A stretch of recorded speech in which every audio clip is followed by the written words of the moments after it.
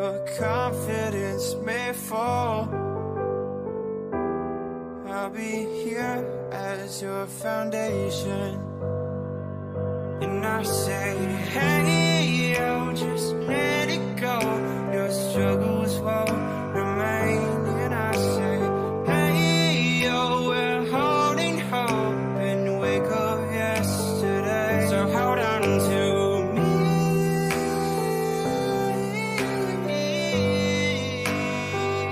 Hold on to me.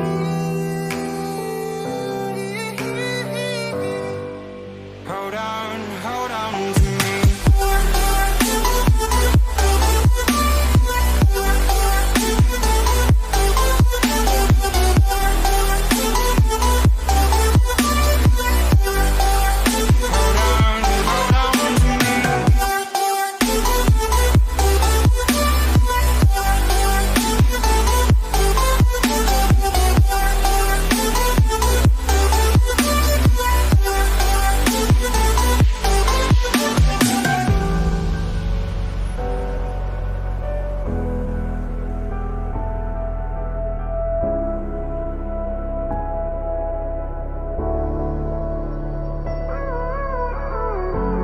Gave you too much, now I'm swallowed. Now I'm the fool while you're breaking rules. Dangerous path that I follow.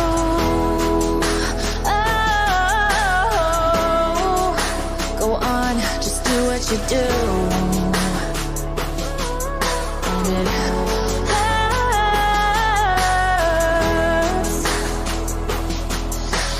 bleed for you, cry for you, oh, oh. Let me bleed.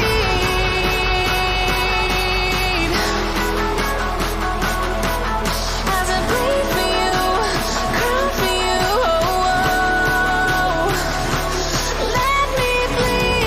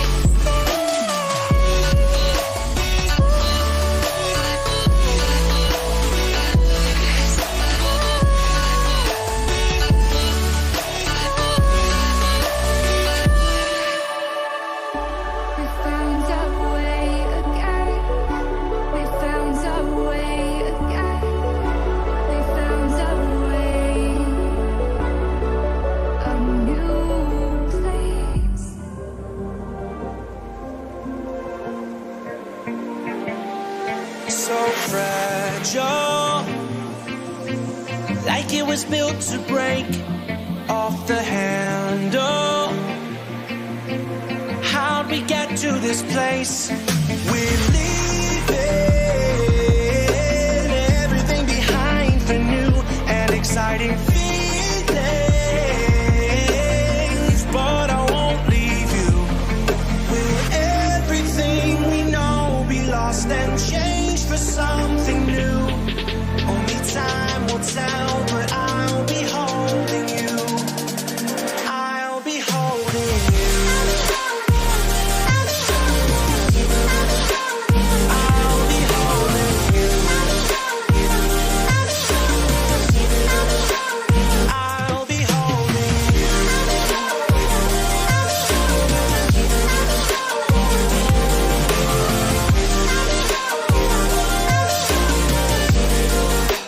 I'll be holding you. Standing on the edge of a cliff, realize there must be more to life than this. Reaching for the stars, traveling so far, like a dragonfly.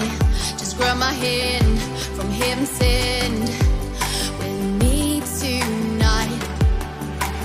Trying to find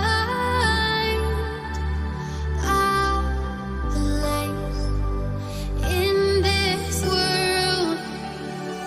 Reaching for the stars, traveling so far, like a dragonfly. Keep our secrets there, hide them everywhere. Just you and I.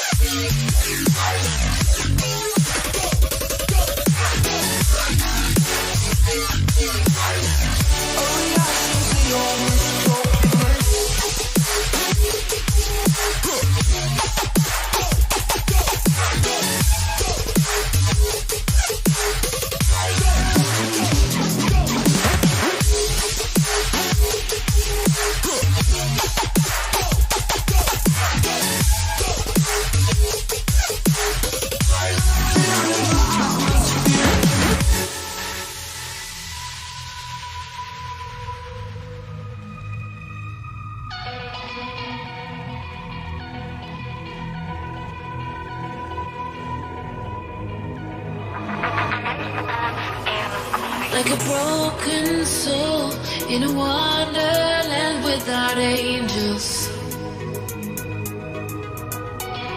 That is how I feel when the mirror shows me a stranger. Yeah. And I know they're just fragments of a world where your absence all I get to see. Take me back to the planet where you and I are still meant to be.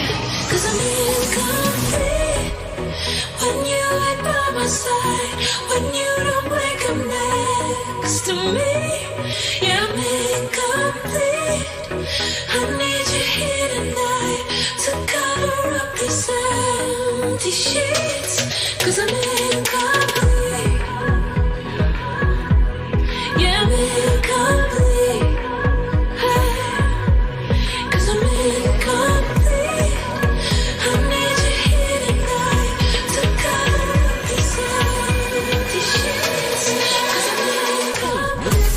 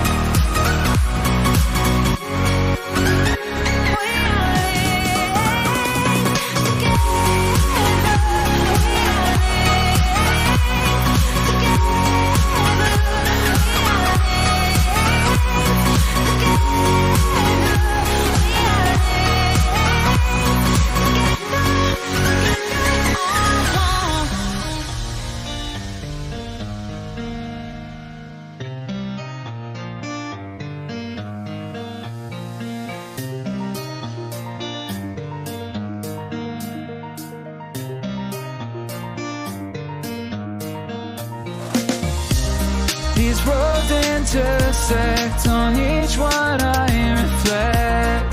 These lines write my story. These places change me, each one replacing. Like night into morning, I miss the open air, the going anywhere, riding with you like we used to. Guess I'm better off alone, never know when I'll get home, but I know that home's where the heart is. Guess I'm better off this way, moving to better days.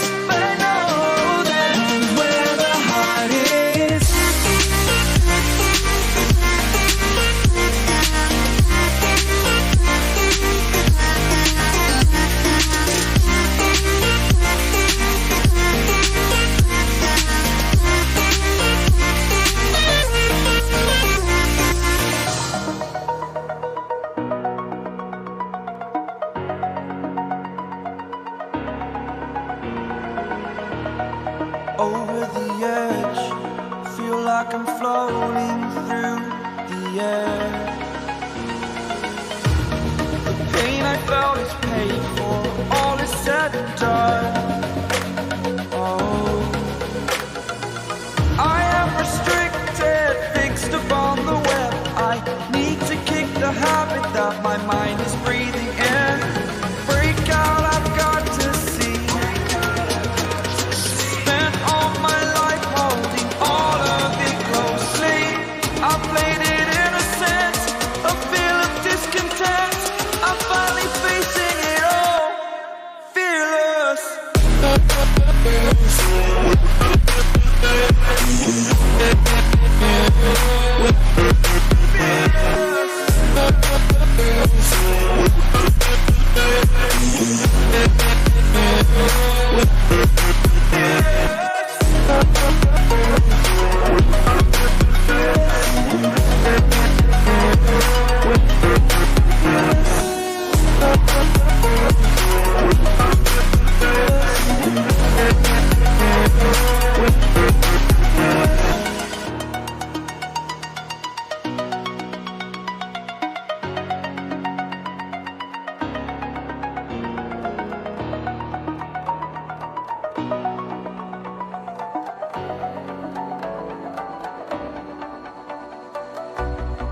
As the leaves start falling down and the shadows above our town, I can finally see you now.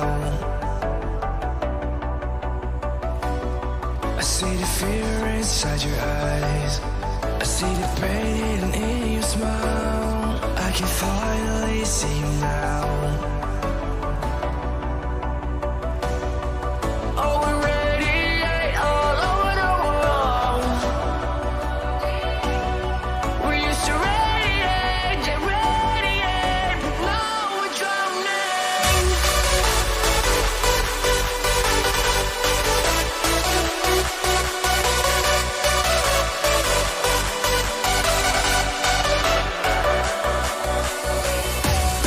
As the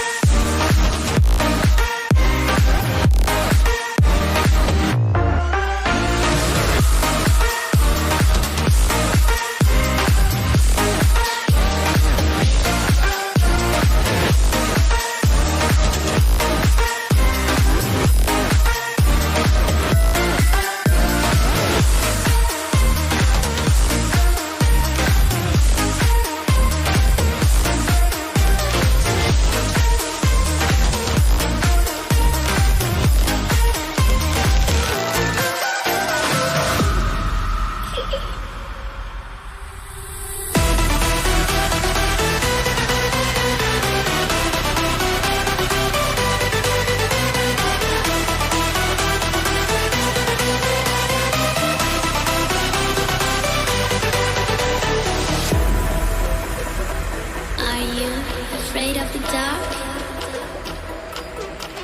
Are you scared?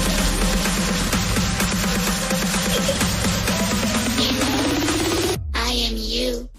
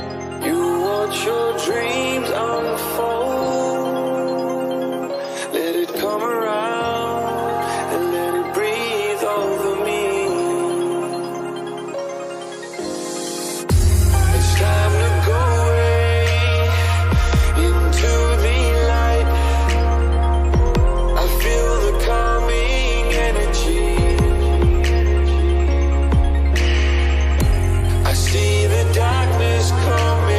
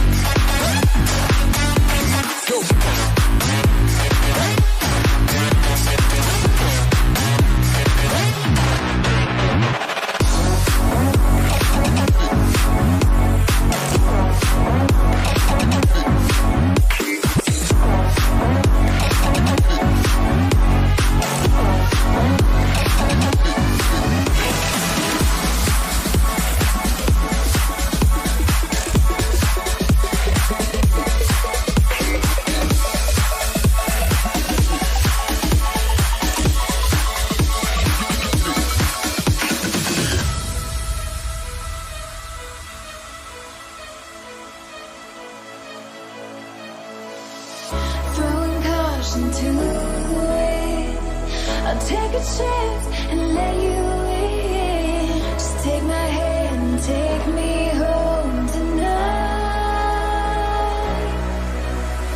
We defeat all impossibilities. Yeah, you and me, we'll take our hearts and run free into the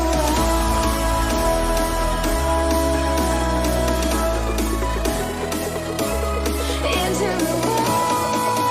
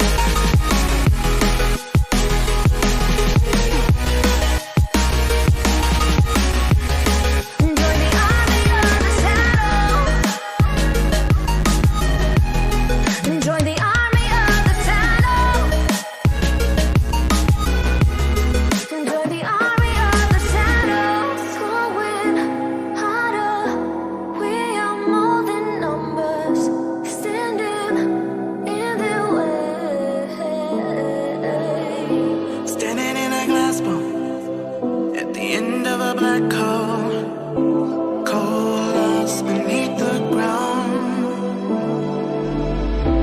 All done by my own hand. I allow my feelings to become sin. Oh, if you're gonna cut me down, better do it quickly now. Now you can cut me down, but I won't stay for long. I'll grow back again. Oh yeah, my roots are strong.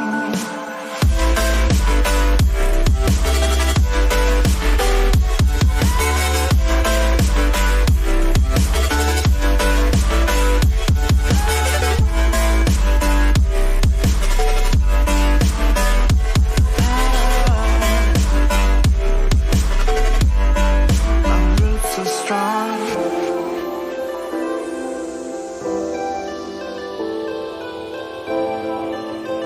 Say the word, say the word.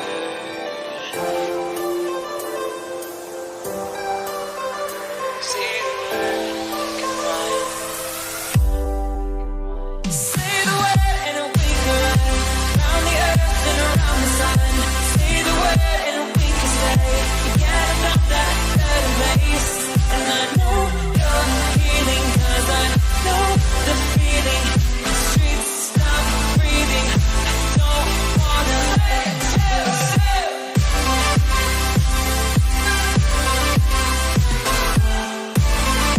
Say the word, say the word.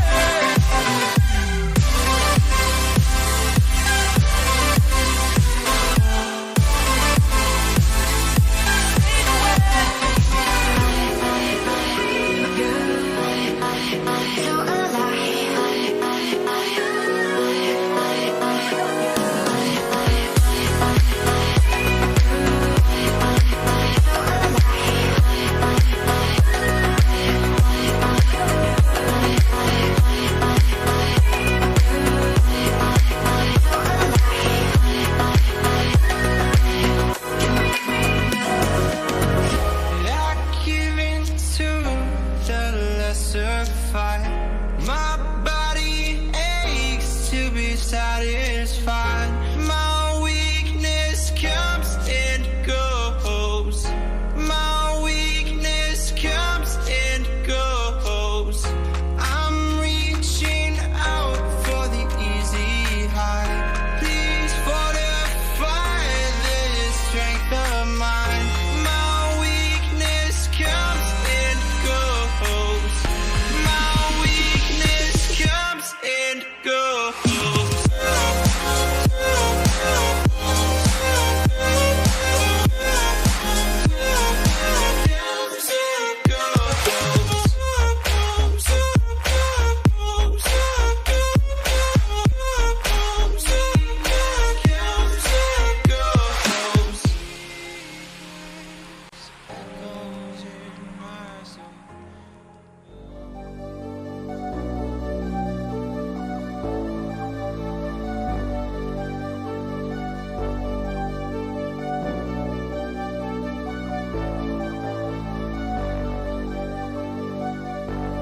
Fill me out with your smile. Now the sunshine brings the light. Fill me out with a flame. I will let you in this game. Take me out when I'm down. 'Cause with you I'm saving some. I'm saving some. I'm saving some.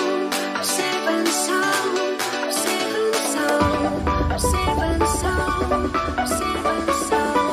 I'm saving some. I'm saving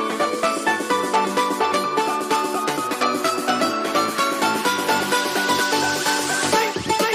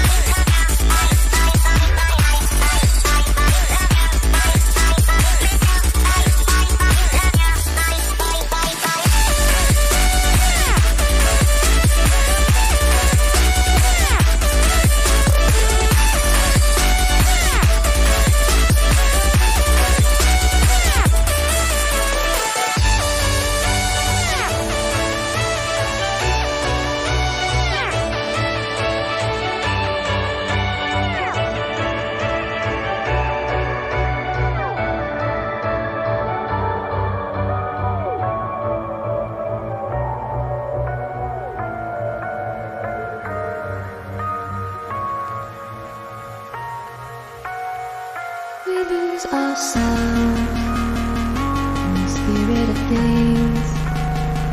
We lose our sight when we put our trust in things of this material world, of things that fade away. Let them keep coming back, keep coming back, keep coming back, keep coming back, keep coming back, keep coming back, keep coming back, keep coming back, keep coming back, keep coming back, keep coming back. Of things we know.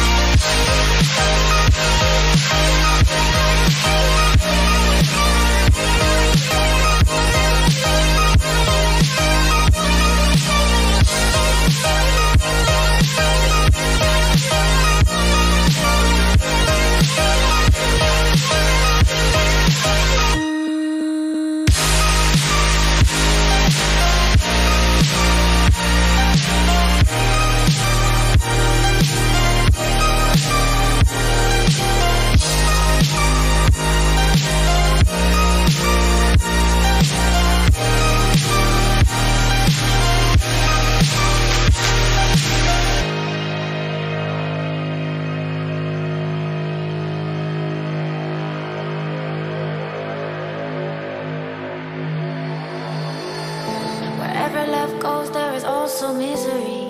It's no mystery. And you and I, we got history, yeah. Wherever love flows, there is also tragedy. When we're in too deep, and you and I, we got history, yeah. Go look in the mirror, say, hey, I'm sorry for all the pain. I'm sorry for all the pain. Go look in the mirror, say, hey, I'm sorry for all the pain. I'm sorry for all the pain. Go look in the mirror, say, hey, I'm sorry for all the pain. I'm sorry for all the pain.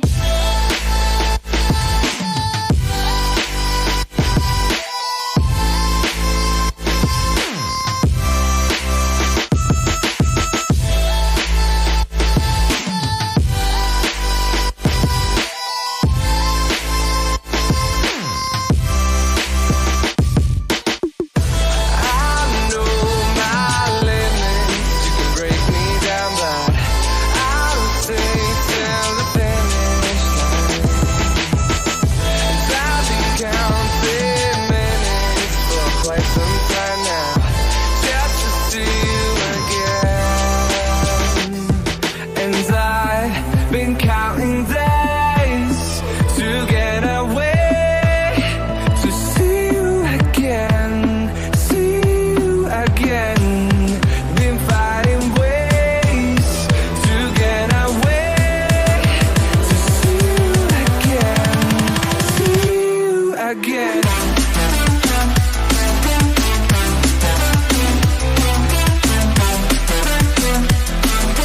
See you again.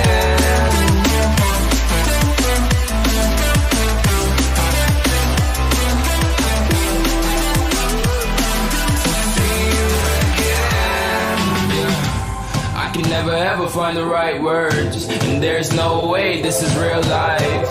There's no telling you're the right girl, so I can only say that it feels right. It feels right. It feels right. Yeah, I can only say that it feels right. It feels right. It feels right. Yeah, I can only say that it feels right.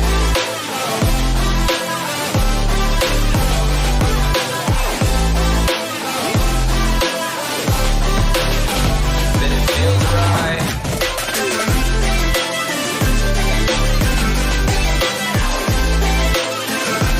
Feels right. So right, so right, so right.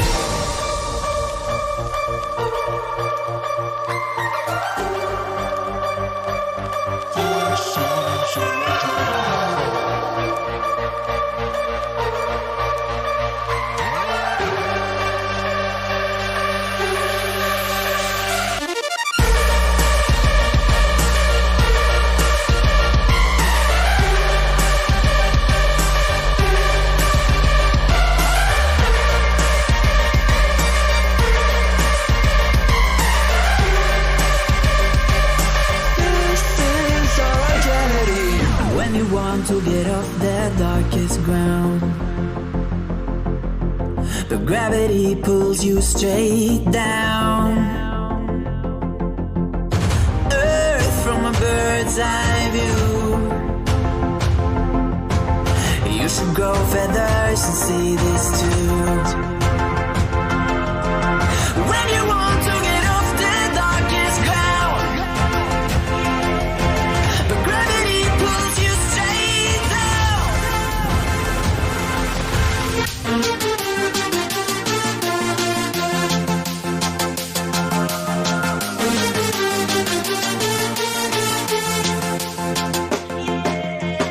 When you want to get off the darkest ground,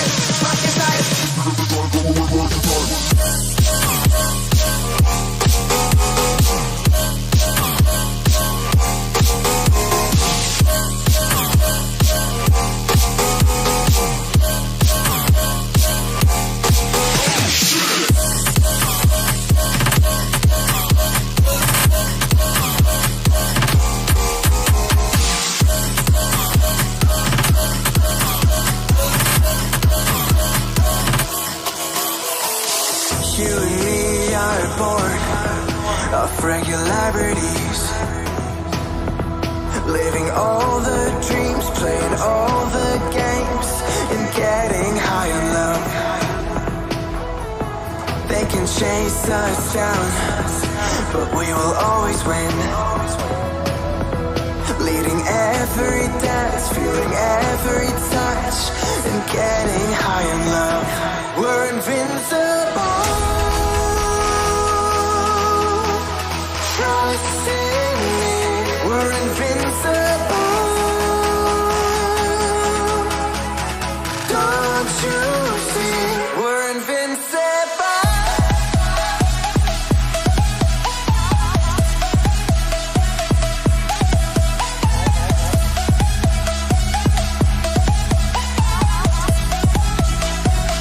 We're invincible.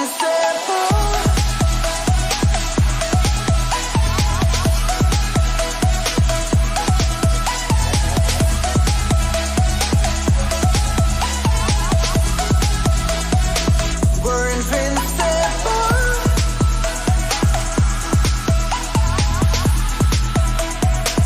We're invincible.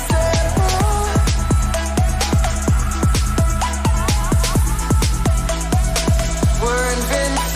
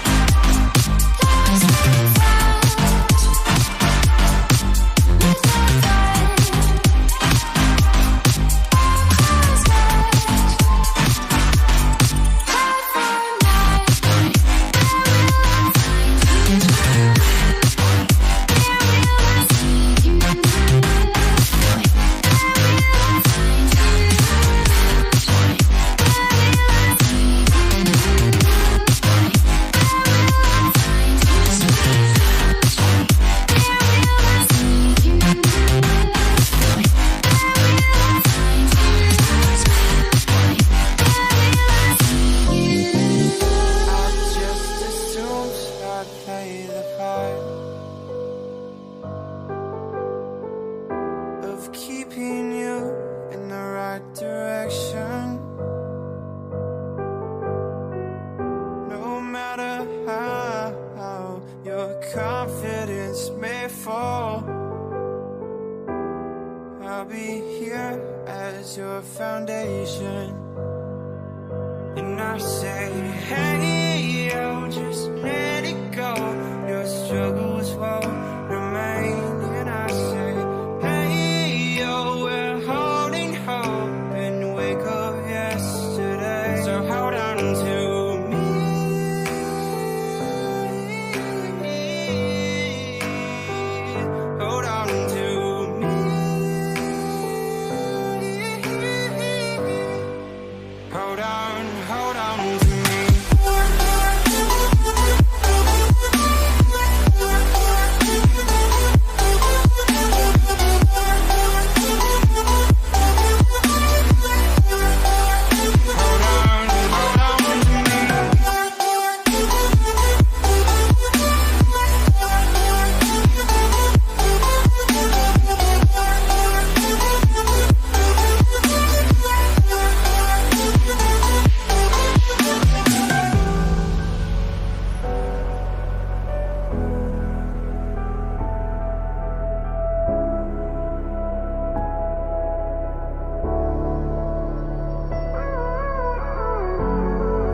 too much, now I'm swallowed.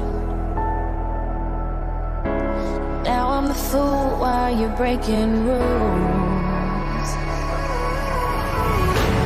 Dangerous path that I follow.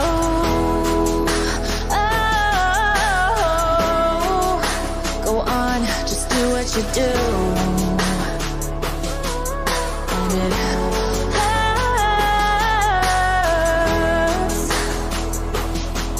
as I bleed for you, cry for you. Oh, oh. Let me bleed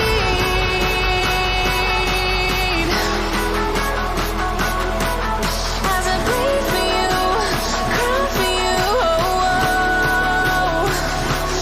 Let me bleed.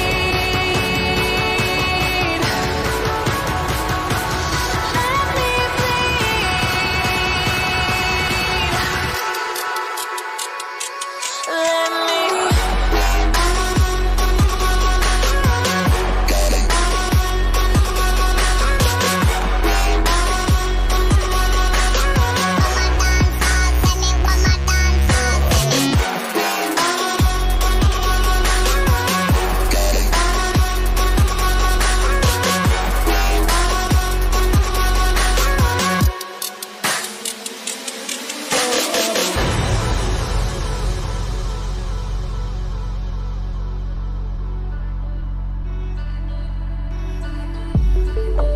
Just stay one more night.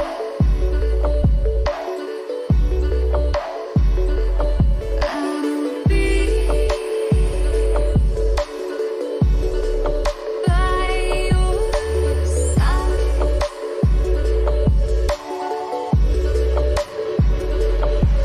We'll live for a new day. We live life the hard way, but not today. Just stay. Just stay.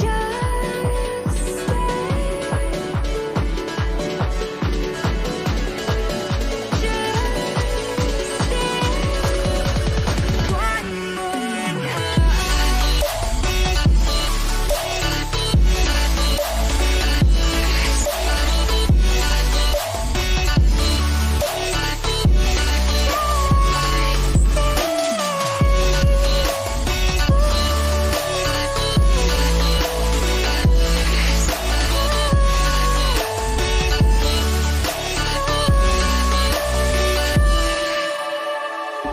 We found our way again. We found our way again. We found our way. A new place.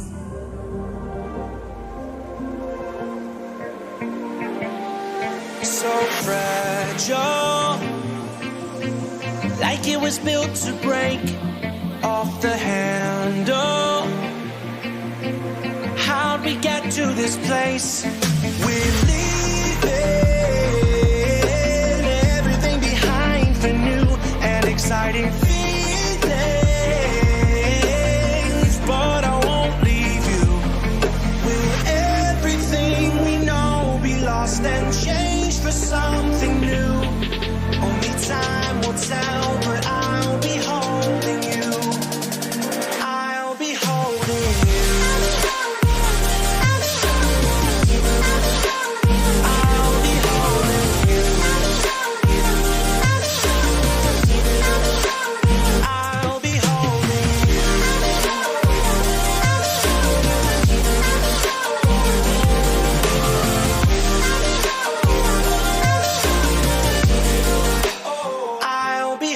Standing on the edge of a cliff, realize there must be more to life than this. Reaching for the stars, traveling so far, like a dragonfly. Just grab my hand from heaven's end with me tonight. Trying to find a place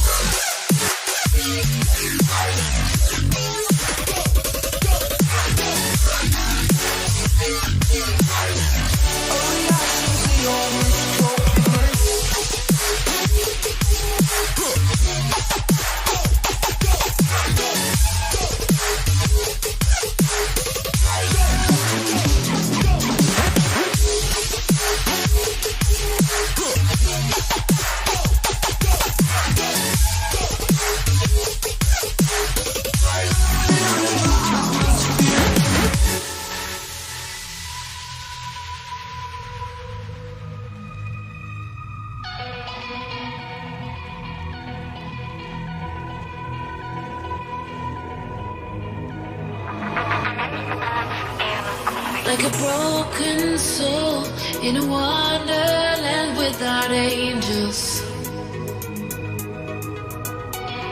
That is how I feel when the mirror shows me a stranger. Yeah. And I know they're just fragments of a world where your absence all I get to see. Take me back to the planet where you and I are still meant to be. 'Cause I'm incomplete when you ain't by my side, when you don't wake up next to me. Yeah, I'm incomplete.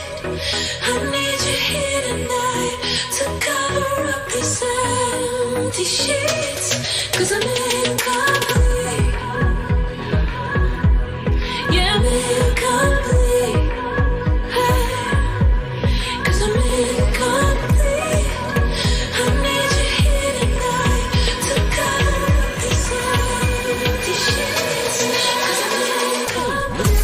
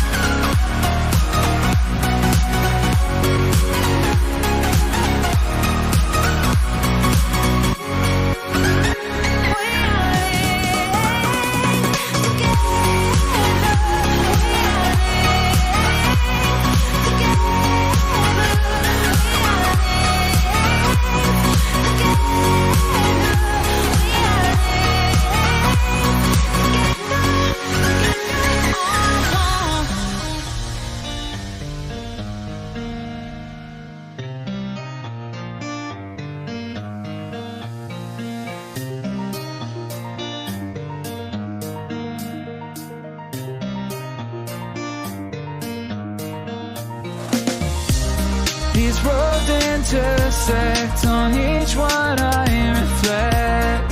These lines write my story. These places change me, each one replacing. Like night into morning, I miss the open air, the going anywhere, riding with you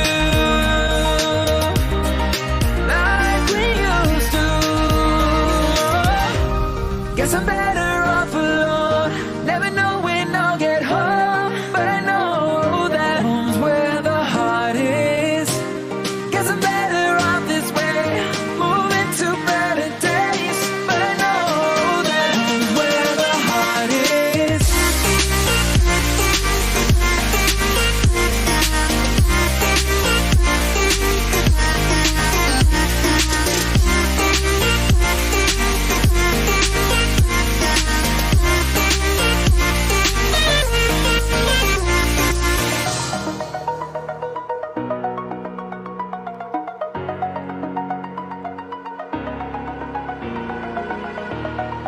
over the edge.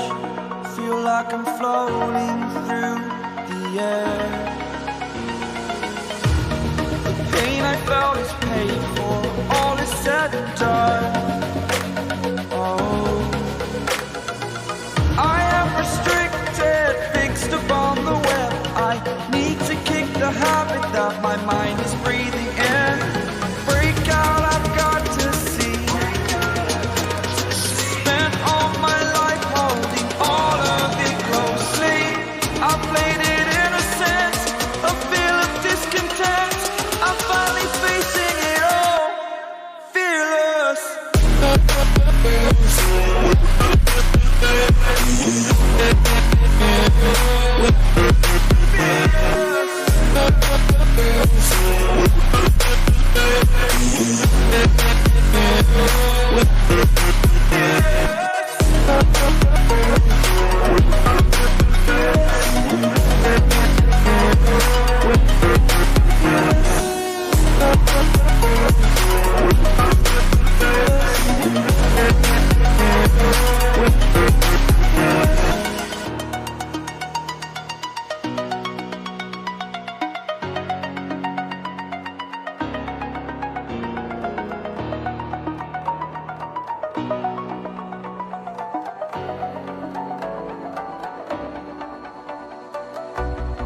As the leaves start falling down and the shadows above our town, I can finally see you now. I see the fear inside your eyes, I see the pain in your smile. I can finally see you now. Oh, we radiate all over the world. We used to radiate, but now we're drowning.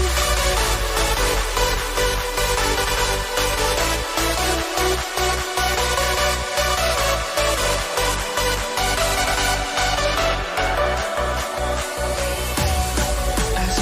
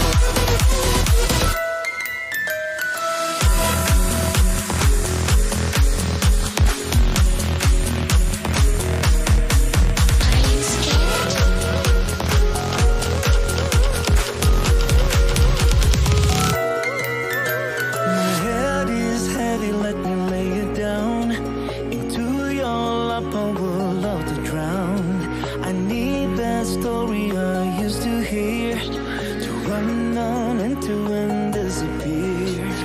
Your story is to come from the heart, moving together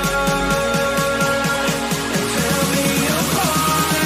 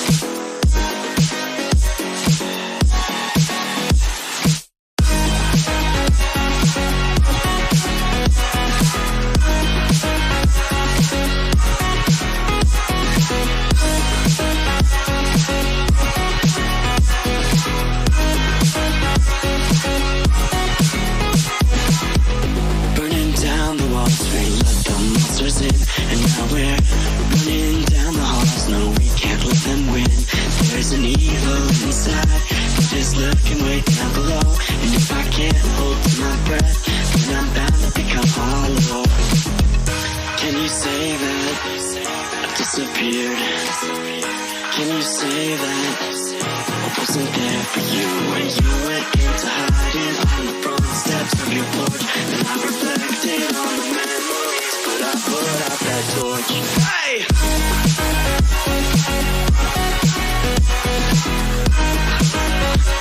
But I put out that torch.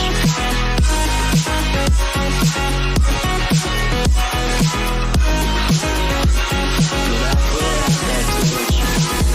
You make me feel like home. You turn around, I feel the breeze over me.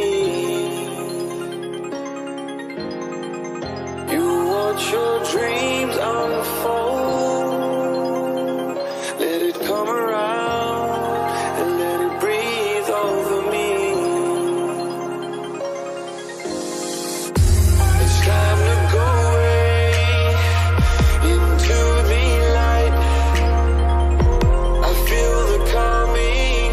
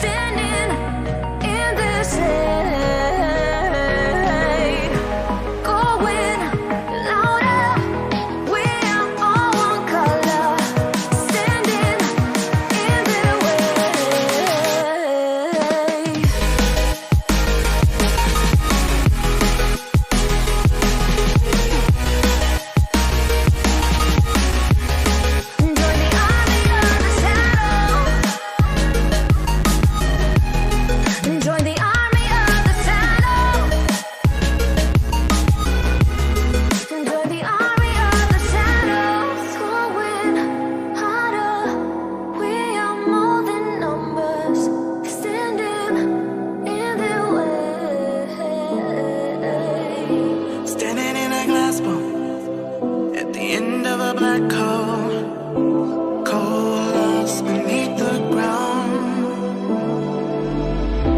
All done by my own hand. I allow my feelings to become sand. Oh, if you're gonna cut me down, better do it quickly now. Now you can cut me down, but I won't stay for long. I'll grow back again. Oh yeah, my roots are strong.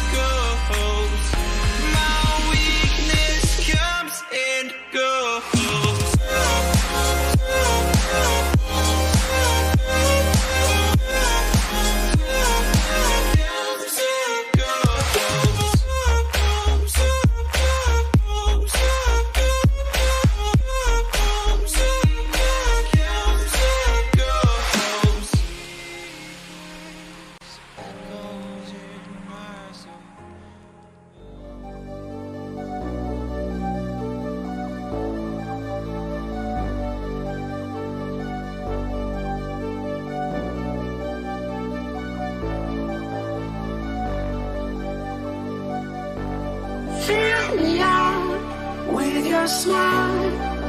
Now the sunshine brings the light. Fill me out with a flame. I will let you in this game. Take me out when I'm down. 'Cause with you I'm safe and sound. I'm safe and sound. I'm safe and sound. I'm safe and sound. I'm safe and sound.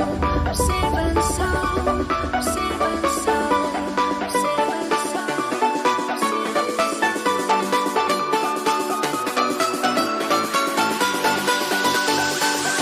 sound.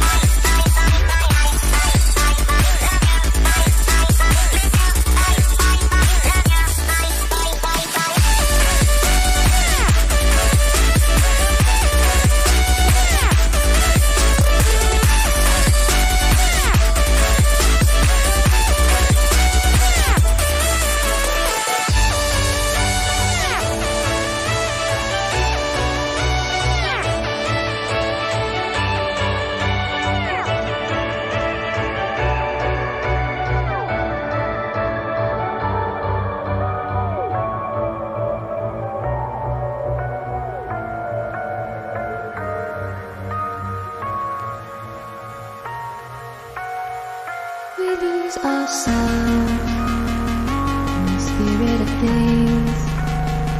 We lose our sight when we put our trust in things of this material world, of things that fade away. Let them keep coming back, keep coming back, keep coming back, keep coming back, keep coming back, keep coming back, keep coming back, keep coming back, keep coming back, keep coming back, keep coming back. Of things we know.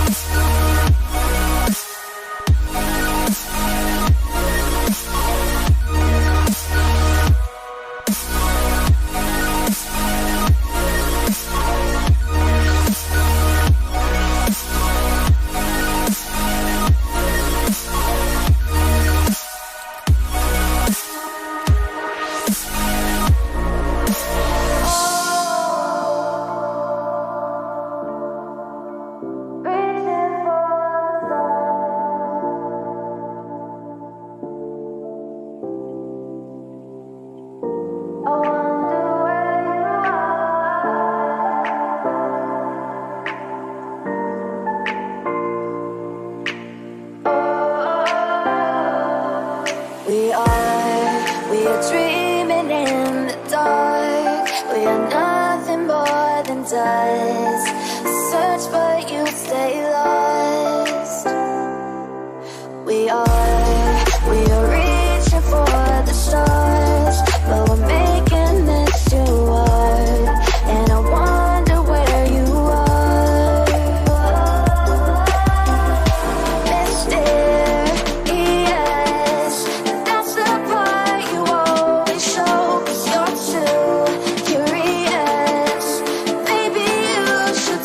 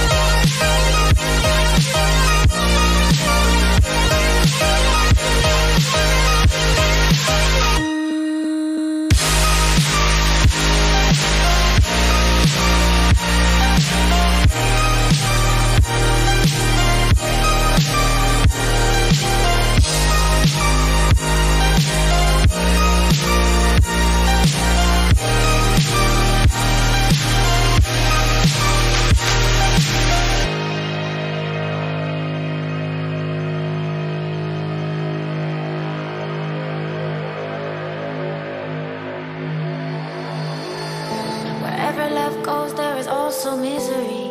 It's no mystery. And you and I, we got history, yeah. Wherever love flows, there is also tragedy.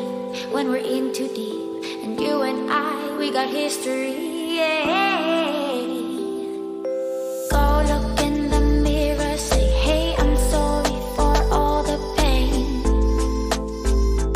I'm sorry for all the pain. Go look in the mirror, say, hey, I'm sorry for all the pain.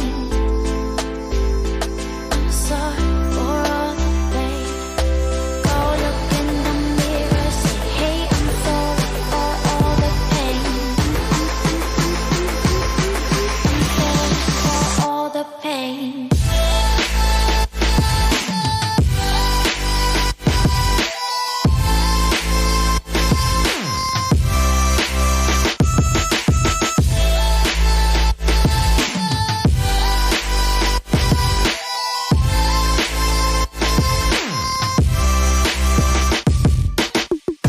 I know my limits. You can break me down, but I'll stay till the finish line.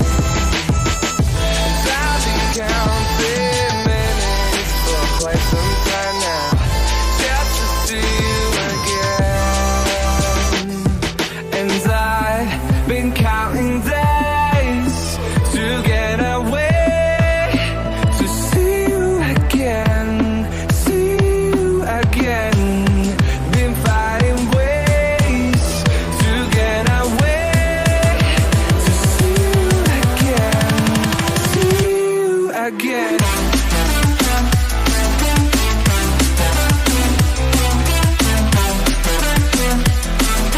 See you again.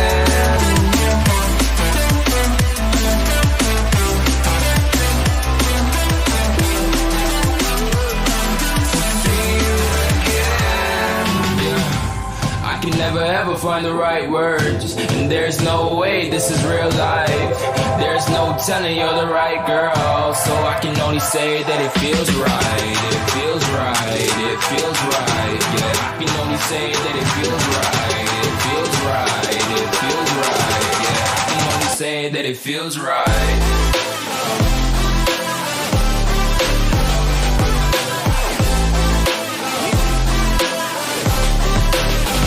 That it feels right.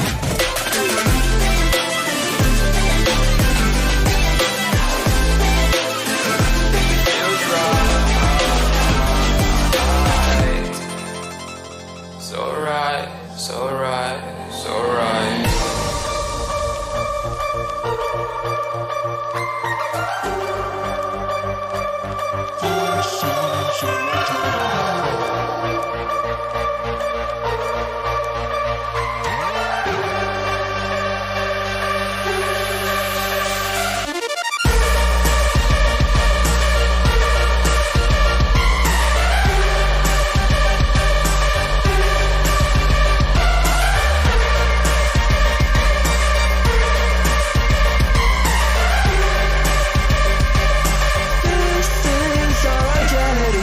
When you want to get off the darkest ground, the gravity pulls you straight down. Earth from a bird's eye view. You should grow feathers and see this too.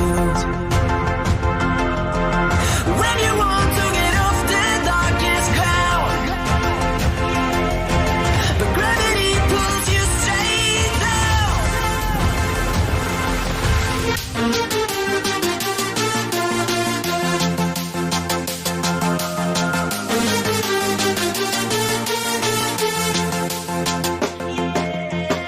When you want to get off the darkest ground,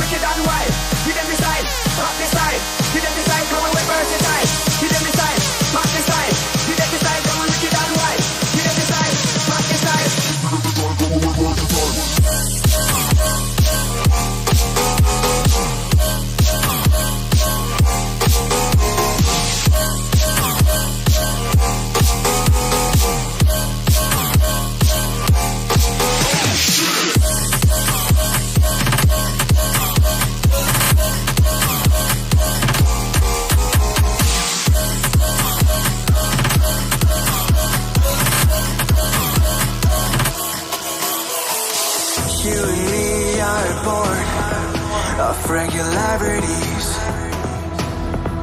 living all the dreams, playing all the games, and getting high on love. They can chase us down, but we will always win. Leading every dance, feeling every touch, and getting high on love. We're invincible. Trust in me. We're invincible. Don't you see? We're invincible.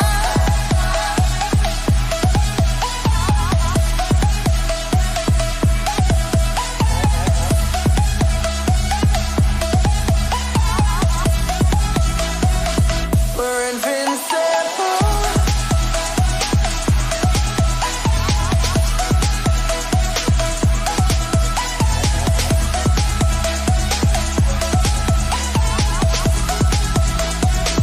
We're invincible.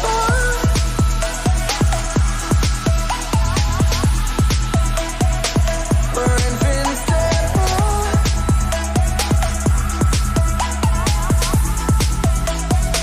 We're invincible.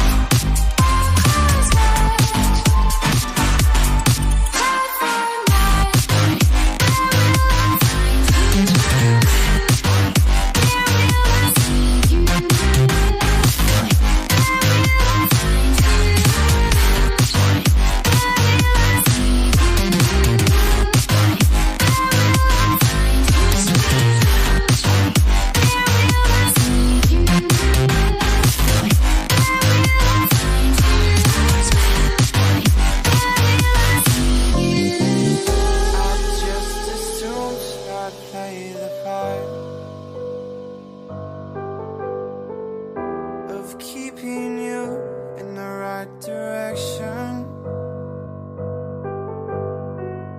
No matter how your confidence may fall, I'll be here as your foundation. And I say, hey, yo, just let it go. Your struggles won't remain. And I say, hey, yo, we're holding hope and wake up yesterday. So hold on to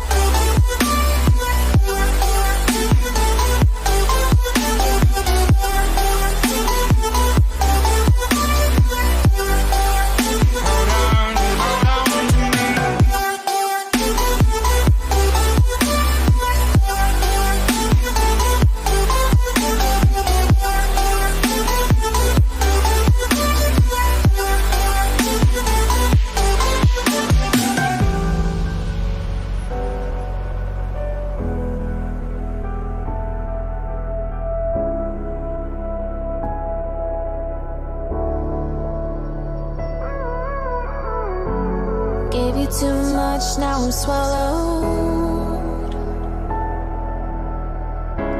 Now I'm the fool while you're breaking rules. Dangerous path that I follow. Oh, go on, just do what you do. And it hurts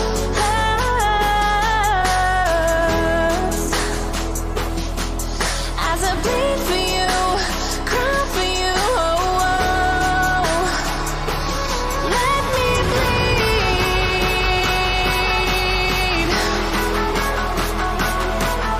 as I bleed for you, cry for you. Oh, let me bleed. Let me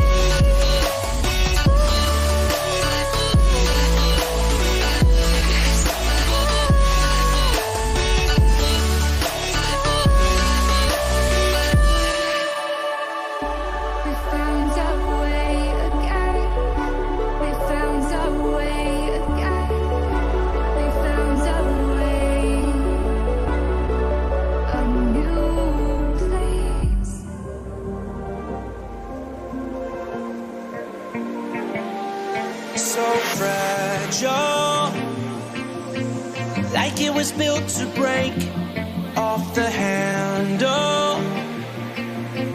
How'd we get to this place? We're leaving everything behind for new and exciting feelings, but I won't leave you. Will everything we know be lost and changed for something new?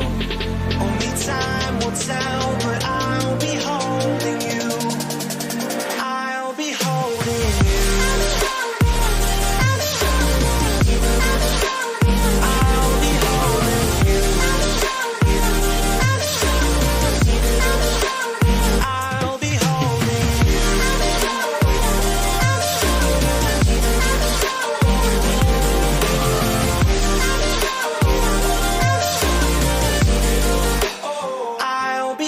Standing on the edge of a cliff, realize there must be more to life than this. Reaching for the stars, traveling so far, like a dragonfly.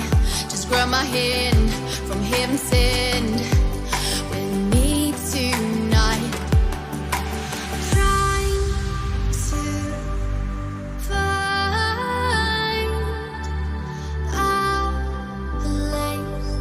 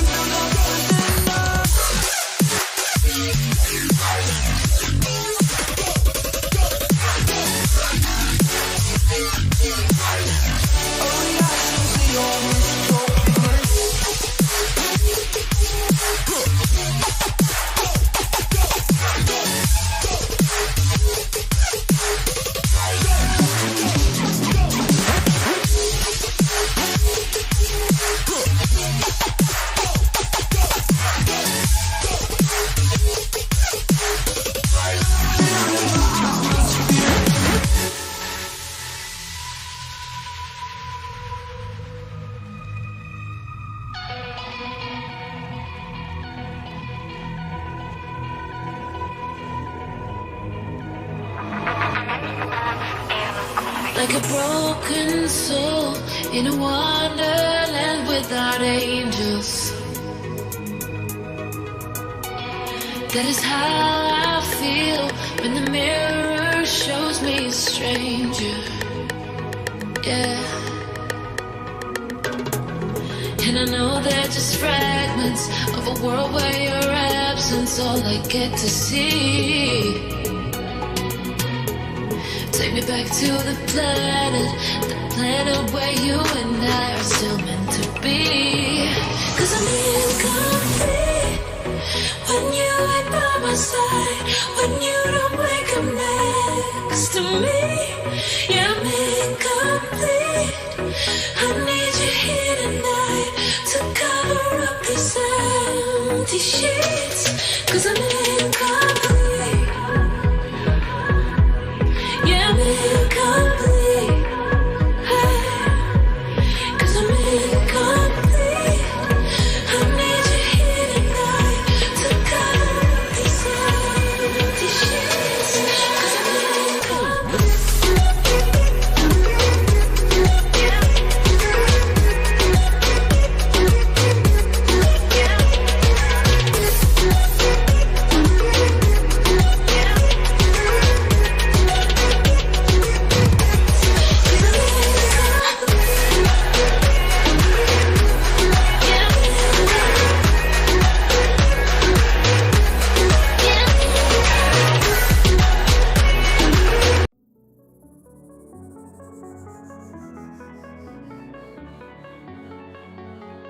Very few issues.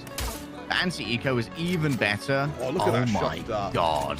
That Lena. was perfect. Why is my favorite, dude? This is why he's my favorite. The Zergs is gone. Lena gets a free frag, and look at how low Flipsider is now. Oh, the ghost has been given up. Blaze chokes the first shot, walks into a tripwire, and it's easy clap for flaring. And Another judge.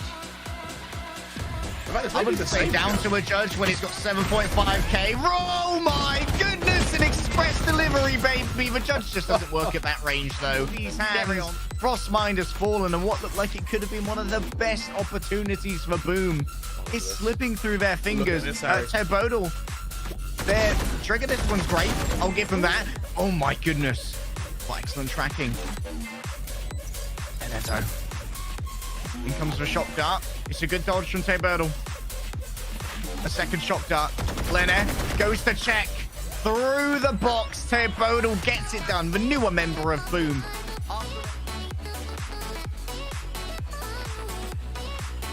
But still, it's just going to be one of these slower attacks coming through. A Duke has already been found, and now do you have to commit to B? Are you already too far gone?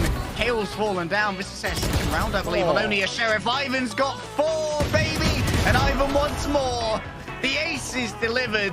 Your tactics mean nothing to me and my rifle. A concussion, and there's the first thing. Will there be a second? That's a whiff. Unable to connect. Another whiff coming through.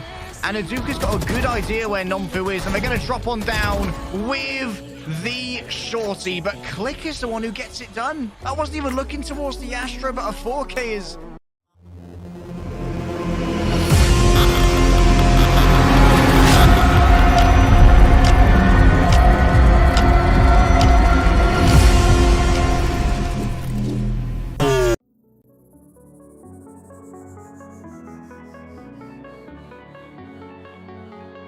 Very few issues. The anti-eco is even better. Oh, look at that shot my dart. god. That Lena. was perfect. Why is my favorite, dude? This is why he's my favorite. The Zergs is gone. Lena gets a free frag, and look at how low Flipsider is now. Oh, the ghost has been given up. Blaze chokes the first shot, walks into a tripwire, and it's easy clap for flaring. And Another judge. I wouldn't say down to a judge when he's got 7.5k. Oh my goodness, an express delivery, baby. The judge just doesn't work at that range, though. These hands, Frostmind has fallen, and what looked like it could have been one of the best opportunities for Boom is slipping through their fingers. Tebodal, Their trigger discipline's great. I'll give them that. Oh my goodness. What excellent tracking. And that's out. In comes the shock dart. It's a good dodge from Teburdle. A second shock dart. Lene goes to check. Through the box. Teburdle gets it done. The newer member of Boom.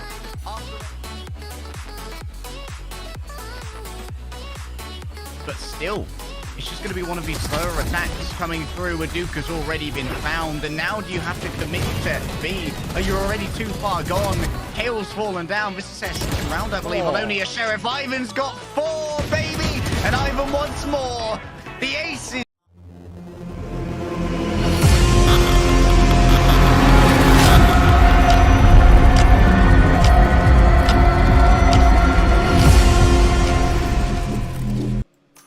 As much as I'd love for it to be Harry, this isn't a music stream. We're going live with Group B. We have got, unfortunately, PaperX won't be starting. They're going to get the default win, opening their tournament so far, going 2-0 up against Beast, because Beast unfortunately didn't quite make the game due to playing in a tournament beforehand. However, we do have a true clash of titans. This is definitely a way to start a group, isn't it, Harry? We've got Bleed, the team that slogged their way through the open qualifiers, taking on the Big Bam. And Bleed. We interviewed Louvre yesterday, Kremer.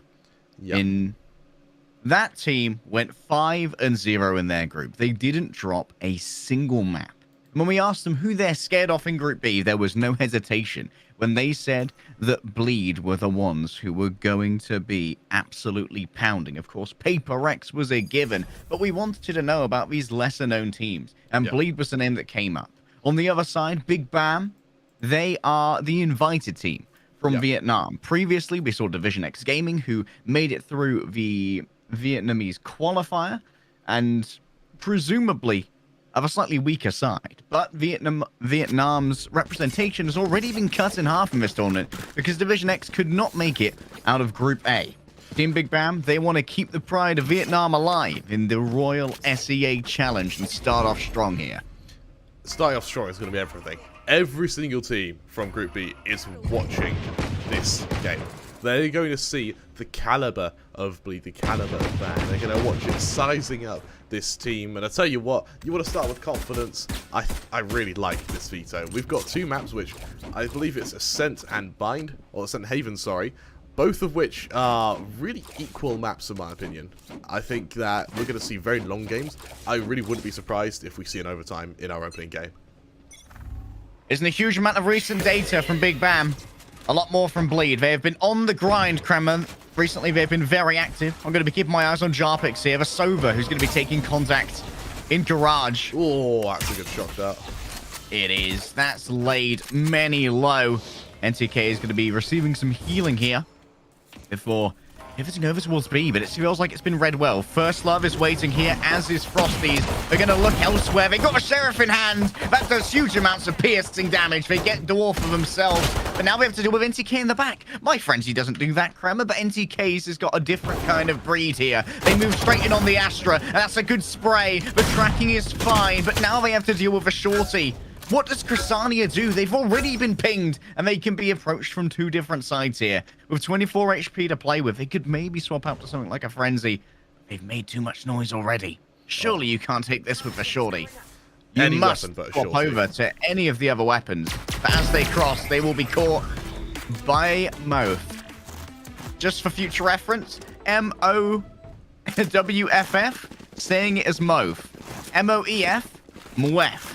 We asked them how to pronounce the names before the game, and though I am terrible at the Vietnamese phonemes, Kremer, we're going to try our best to respect them. I like how they told us how to say it, and we still don't know how to say it. Like, I feel embarrassed to us. Yeah, it really is a culture shock, isn't it? When it kind of dawns on you. Wait, we're the dumb foreigners. We've always been the dumb foreigners. Yeah, my life's been a lie. Bleed. Found out in a bit of default, but Peanut going for a very economical buy, only holding the ghost that they saved from the pistol, and, well, with the assistance of the jet, this will be a free take of that C site. We're going to see this team of Bleed sent straight into their retake, and unfortunately that may be a grim reality of a 2-0. All right, Frosties. We could see the kamikaze jet here. A dash in the back pocket. A shorty in the front. Ready to walk on through here. There it is, coming straight in. The shorty gets its work done. That's an upgrade given over. The Spectre now in hand, and Jarpic has taken down NTK. Suddenly, this retake might be a touch more viable. Question is, where does First Love want to put down their hits right here when it comes to the utility? Frosties takes themselves 1 life, but can they grab 2 more? Moth, so low right now. Maybe a tap on the spike is necessary. A miss there on the dart, but the misses won't be transferring over to Dorf, who hits their man with the Spectre.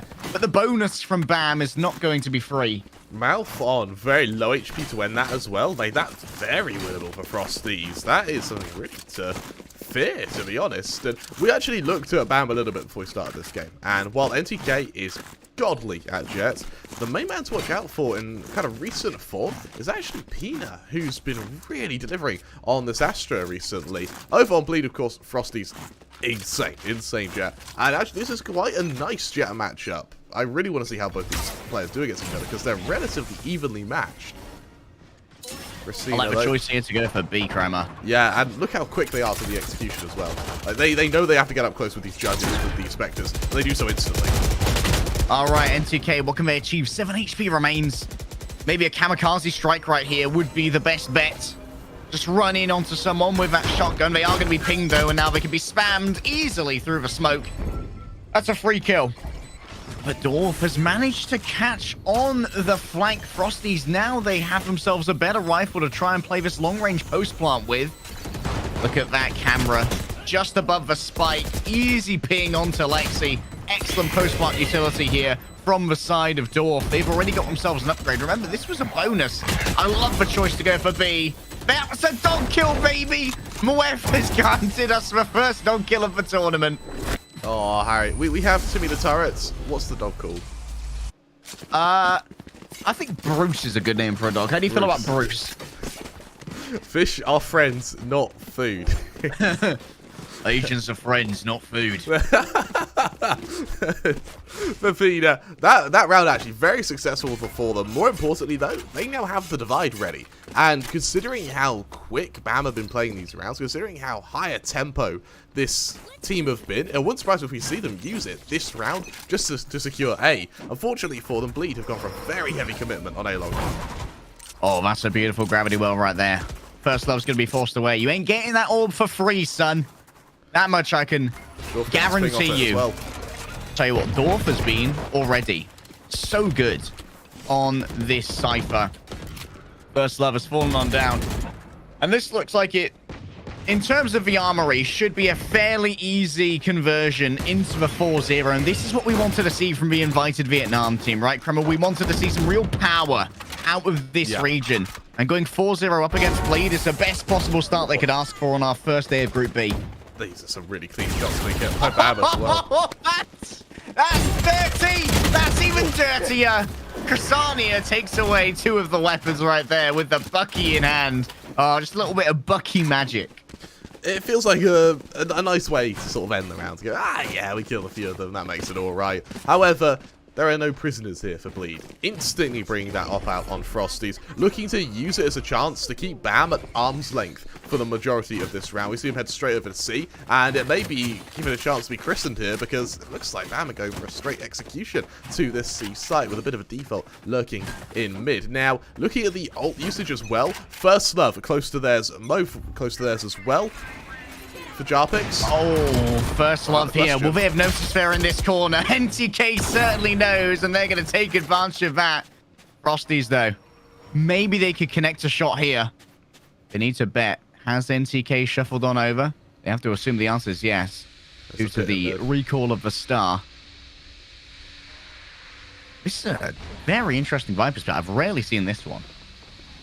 Kind of unique to throw it in mid, but it actually gives you a really nice chance to flank into Garage. So it's actually quite a well thought out position to be in. Unfortunately, with this lurking Dorf, I don't think there's much mileage you can get from it. Oh no! If they move out of this and Dorf gets a free kill, oh, it's he is. Oh my goodness! And the neural theft as well. Everything's going right for BAM. They're having a great map right here. And they know that Jarpix is approaching. What is North made of? They've actually got the Cypher Bren. We're in the Matrix, bro. But so's Frosty's. One shot after another, but forced to reload. The clip is empty, and so too is Frosty's skull. Will they be picking up the operator? Even with a chance to do so, they opt out. I love that from BAM. I really like that strat. The idea is, you see the Vipers bit, you go completely quiet, you set up, you kind of spring yourself like a trap. The second the kill's established, instant deployment of Dorf's ult, and that is some really, really good reactions from both the in-game leader, but more importantly, through Dorf himself to just throw it out, use the ping to then cascade onto C with a wrap from Garage as well, because you know the lurk isn't coming from that Viper. Really, really strong round. Frosty's down already. This is such a good start for the Vietnamese side after what was a heartbreaker for Division X. They came so close, but they were denied. Sharper took that 4th seed away. But Team Big BAM, right now on their map of Haven, Kremer, they're on a whole different level. What a way to start this series. I mean, BAM, they're looking really bloody strong. They're so fast. Yeah, we talk about how Haven is slightly attacker-sided. I don't think this is slight, Harry. This is looking a bit worse than slight. In terms of ult management, Bleeds do have the advantage. They are going to be able to have that just extra tick in expenditure, but Mouth, only moments away from getting Hunter's Fury to match Jarpix's. So with another fast hits away, if they can get that ult, just another step closer. All right. A skirmish out. Down A long here. No concerted effort now from a defense to control this ultimate orb. Lexi instead going to play it safe up in heaven in the cam. This is really smart. Really smart from BAM. They've been so aggressive these opening 6 rounds. Now they've gone completely silent. Dorf, he appears to be the sort of lurk player for this team, and well, he gets pinged. It's alright if he gets pinged. It may embolden Crisina to go a bit more aggressive in mid, but most importantly, their A attack is still uncontested. Crisani could be caught here by the tripwire that was just put down, but no, we'll just send out a single bullet. And now there will be the sound of this drone approaching. Move commits themselves to this site, and now they're going to be joined here by NTK. Always the entry, but this time going to be pinged. An attempt to try and frag out early, and Jarpix will find it. Damage done to so many, and 2 confirmed frags on top of this. Surely, this is the round where fortunes turn around for Bleed. A 3 versus 5. Still, there hasn't even been any plant. And now Jarpix has found themselves a 3rd. First Love is up against the wall. They grab themselves one, and then Lexi can finish it. Even with the investment of the Cosmic Divide there, Jarpix just did too much damage too early.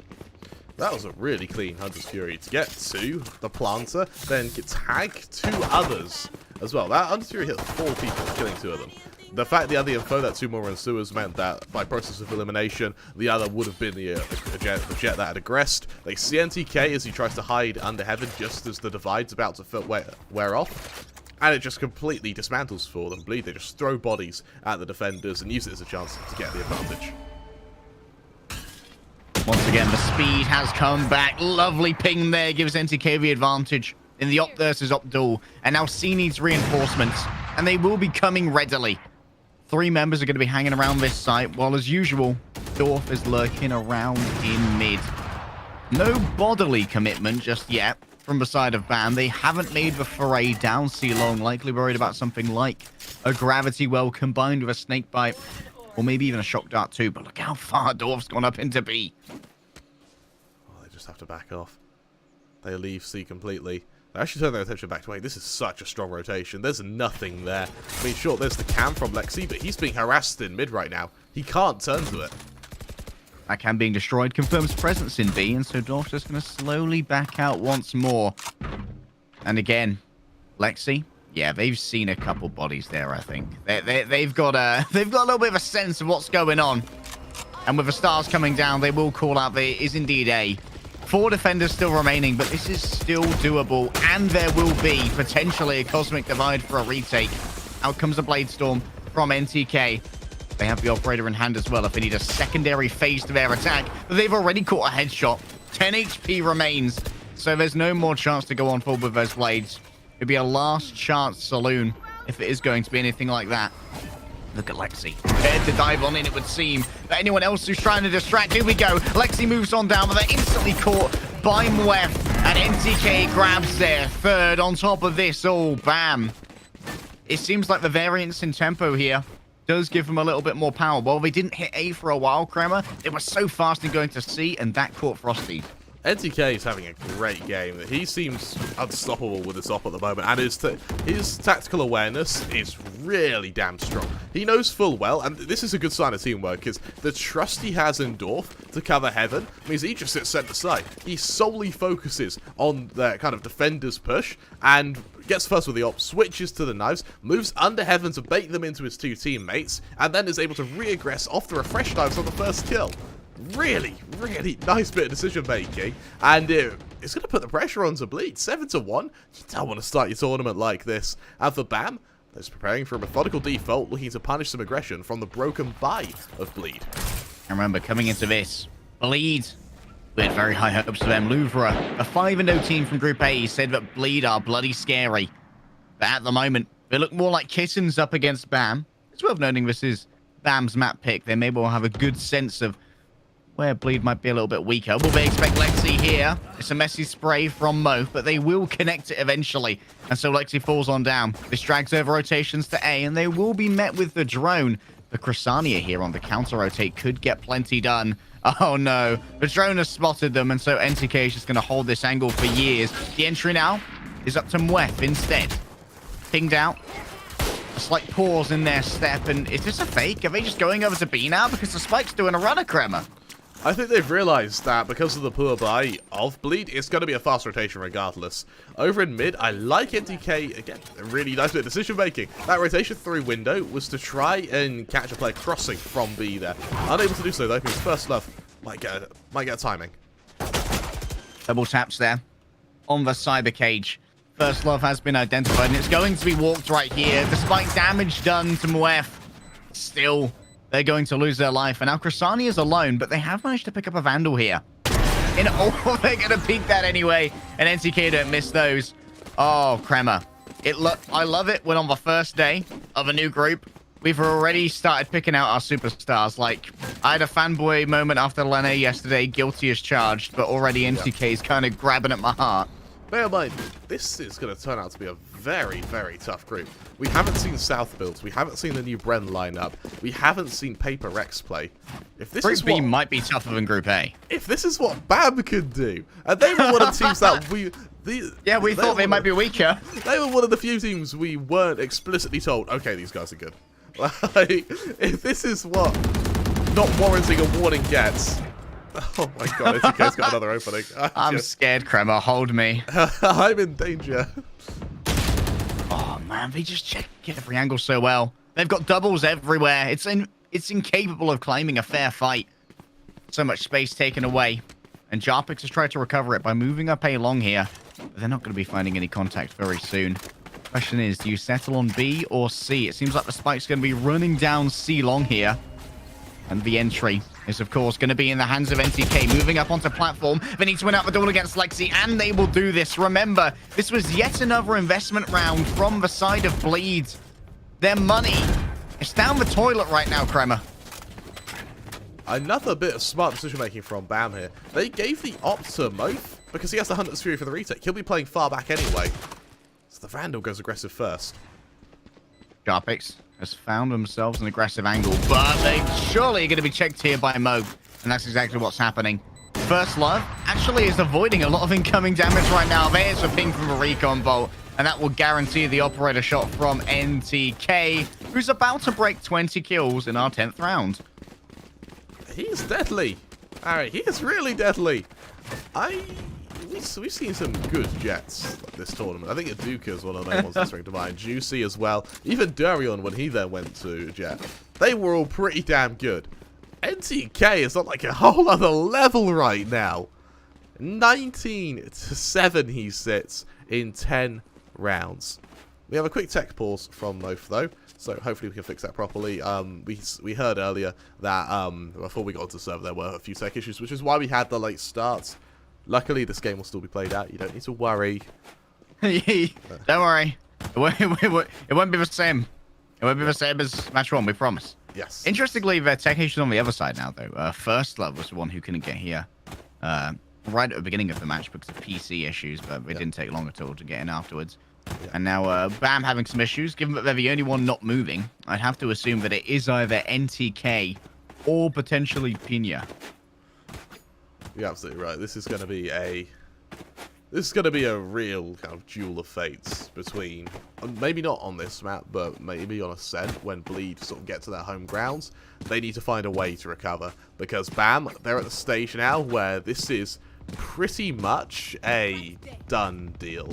Like we talk about 9-3 being cursed. I mean, how bad's 11-1, right? As I think that for Bleed, a lot of this is just keep your head held high, keep your confidence, and then hope that when you move to your map pick, you can be strong. We saw on DXG as well. Their, I think it was Split, was really, really good. However, they just struggled on every other map. So it meant that in every series, there's one map they're going to do alright on. And for DXG, we saw them almost upset some of our top teams. They almost upset Louvre, or Boom, sorry, over, I think, 2 days ago on Split. But they ended up coming, I think, second to last in the group. This could be the circumstance for Bam. And, it could just be that they happen to play an insane Haven. But nonetheless, Bleed, this is not how you want to start. I think I can confirm that it is indeed NTK who's gone, because if you swap to their camera, it's just static. Sometimes you frag so hard it breaks your PC, Kremer. Yeah, he's just that good. Really.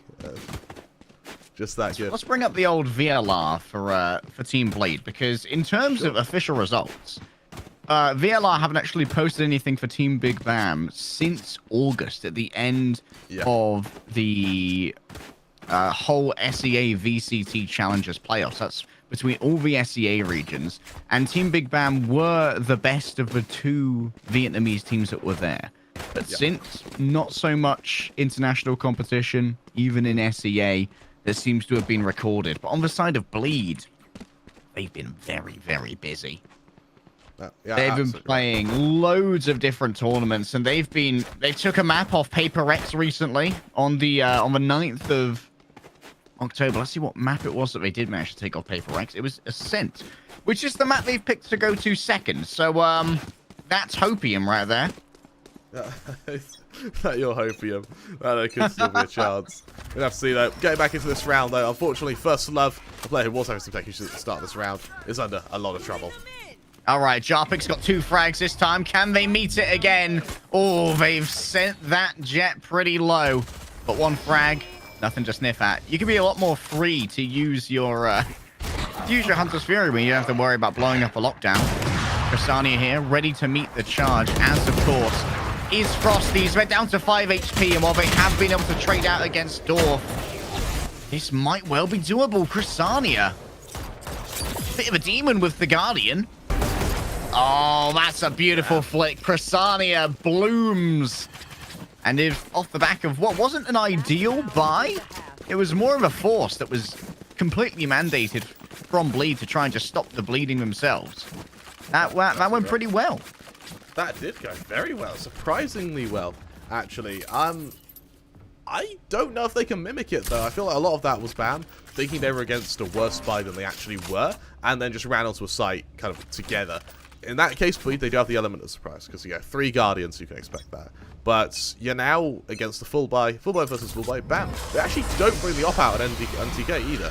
They keep them on a rifle, which is interesting, considering it's the last round and a half anyway. There are a lot of ults on either side to expend. NTK also won away from his knives anyway. Yeah, and Dorf could have bought that outright if they so desired. Frosty's bought out the knives, but unfortunately, they're on the wrong side of the map to be delivering them here. Lexi might hop up onto the platform just to see if they can spot anyone in Cubby. It's not going to be the case. An exchange now of knives as NTK has managed to grab themselves that ultimate orb. And they have to surely hand off a spike at some point. You don't want your entry to be carrying the spike when they're engaging with these knives. Otherwise, it could be dropped in pretty poor territory. Okay, interesting. An early usage here of the Hunter's Fury. Does a little bit of damage. Bit of a tickle onto First Love. Warning shots, Grandma. Warning shots. It feels like that was maybe like the first piece of a fake, and they've just sort of not faked it, just thrown it out and then walked off. Thinking Frosty's gonna reveal this up.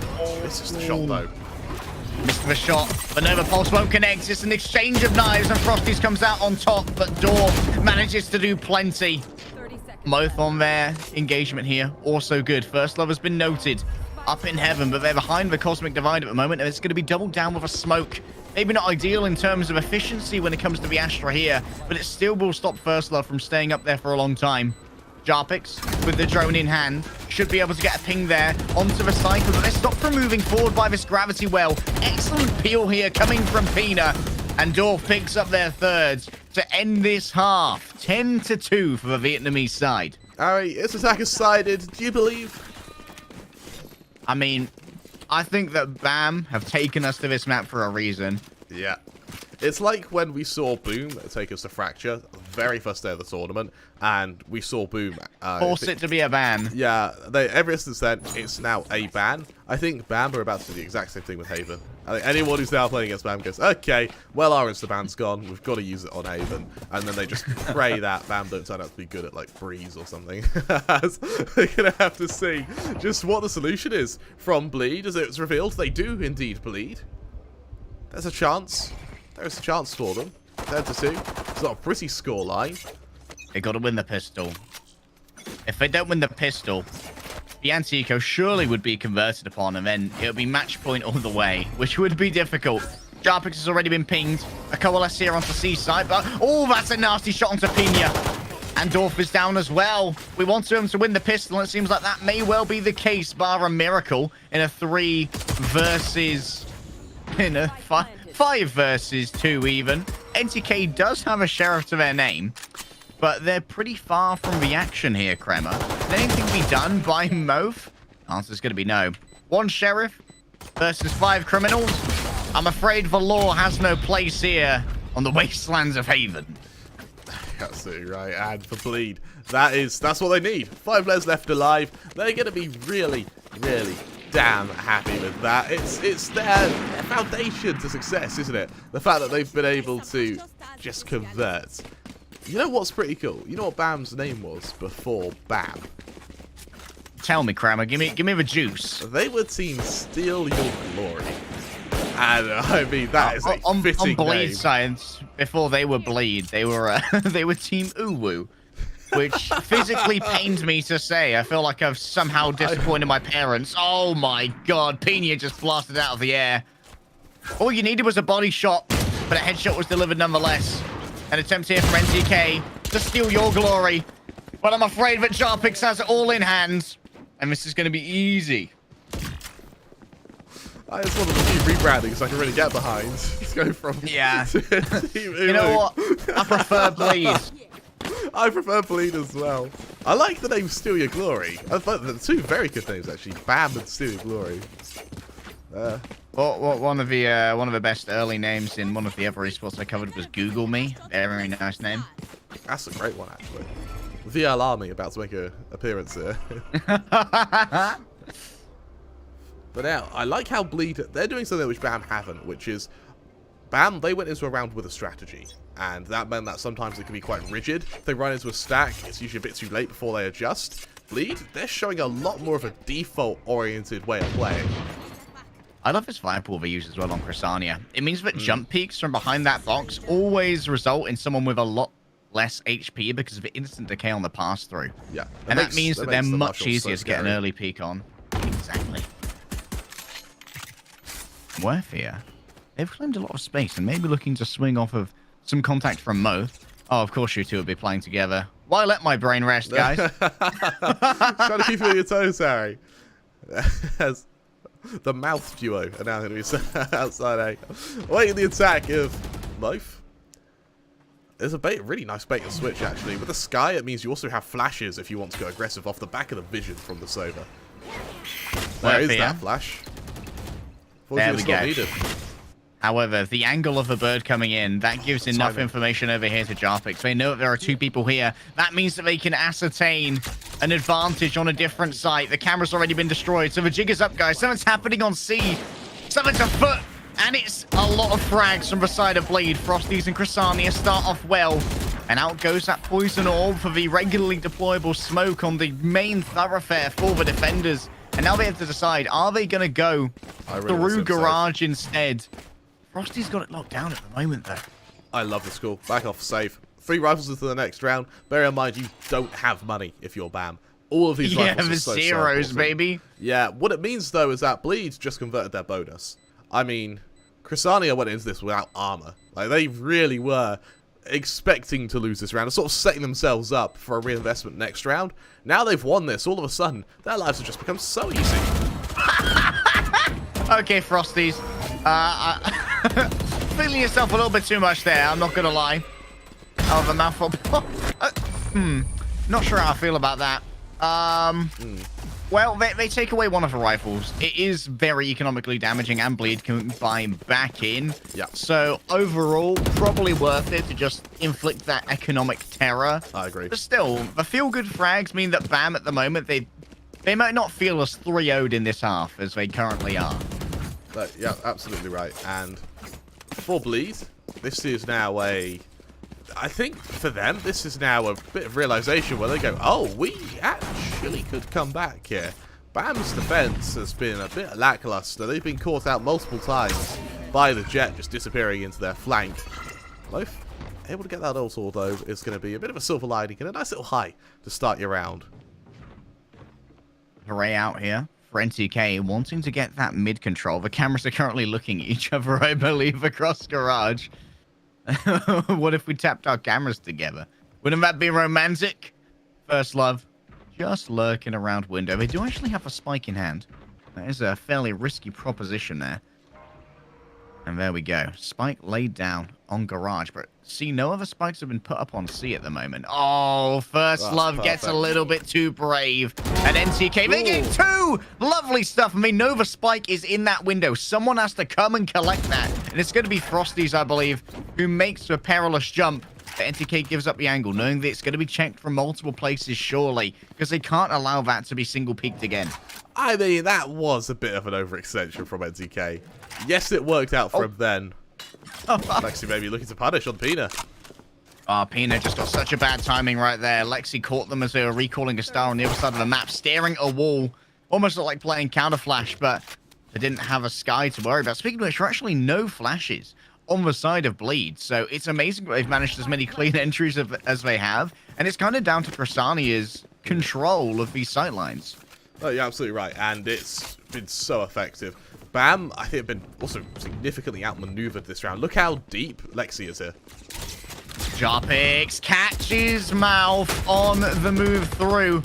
However, they're being assaulted from multiple angles. Here comes Dorf. A second is not enough, but Muef here is able to convert on the frag. NTK grabs their third. 2 versus 1. Surely BAM can win out this one. But no, Frosty's doing well here to try and play the time. The shorty's in hand. It's time to get a little bit sneaky beaky, baby. They land with a bit of a thud, but all they need to do is evade. And this is going to force NTK to back on away. And they will get a frag, but they won't get the round.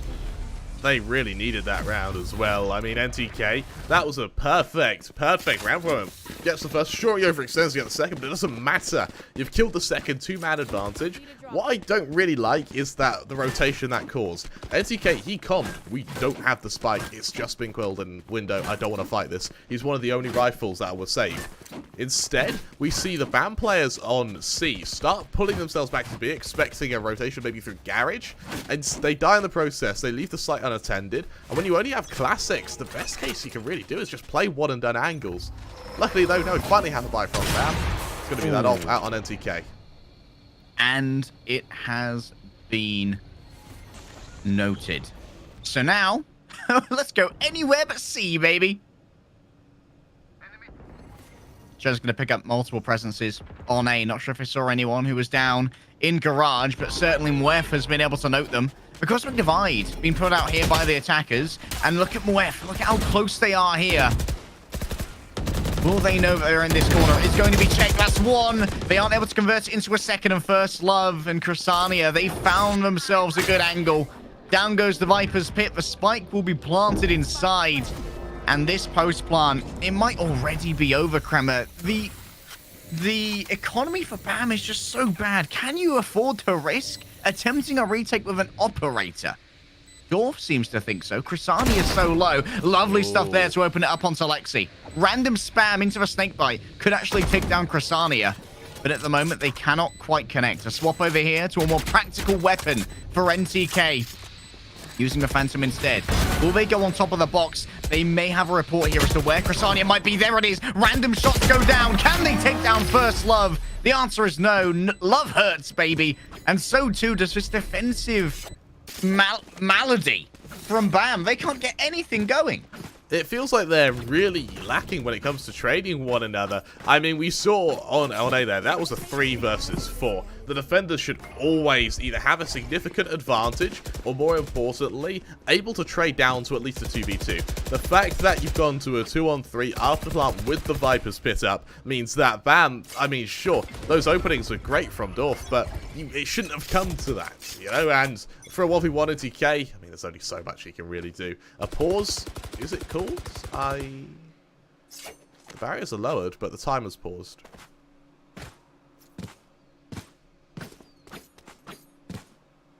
Okay. It seems like there might have been a bug with a timeout. It seems like they wanted a timeout, but they might have voted for it too late. And so it's been scheduled for next round instead. That's a shame. I think BAM really needed that timeout as well. They really needed it. They go to this round with pistols, so luckily for the eco, they just get it over and done with. A few sheriffs, a bit of armor. The knives on NTK are expended, but they are sort of an eco ult to use. They're very good. Getting a quick kill, pick up the rifle, and try and snowball from there. For the most part, though, with Bleed set up outside A, the main thing to worry about is whether or not Moth can get maybe a cheeky little opening with that sheriff on maybe a stray head. Knowing that shenanigans are likely afoot with a weak buy, a very reserved position at the moment from Bleed. Battening down the hatches, making sure that all of their territory has its integrity. And they will note the sheriff of Moth on A long. Moth's going to rewalk this. They could get themselves a headshot, but no, they just drown in a hail of rifle fire. It's easy for Frosties and Chrysania combined. The hope here for BAM is that they can catch this aggression before it happens. NTK starts off well. That refreshes the knives. Now there's 4 in hand. They can do something with this. They are damaged, though. They need to avoid any utility that comes in, but Mwef certainly can't. Lovely little bounce. NTK isn't going to be caught on that cross right here. And there's going to be a movement elsewhere. Seems like B is going to be where Bleed believe they can secure this. Dorf stands on the outside. Sheriff in hand. NTK's been able to pick up a rifle here, so they're probably going to pass it off to Dorf, given that they've still got the knives. And yes, it is. Good teamwork here from a pair.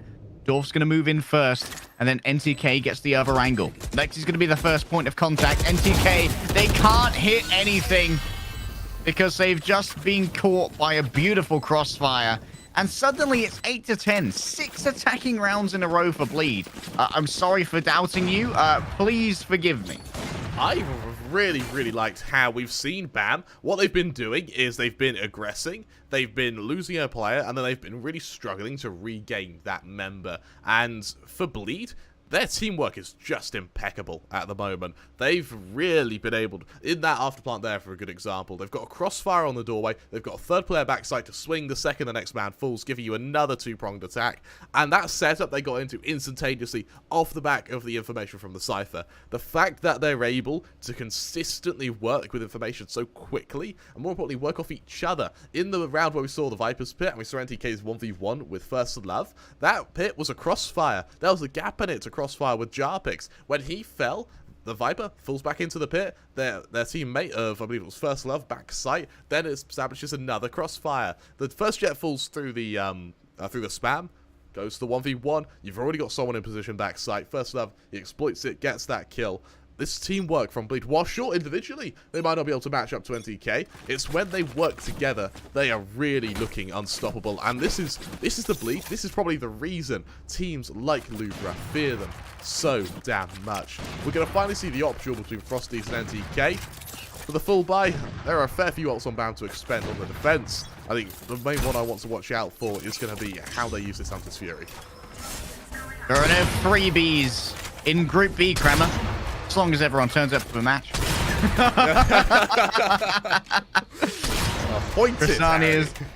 Chrysania has confirmed that the operator is indeed on C. So once more, it's going to be a list over towards A, where Moth has caught a couple of hands, but only a single bullet, luckily.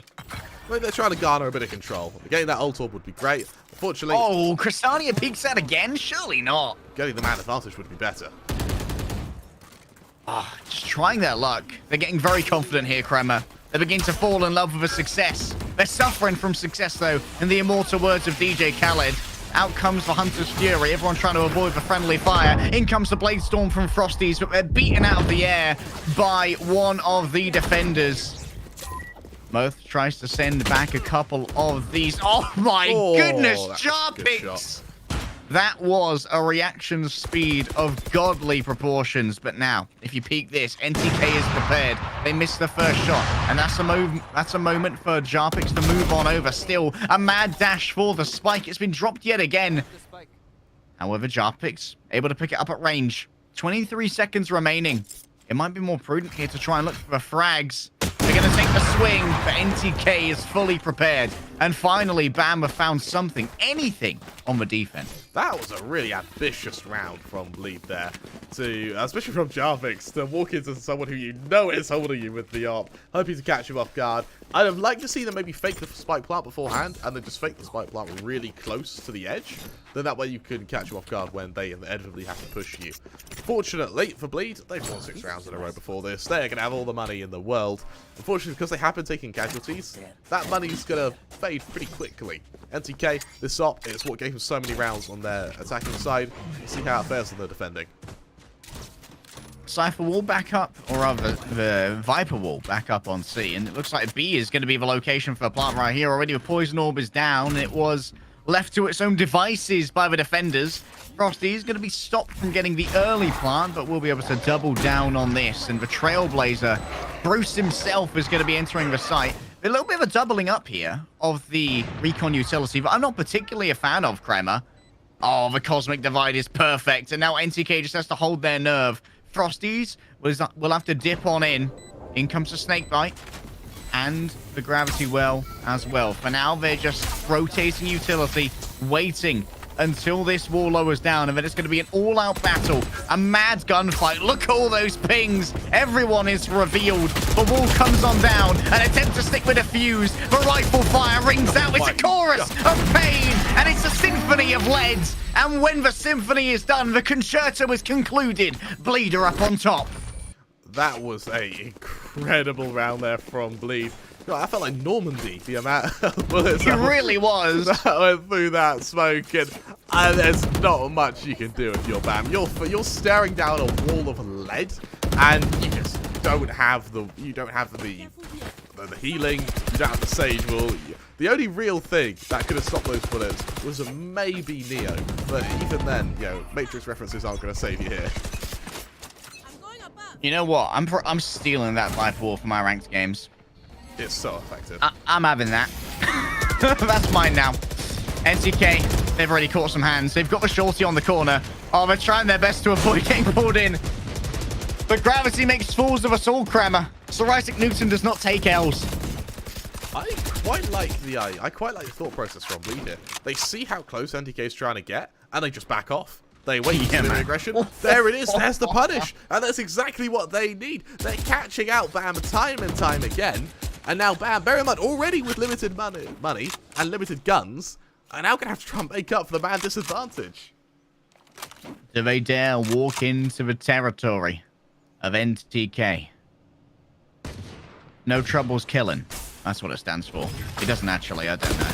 Oh, there we go. That's one. Beautifully done. Chrysania is a victim. What about number 2? Oh, the double shorty kill. There's only one bullet in the chamber. Can buckshot be delivered, though? They can't see anyone, and they're put down by the classic. Still, this is a dangeroso round, and only one member remains alive. It's going to be Moth here. A pair of shock darts, a full armory worth of utility, but only a sheriff to play with. So, this one's going to be traded for seal. However, got me excited, Kremer. Oh, They teased Harry. me. They teased me. The stars, though, were aligning there, and it wasn't just from Astra. That was a great chance from... Oh, that's my heart for a moment almost skipped a beat. It's so close. Unfortunately, that is going to be a 10th from Bleed. They hit those double digits. They're one away from an equalizer. And bear in mind, BAM, they don't have the comfort of overtime. This could easily be a 13-11 for Bleed. Bear in mind that BAM don't have money. They're putting a lots of faith into this op from NTK. So they're going to hope that with this 3-man commitment to A-Long, they can get both the ult orb and, more importantly, a bit of control. You know what's more dangerous, Kremer, than the demoralization of going down 10-2 in the first half? It's going down 10-2 in the second. Yes, yes indeed. Having it brought back against you, that can break a team. It's a foray up mid again. And a post plant potentially. Oh, no need, boys. Look at the spread on that. Oh, the goo for days. Chrysania needs to... I'm surprised that Chrysania is the one to come in here into the pit themselves. I'd love to see them play it on the outside where they're safer. But look at this. With the shorty in hand, you can be so brutal here. The Seekers have entered the pit. The Cabbages are in. And they have managed to take down Chrysania's site for but a moment. But the retake here from BAM could be good. They're coming around the back with rifles. Mwef has taken plenty of damage. However, they've got themselves a nice little crossfire, but no real line of sight. Chrysania remains inside, and so long as they're alive, this is going to be so difficult to do anything with. NTK wants to be speedy on the entry, but First Love demands that that's not going to be the case. They turn on a dime. Chrysania goes big yet again. And one of the things that must have been a fear for BAM is that their defense is falling apart. It's crumbling. It's disintegrating, Kremer.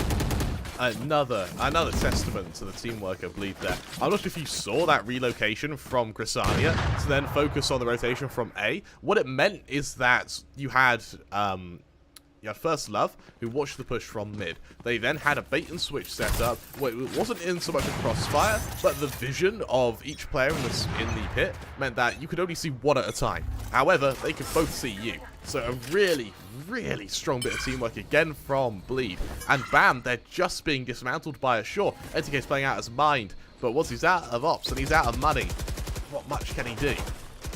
One of the things that I personally have a problem with on BAM is that Pina is always the one who's guarding C-site. And I don't know if that's allowing for Bleed to plan a lot more effectively. They know exactly where the Astra is. So they know where their timing is going to be at its hardest. However, Pina finds the timing that they want right there. Taking down Chrysania makes things much more difficult. The Nova Pulse. The gravity. The Blade Storm on top. Frosties is disallowing any further extraneous utility.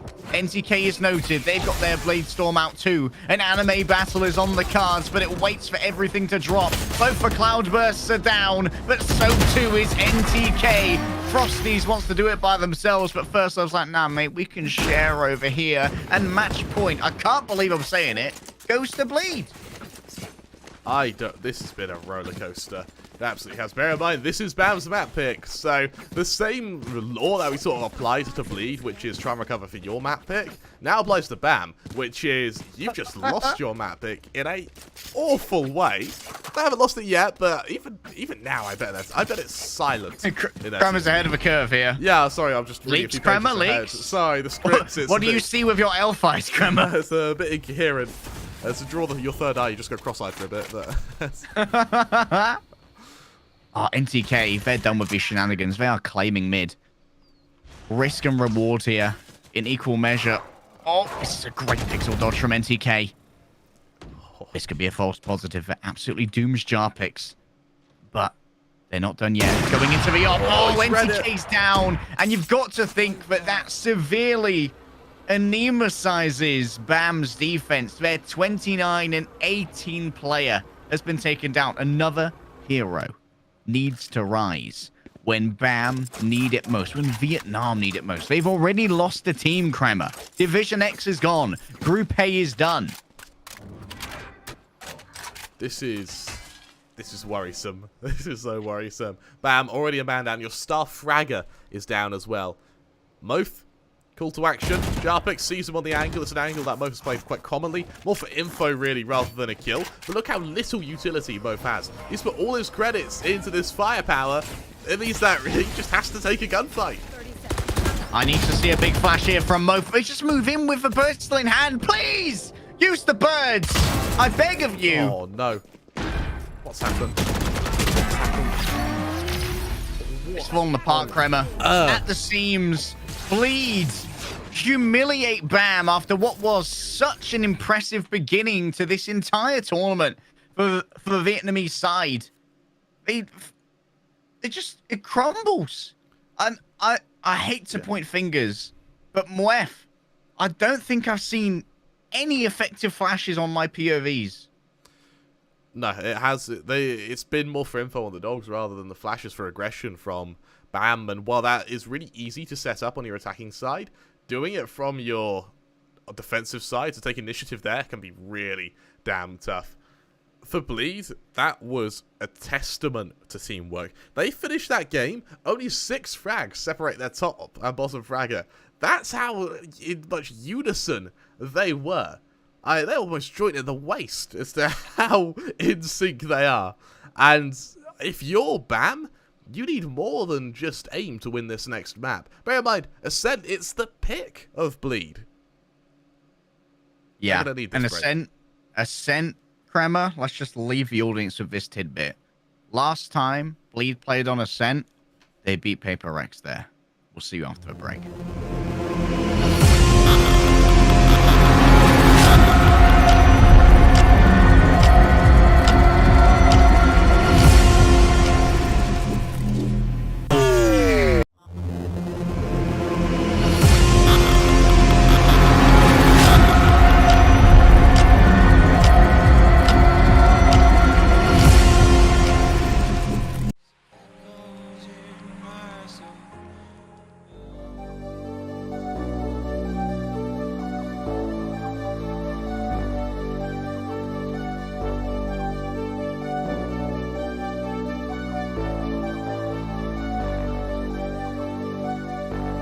Fill me out with your smile. Now the sunshine brings the light. Fill me out with a flame. I will let you in this game. Take me out when I'm down. 'Cause with you I'm safe and sound. I'm safe and sound. I'm safe and sound. I'm safe and sound. I'm safe and sound. I'm safe and sound. I'm safe and sound. I'm safe and sound. I'm safe and sound.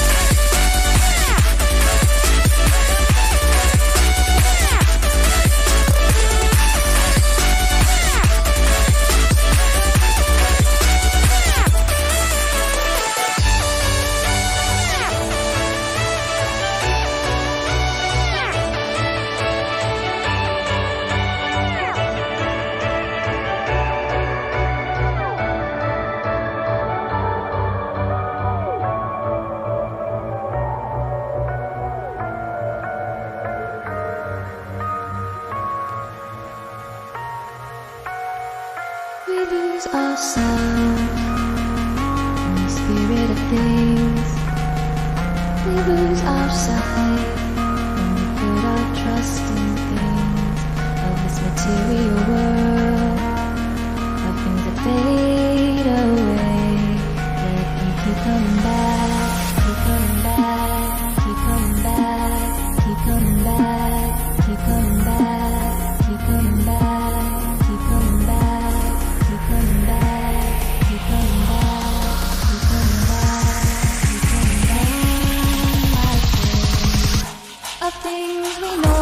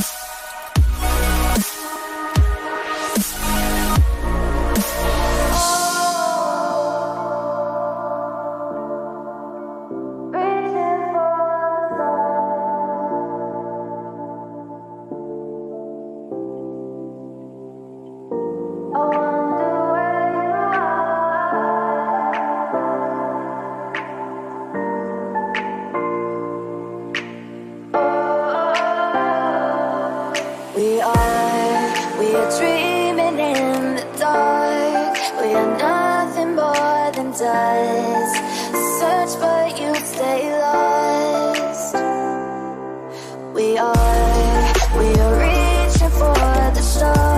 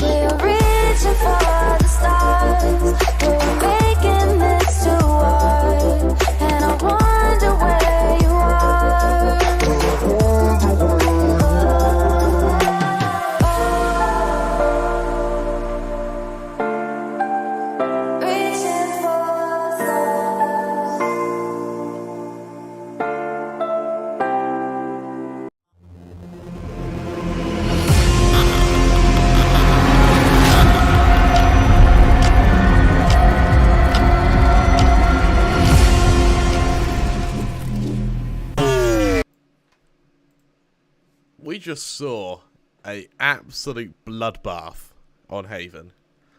That was BAM's home ground. Bleed, they still won from supreme teamwork.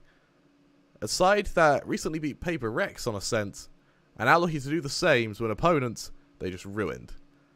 BAM have definitely got a lot to work for.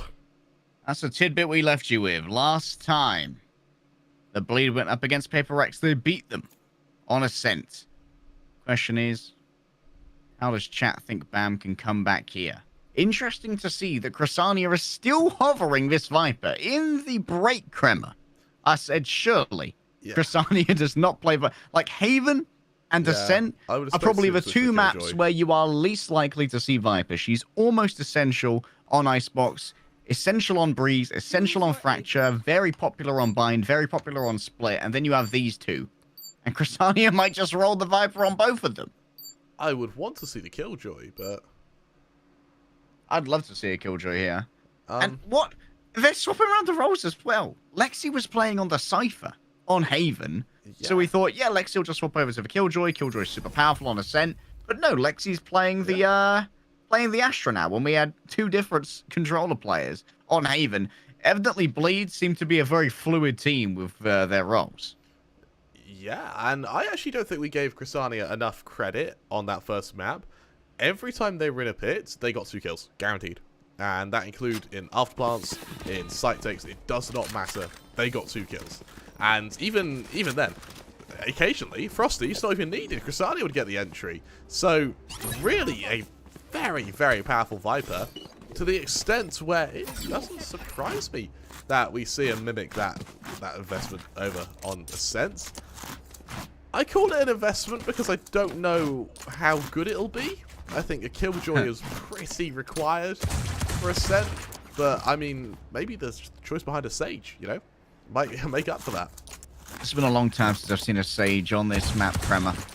Yeah, this is a weird just veto for them. Like... There are some interesting post plants that you can do on A. You can block off a lot of entry through Heaven using a jump wall, which can make post plants very limited to either breaking through that wall or moving through Garden. Cressania, though. There's that entry. The opening frag at a 1 versus 2. The double peak was simply not good enough, and this means Cressania can potentially grab the ult orb for free here and get close to those pits again. Yeah, I mean, NTK holds a wide angle. We've got to try and make up for that somehow. Frosty's tagged low, just be healed up. There's that Sage becoming effective. Ult orb is retrieved, and now for Bleed, they haven't really left the default they were already holding. BAM have just been punished for over-aggression.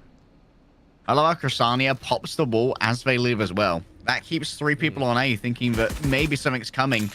Dorf instead going to skirmish out of B main here, but can wait for their turret to make contact. Remember, that if they're not next to that turret, they can't take an advantageous swing off the turret contact. We're going to look to do so now, but they hear the ringing of the Sheriff on the hands of Frosties. And that might make things a touch more complicated. That's a lot of caliber to try and deal with. And here come the reinforcers. Wait, they've diverted again. They brought the BAM seem very unsure of themselves at the moment. So strong. Edge wall is good. What can NTK do on the entry? Oh, that's a beautiful headshot. And Dorf is holding their own as well. The Ghost and the Warfare is working out just fine right here as Mal wants to go around the back. What can Moth do? They send him the shot dart from the back, and it is going to do a tiny little bit of damage, but NTK does even more of it. And while BAM might have been kept guessing as to where the attack was, they might have been running back and forth and burning some calories. When it comes to fragging out, they are unmatched. That explains the Sage pick. You use the Viper wall as a fake, and now, all of a sudden, BAM have no real way to know if it's an execution until they see someone. Because it could just be that Viper lurking, it could just be the Sage trying to sell a fake. Once that wall went up, gave them a clean pathway to fight. Unfortunately, I don't think they were expecting Dorf to just ruin them on that attack. Nonetheless, though, they're going for a bit of a force on Frosty, so maybe warrants an opening. NTK here, Marshall versus Marshall, and Frosties wins it out with a headshot. Beautiful stuff right there. They also avoid taking any damage. It's good news for them. Once again, claiming that ultimate orb. Look at Cressania, they're already 2 points away from the Viper's pit here. Their control of this A main orb has been absolutely crucial. That wall goes up, and they've actually just got the site.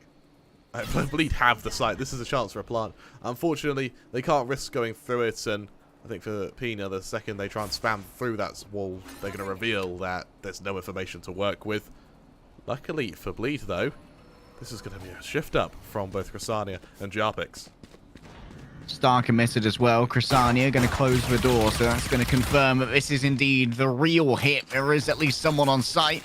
The Poison Orb here going to remove a huge amount of sight that was necessary coming through from Gardens, but you've got to remember that that Poison Orb on the wall, they draw from the same resource pool of Venom. Where would the wall go? I don't know if First Love even was able to put one out in this instance. For now, they just want to try and get rid of a Trailblazer. Goodbye, Bruce. Goodbye, Drone. Large arms fire here.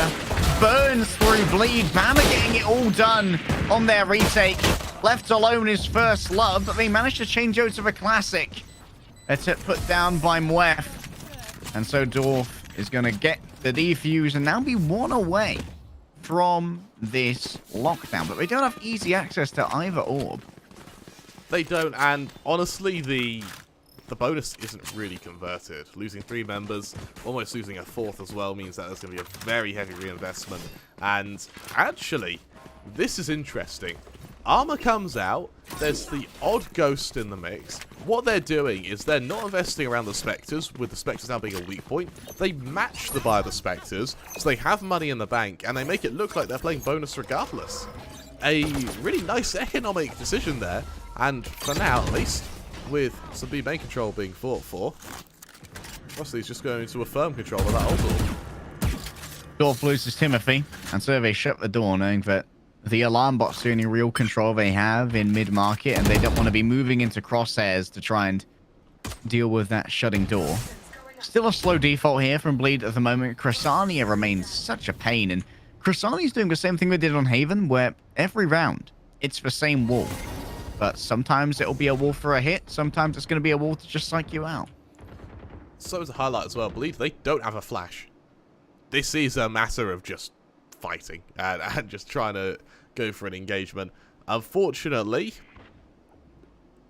BAM have been pretty good on their Angels, and so they are going to be tested quite a bit here. As that wall goes up, might be a good chance for an opening. They've walked the wall, but Mwef can't win the duel. Chrysania here, can they convert into 2? You bet that they can. Oh my goodness, Chrysania. That is nasty. The IGL is the one leading the charge right here. They already have the Viper's Pit, but there's no need to use it. They're on their buy round, up against the bonus. Door falling does deny the ace here, but I don't think Chrysania is too bothered. They just want to keep as many of these rifles as possible. And if my detraction is to be believed, Kremer, I think both of our teams are playing no flash comms, because there may be a Sky. I didn't really see Mwef use the Sky flash in like any duel scenarios. It was mostly just for info gather. That it was, and right now, the info gather, I mean, getting a kill definitely helps, doesn't it? I mean, Chrysania, what around that was, Harry? You said about how there was the walk of the wall by Moth, and unfortunately, BAM, they're playing really heavy presence in Gardens because they're worried about the mid push from the Jets, and because of that, they are leaving A really unattended. This wall that's being just constantly raised and lowered for an advantage from Chrysania is running BAM amok. This time, though, BAM, with a 3-man commitment, will they finally be able to stop Chrysania? Oh, Chrysania here going platforming. What can they get done? Mwef was caught with something in hand. Nothing going to be contained there in terms of the... Yeah, they've just ran away. They've got a huge amount of utility and commitment on A here from BAM. So you know what? Look at where First Love is. They've locked off market using their wall. They're going to be able to take down the drone. And now, this is an isolated 4 versus 2. They need to move quickly to try and get themselves these 2v1s. Both the defenders are dead. Beautifully executed by Bleed. These are the kind of tactics that have got the other group scared. Life is a bit more of a security measure, if anything, but that God. ping, just perfect. Easy little kill for them. 4 on 2. This should be converted for BAM. Fortunately, this is where the buck stops, and we're going to see Bleed equalise at 2-2. That's something Timing of the wrong. investment here is so perfect, Crummer. This is going to break the economy. This was the buy-up round for the side of BAM. And now this could be converted easily into a fifth. Oh my goodness, they see Crasania making a little bit of a risky jump. And now maybe Mwef can try and gatekeep the exits, but First Love is simply the better duelist this time around. The Battle Sage claims their man. And we go 2-2. I love that reaction from Bleed there. I think it was kind of led by Frosties. The second Jarpix sort of relays back that BAM have gone for a 3-man push through A long there to try and focus Crasania. There is the reaction. Dive up mid. They know the Jet's going to be there as well because the Jet is the play you kind of rotate left or to either A or to B for when you go for 3-man pushes. So they know mid's open. They gun it down there. They kill the bot. Wall means you won't get shot from defender's spawn. And then you just flank the site. Really, really nice execution there. And it feels like you have sort of have action reaction. And it's just beautiful. No need for reactions. Jarpix just holds the angle, holds the trigger, and NTK catches bullets, catches hands.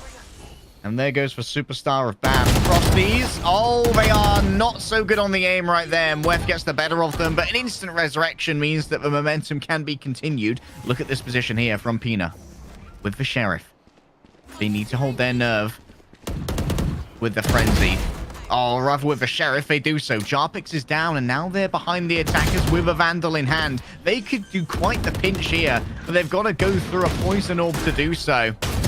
Maybe Moat could give over some pings, but I'll tell you what, no one spams a smoke like Bleed do. Yeah, that is...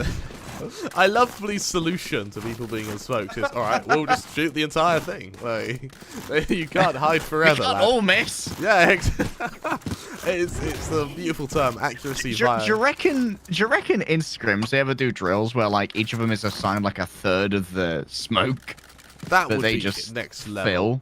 That would be next level. So they're not doubling efforts. It's the old term, accuracy via quantity of fire.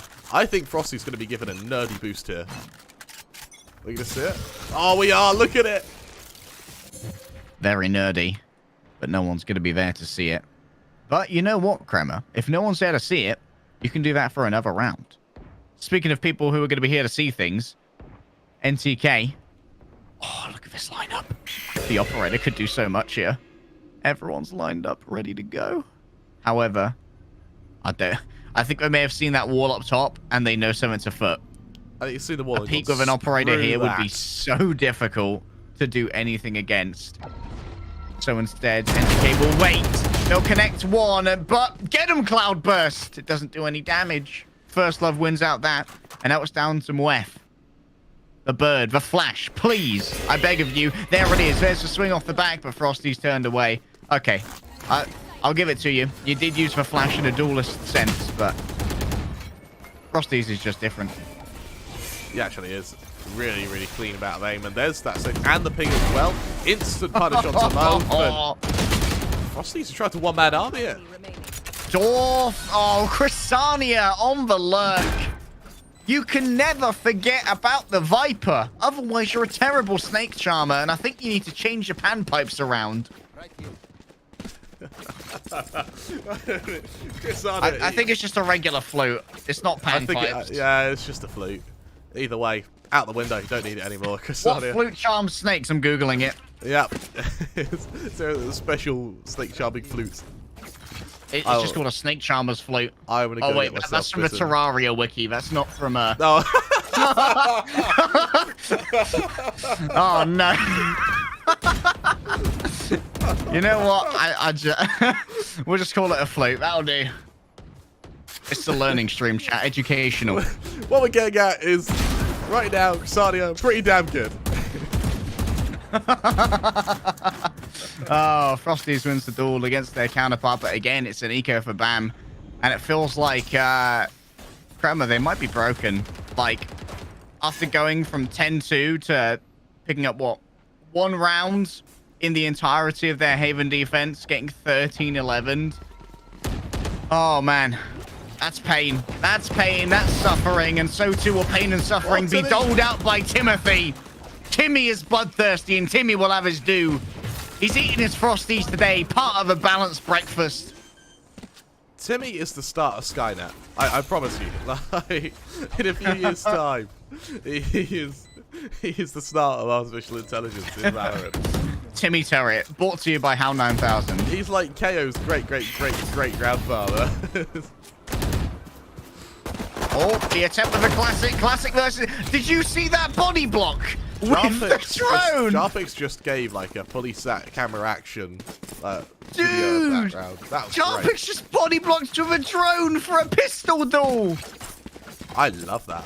That's mental. I would love to see it against rifles, maybe. You sort of use the strat now, but that is some mastery of your character, isn't it? To be able to do that.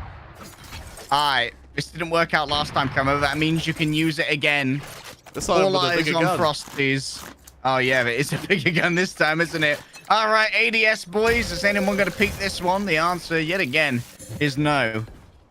That's another missing wall, but that's yet another round where that will be an unexpected tactic, potentially. Frosties. Is he going to be obliged with a peek? No, that's TK. I think he's weighing it up. He's weighing up the options. But no, discipline for now. That discipline has actually just saved his life. I don't think he may not realise it now, but when he looks back at the stream, he's going to think, oh, thank God.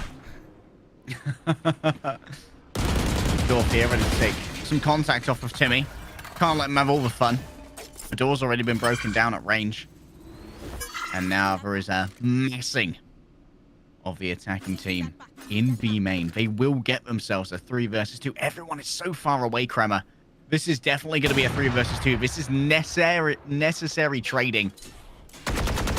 Dorf makes sure that for now, unrevealed will be their co-conspirator. Frosties already moves in, but with the operator in hand, it's not ideal. Timmy's killed Frosties again! You've had enough breakfast, son! That's too much sugar in your diet! Dorf gets just a single shot right there, and now it's down to Loaf to try and keep this alive, but they're unable to win their duels. It's reduced to a 1 versus 1. With 1 and HP. Pina here. Look at that HP. It looks like it's full because it's so empty. 30 seconds on the heel. A single bullet will do it. But so too will a single headshot from First Love. 1 star in the bank here for Pina. And they have their ultimate as well. Oh, they've seen it. They could run and gun. They could run and gun, but they miss! First Love! Nerves of steel. There's ice in their veins, and I don't mean just because they're a sage. Oh, Harry, you never forget your first. That was a great round from First Love there. And First Love and Chrysania out-fragging Frosty right now. To be honest, if you're Frosty, you must be feeling quite useless. Dude, you don't have to do anything. Timmy is out-fragging Pina right now. Timmy and Lexi. Timmy is a stone-cold killer. Like, you cannot underestimate Timmy. All right, NTK. Do you peek it this time? Are you feeling lucky, punk? I wouldn't. Oh, And despite this being a cool tactic, no. I don't think it's. They know that this is unlikely to be peaked at this range up against an eco. Oh, NTK. Not the ideal reaction there, but the reaction from Bleed is brutal. And they're burned through the wall. I think it's starting to look pretty scary for Bam there. The first few rounds made it look relatively even, but Bleed, they found their synergy, they found their rhythm, and this one in big broken. Oh, the dash into the double shorty shot. Frosties is pulling out their same old tricks again. Bam are falling apart here. It's only a single Spectre. It's going to stop the plant, but Chrysania is going to stop the beating heart of Mwef. And so, with our 9th round concluded, Bleed are looking powerful as ever on Ascent. It's no surprise they could beat Paper Rex here. Yeah, I wonder if they used the same hero comp for the game against Paper Rex, because they're looking really well versed. And sure, it's unorthodox, but this has really been effective. And they, for the most part, BAM have just not had control of these ult orbs. I mean, they're going to go for it again, but TK, how effective will this duel be last time? So in fact, so far this game, he's only had 1 kill with an ARP. It's not been great, and even then they were easily traded. It feels like, apart from Chrysania on these lurks, Bleed sort of run a 2-2-1 formation, right? Like they have players who cover off each other, and then Chrysania who gets covered by their own utility, like the wall and the poison orb. Aggression being shown in a long here by Chrysania atop the high ground, providing overwatch for his team as they start to shift closer. Peanut playing for info now.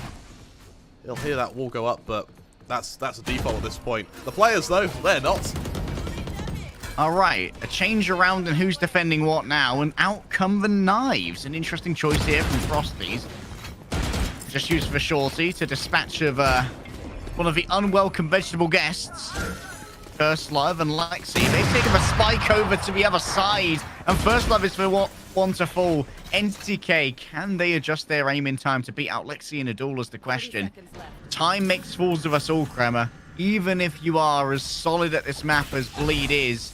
Lexi caught on their entry. That's for spike down now. It needs to be retrieved. Chrysania comes up next, and NTK comes up big off the back of Operator Mega Play. That's going to be BAM, who are going to manage to take a round. And I can confirm that it wasn't the same comp that they used to beat Paper X. It actually had a Brimstone in it. And Lexi was playing a Cypher. But they did have the unorthodox Viper still. Yeah, to be honest, Chrysania's Viper has been insane.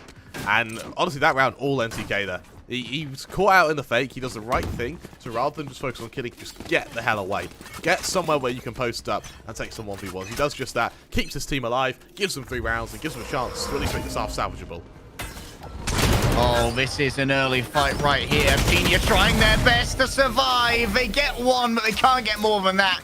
Chrysania up and down and up and down. A yo-yo of a snake. Can NTK do anything here to try and stop this advance? Frosties catches a leg shot. And NTK catches the Hunter's Fury. The op's down on the ground, and now Moth has to make a decision. Where will I go? And what can be done off the back of this lockdown? The spike hasn't been planted here, so it's just an easy exodus. We're off, mate. Thanks for using all that utility. Well, they faked it. That's such a strong fake. It's Diaspora here. They've forced Mwef away. Moth is going to be the only dedicated defender of A for a moment. They go back so far, the Aldro doesn't see them either.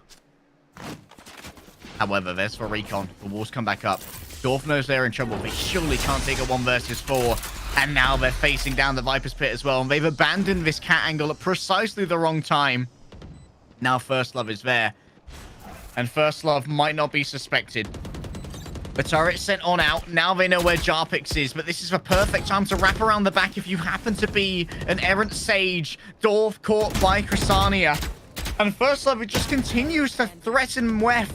And when Mwef looks over, Jarpix takes their peek. They cover each other so well, Kremer. Bleed are putting on a masterclass of off angles. This is like death by 1,000 cuts. Bam. Every single player is being harassed.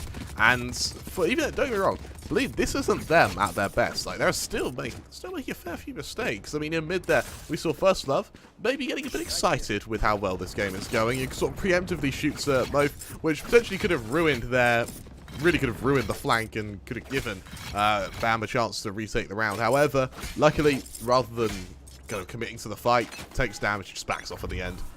NTK, with the aforementioned AWP, a famous AWP for him. That's an opening. That went very well. And the Blade Storm as well. Remember, it's the last round. No point in saving boys and girls. We will get out of that engagement unscathed, but they will have to cede the space away to Frosties.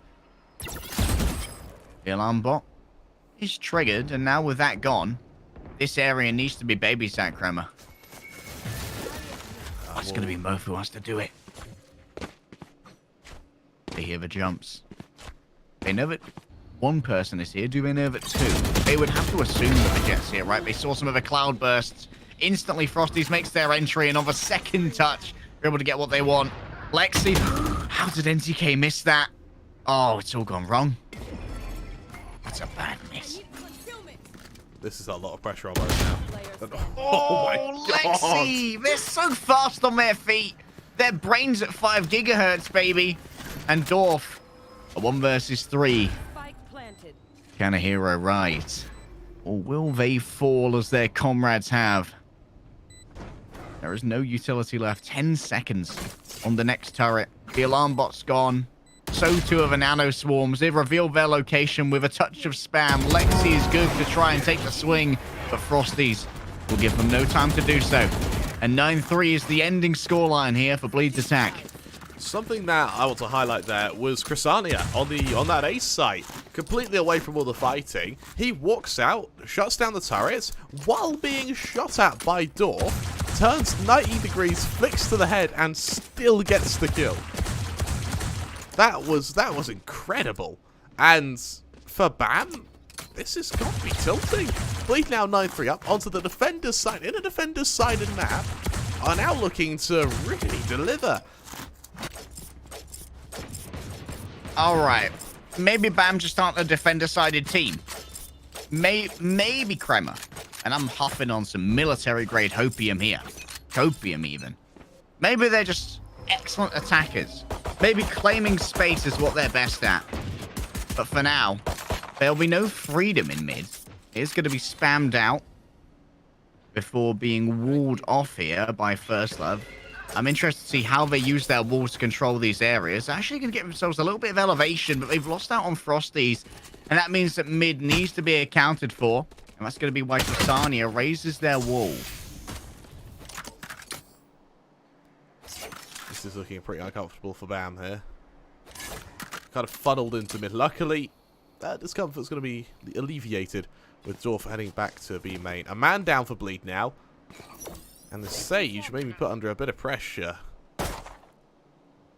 Maybe making a bit of noise to try and fake a peek. Unfortunately, nothing comes for now. Truly different vibe here, Kremer, compared to Haven, where it was all about speed on the side of BAM. A little bit more considered, a little bit more calculated this time. Can't just run into a site and hope for the best. However,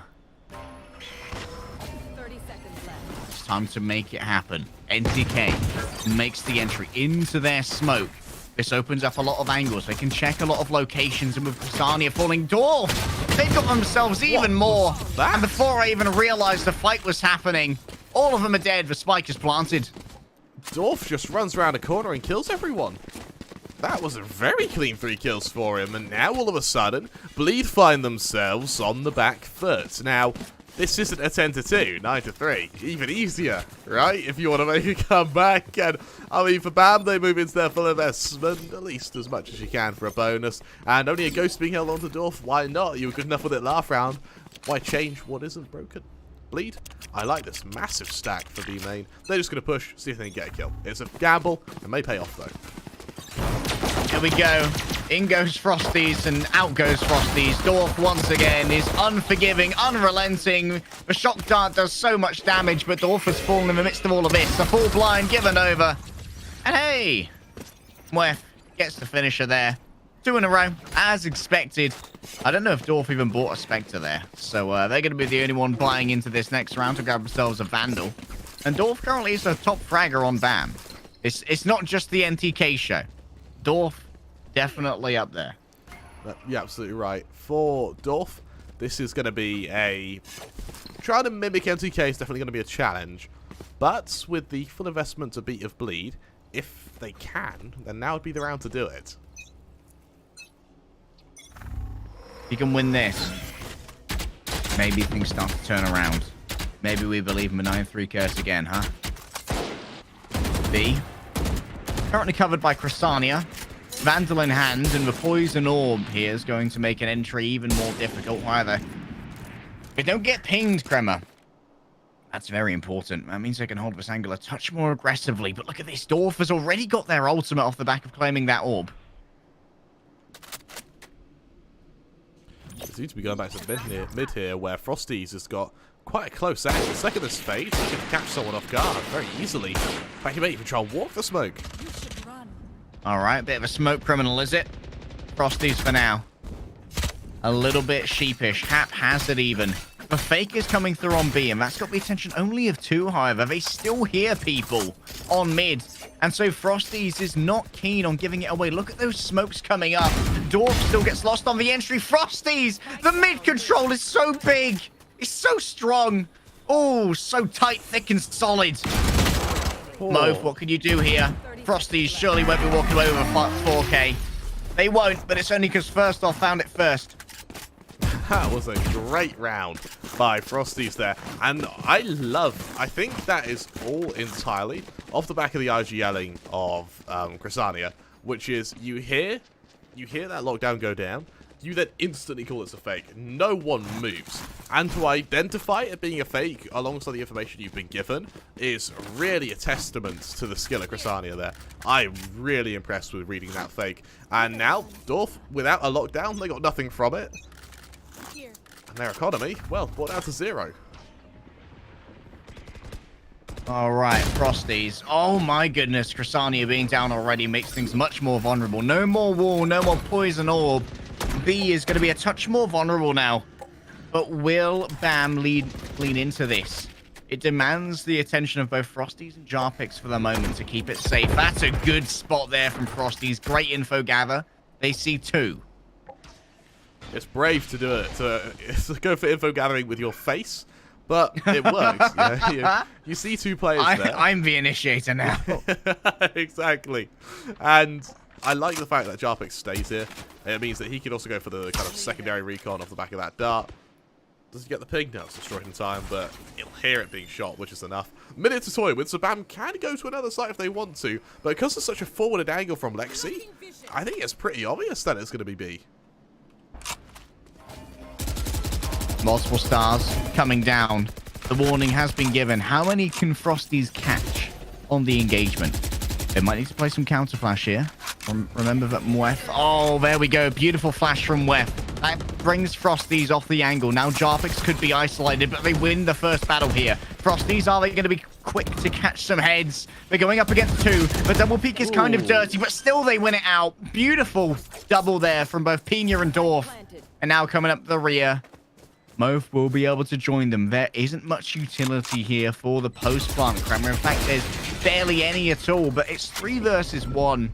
So it's unlikely that Lexi will be able to convert this one.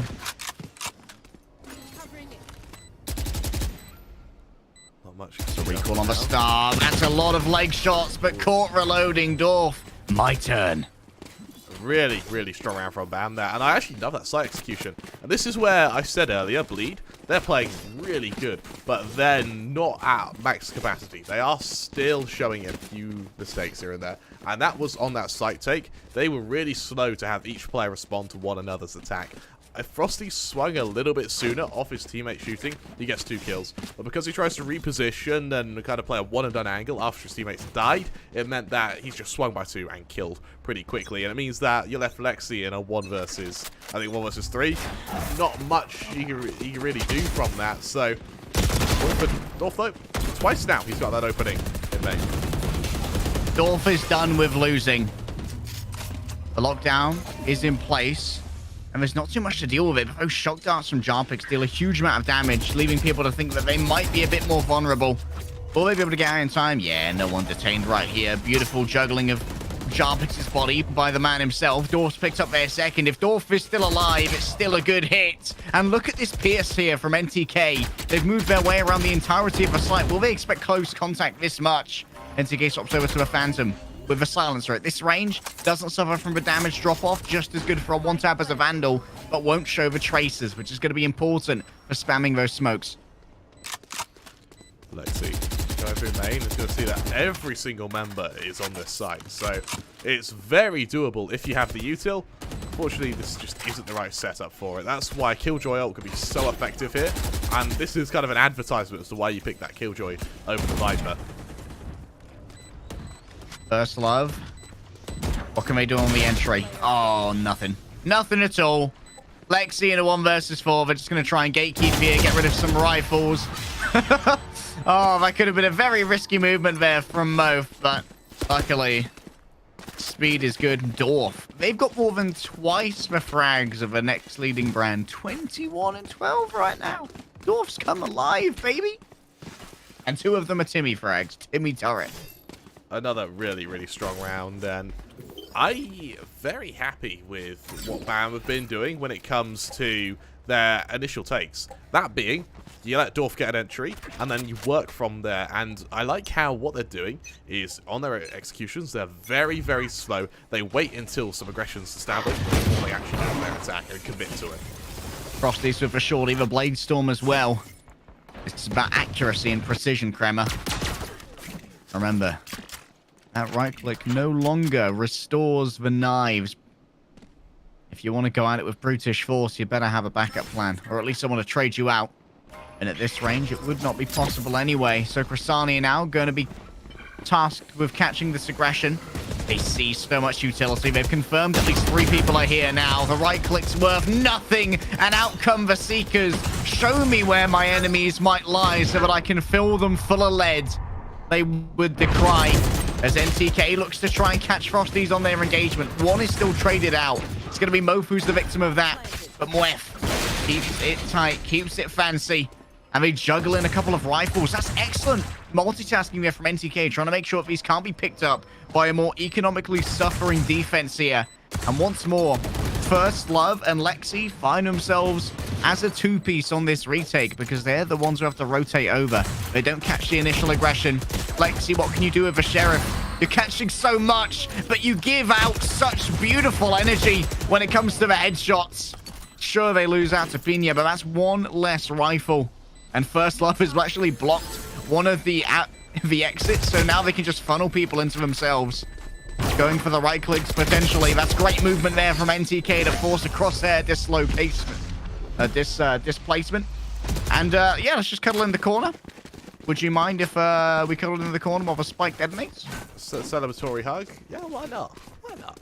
As BAM starting to come back a fair bit here. They seem to have a... seem to be able to beat Bleed on these executions. And they're attacker-sided team. Apparently so. And their strength, it has come off the back of... A lot of it has come off the back of just Dorf having a great game. And his entries have been fabulous. Now there are rifles on either team, though. Frosties, more importantly, has an op. And that may do a very good job at just keeping this entire side at arm's length. Oh, full blind given over there. Onto Jarpigs. They won't be punished for it, though. They're in the relative safety of the gardens. Have a sniff of the flowers, mate. For now, despite the utility given over, not a huge amount of real commitment given. Dorf is playing the lurk here, similar to how Cressania plays their Viper. Both Astras have their ults up as well, so we should see this divide fairly soon. And it may just be off this execution. First up, sees the initial player. Lexi, ready to be called to action. Unfortunately, BAM, they are playing so slowly comparative to how they looked on this in this previous map, because Haven, it was just bam, bam, bam, but now they're really, really just playing it slow. 40 seconds left, and they just got their first blood. Pina prepares here. The defensive Astral Divide comes down first. Do you wait this out? 30 seconds left. It's risky. It'll be really tough to do so. Left. I'm just watching Pina right now. The stars are poised and ready. In goes the pull. NTK is going to be joining them on site. Gets the first frag, but they're just surrounded by defenders. Now it's Dorf's turn. The main fragger, the big boy, the large man, goes up against Lexi, but they need even more frags. Time's not on their side, so they're just going to be forced here to try and bait out a duel on top of the generator. The movement from Frosties. It won't keep them alive, but it keeps the round in favor of Bleed. Oh, Bleed to get the op as well. They didn't want to take the fight. Dorfy just backs off. That was going to go straight to Frosties, and that is exactly what they were after. I'm really, really happy with that round from Bleed, and well, actually from Lexi, to expend that defensive divide. And I think the aggression of the back of it, placed so close, meant that we saw Pina, who was maybe a little bit scared to throw out theirs. Christina as well, one away from the pits, which on I guess on defense may actually be very damn effective. First enough though, with a judge hit as well. Oh, check out Frosty's cheeky angle here. They're just out of the turret's range. Door falling down is the best you could ask for here, but NTK is trying their best to become a hero once more. First Love, is that a judge up there? Oh, it is on top of the wall. That could be trouble, Kremer. That could be trouble. Yep, I've given it a sniff. And I'd recognize that stench anywhere. It's cheese. They're going to aggress with it as well in angles that they completely thought were clear. This is going to alert Frosty to the fact that you've got company very, very soon. They've heard the rotation now. The op wielded. What can it do? By itself. They hear an updraft. They need to look upwards. Will they see the airborne NTK?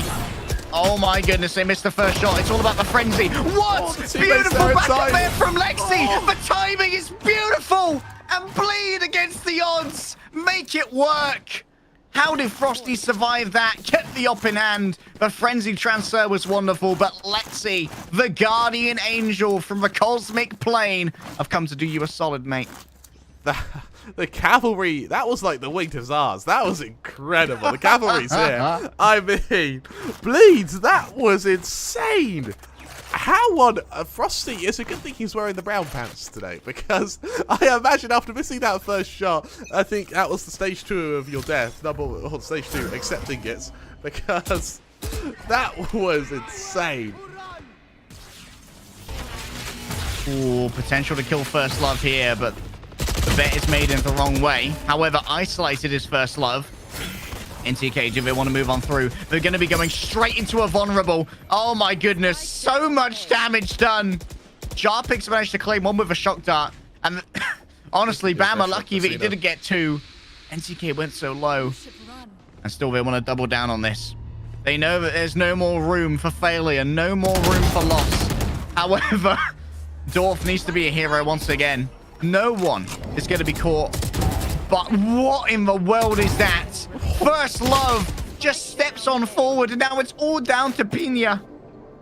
What can they achieve here in a 1 versus 2 against Chrysania and Frosties? It's not an ideal loadout for Chrysania.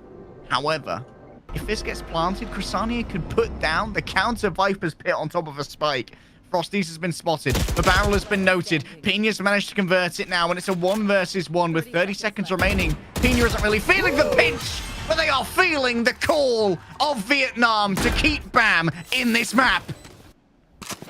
What a round that was from Pina there. And you see him looking at the sky thinking, oh, that feels good. A really, really strong retake. And it means for Bleed as well. Look at their money. This has really made them feel it in the wallet. Lexi, the only one with an ult to throw at this round. And looking at the split, almost everyone else has theirs on cooldown. So this divide could be used, actually, rather than for a retake, potentially to just get map control, which would be really damn strong for them. They're doing the old reliable, though, which for now is going to be aggression in B main to try and harass Dorf. I want to see a retake, I'm not going to lie, with that Cosmic Divide. If you only need 1 win, you can afford to see what damage you can do to the economy, because BAM are by no means safe here, Crema. They've been losing a lot of people consistently, even on the rounds that they win, just due to the high frag power. Look at that attempt at a spot once more. Frosties is very much into this. It's bold, isn't it? And I think you can only do it so many times before they just start pre-aiming you. But in the times, the only twice he has done it, it has worked beautifully for them. In mid, NTK. Jarpix. He was seen. They've been identified. Will NTK use this wall to get out is the question. Remember, that drops on Chrysanthemum's beck and call. Mirth. Gonna try and make the entry here. It's a good recon dart, but it takes a while to be destroyed. And now Pinged is the first. Wef on this entry needs to be careful. They've been blocked off on both sides. I mean, I know where Jarpix is coming from now. NTK has found the fulcrum. They are the pivot, but Jarpix is better at range with a Spectre somehow. A little bit of a choke. However, Dorf is unstoppable. Dorf is a madman. Dorf misses Chrysania, and they get 2 with the classic. Oh, the plant is needed here. But First Love, could they do it all by themselves? The Seekers are used. That reveals First Love's location. Oh, surely they can't win the 1 versus 2 here. If the double peaks are good, First Love is going to die. And Pina once again claims that final frag. Bam, just keep going. But it's getting more and more stressful and tiresome to keep re-upping the armory because they keep losing people. It's really weighing on their mind, isn't it? I mean, their wallet is just scraping the bottom of the barrel every single time. Chrysania, how he got 2 kills with the Classic there, I don't have a clue. But the highlight is Dorf. I said at the start of the game, struggling, mimicking NTK is going to be a struggle. Apparently not. He's going 28 No worries, mate. In terms of ult usage, Pina will be able to get the divide up this round if they pick up that. Look at this aggression. Frosty saw the feet of NTK. It's an all-out brawl, but Lexi's the one who stands when the dust clears. Luckily, the spike was left behind, so it was an easy retrieval for Moth. But while Dorf is still alive, nothing's impossible for BAM. Yeah, They've made their way into Gardens. What can they... Oh, already this is broken. They've heard the Classic from Jarpix, but they need to be careful as they cross over here. They'll be moving into a sight line. Lexi's in hell there. And the spike is staying behind. They're allowing Dorf to do the scouting, but the timing here is so good. Jarpix, would they expect this? You wouldn't expect Dorf up in heaven, would you? Lexi, I thought you had that. Oh, Lexi does have that, apparently. Murph needs to win this one out. There's a good ping. They know they're so low. They send out the shock dart. It's unable to connect. Do you use the second one here? Do you double down? In goes the shock dart. That is a KO, baby. And it's into a 1-to-1. Chrysania. They walk. And in that Viper's Pit, it all comes down to this. Mo versus Chrysania. The Lurker versus the Hunter. Chrysania catches some shots and catches some more. And BAM, they want to take us to overtime. And they're 1 round away from it. That's twice now we've seen the game held onto by a 1 versus 2 for BAM. This is getting exhilarating. We are staring at the precipice of overtime, and for First Love, what's going to win them the game? Maybe it's going to be a judge. Bleed, they as a team really struggle to match fragging power with Dorf, with NTK last map, but what they can do is they can do it together. 6 kills separate their entire team. Another example of just supremacy of teamwork. Again, as BAM set up, this time going to secure the ult for Pina. That'll be the divide ready, and another attempt at the safe site. I'm keeping my eyes on Frosty here. A Bucky and a Blade Storm, Kremer. All the bees have been brought to bear. They go high here, looking to try and catch any entries. 1 player's been detained already. I think Chrysanthia is the victim of that. They are going to be covered, though. The Odin coming in, trying to clear hell here, but it's the penetration of NTK that racks through the nerves of Bleed. Down goes the Cosmic Divide, and NTK goes high. Dare they pierce through this into the territory of the lone remaining member of the defense? Surely this is going to be overtime. Surely Jarpix can't do a 1 versus 5. I believe it impossible, Kremer. But I've seen so many things happen in Valorant that I don't want to give it up. The second the Cosmic Divide drops, they drown in bullets. And yes, I can confirm it's overtime. Oh my god, this couldn't get any closer, and it felt, I will admit, I just said the start this will be overtime. I'm pretty happy with that. But, I mean, these two teams, they are looking just, they're looking completely inseparable right now. Do you want the good news or the bad news, Kremer? Give me the good news. The good news is that we're going to have a real match on our hands. The bad news is that we might be here might be here forever, because one of these teams is going to have to win a defensive round at some point. Yeah, it's looking pretty dire. I mean, both teams have got some incredible rounds on their attacking, but on the defense, NTK, won't quite land. A glass cannon. NTK believes that the op is the key to victory here. Oh, they were aiming a little bit low, and the drone was going high. That forces them off the angle, and First Love seems keen to try and control this space. However, they'll back away from it. You have to babysit this space now. You can deal with Frosties to try and claim it. Meanwhile, the rest of us, we're going to work off the flank that Chrysania is delicately generated. I've played for info now. Really well-timed flash as well. Won't stop them, though. Where is the entry? They're hit with the slow. They do not react to all of this. Thus far, undiscovered, but Chrysania has already claimed 2. Mweft finds himself on the other end of a door, and they are going to potentially be able to go up against Lexi here, but they're unable to win out the duel. As expected, it's all about these attacks. All about the Odin. Oh, Mo. It ain't looking great here, even with the Odin at this range. Unable to convert it. A classic. A very under-armored Jet. An anemic attempt here. NTK can maybe farm some frags, but they meet the business end of a shorty. And Bleed have get themselves their advantage. It's a... it's still a brawl between these two sides, but let's be honest. Winning your defenders round means nothing. It's winning that attacking round that has some influence. Jarpix, I like the fact he's going for the Odin.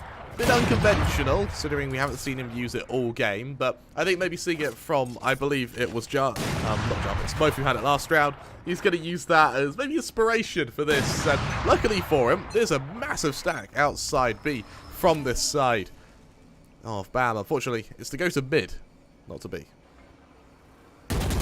Ooh, interesting TikTok wall here from First Love. Has to throw themselves off of it, though, and they don't have a means to platform back on top. Taking some damage means that they're going to be laying low for the rest of this round. Unless they can survive long enough to get a second heal off, but even then, no additional armor crammer. Movement going up short. Lexi. Man who has to be careful here. Play for contact. Lexi, as patient as ever. Remember, they have access to that star. Gravity well there could be everything. They see one. The gravity well comes on in, but NTK is going to be able to dodge it. They just spam into it, and Dorf is the one who's caught. You got rid of the hero, and you got rid of the second.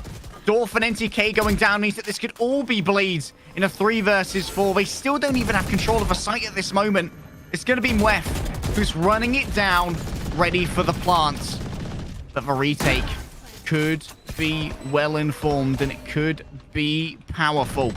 Pina's got themselves a good back angle here, and Hell is currently occupied by Mof. Up against the Odin, though. Nowhere safe. They'll avoid getting pinged by the sonar. Frosties move straight in with the shorty. They love to dive and to shoot. Frosties has a different approach to the game.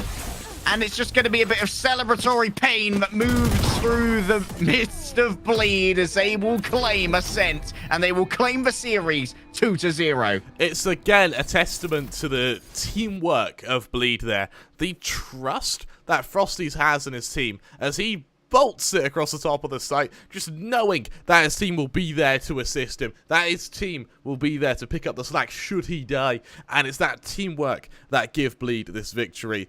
I would argue this team has the best teamwork we've seen so far in the tournament. I cannot emphasize enough just how powerful they are when they're on that attacking side, and for BAM, unfortunately, that is going to be a bit of a bitter way to end your series. To go, I think, 10-2 up on map 1, then lose it, go to map 2, get it to overtime after doing a massive comeback of your own, and still not being able to win it out. A heart-wrenching defeat from them, but for Bleed, a monumental victory. It might be sad for BAM, but boy, am I happy, Kramer, to see that our Group B is bloody scary. No match in this group is free. And speaking of matches, to begin our third and final match of Group B, we've got the Filipino derby coming up. South-built Esports, who are my dark horse of this group, having not dropped a map in about a month at the moment. They beat Team Secret 3-0 just a couple of days ago at a Filipino local tournament. And they're going up against the new Bren Esports, which I believe is their lifted CSGO roster after they lost their last roster to Team Secret that South-built just beat. It's going to be an absolute slobber knocker. And it will be. We're going to have a quick little break. We'll be back in about 5-10 minutes with Series 3.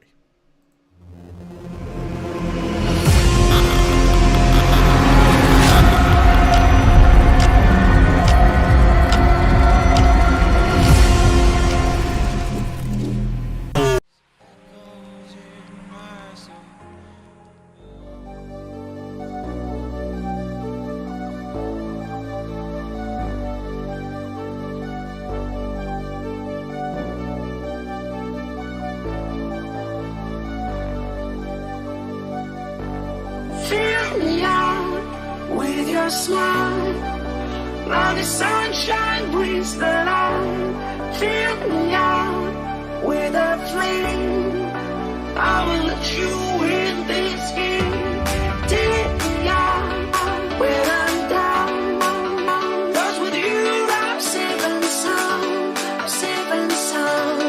saving some, I'm saving some, I'm saving some, I'm saving some, I'm saving some, I'm saving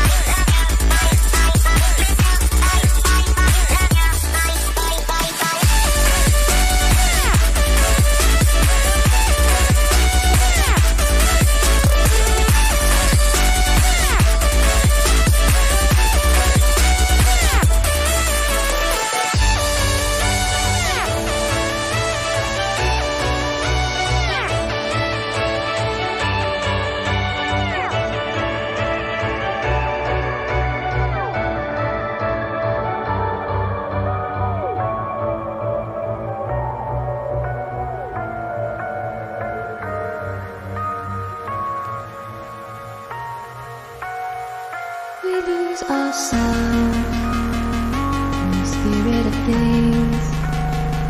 We lose our sight when we put our trust in things of this material world, of things that fade away. Yet we keep coming back, keep coming back, keep coming back, keep coming back, keep coming back, keep coming back, keep coming back, keep coming back, keep coming back, keep coming back, keep coming back, of things we know.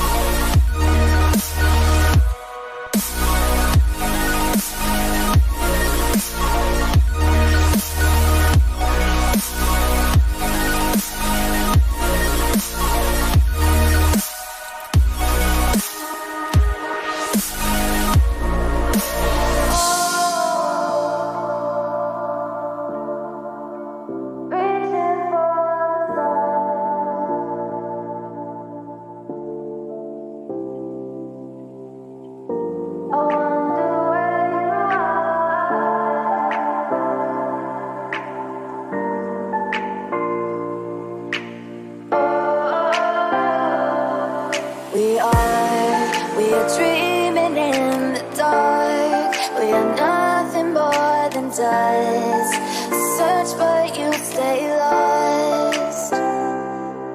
We are reaching for the stars, but we're making this too hard. And I wonder where you are. Mysterious, that's the part you always show. 'Cause you're too curious. Maybe you should take it slow.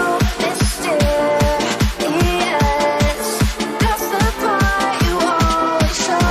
'Cause you're too curious.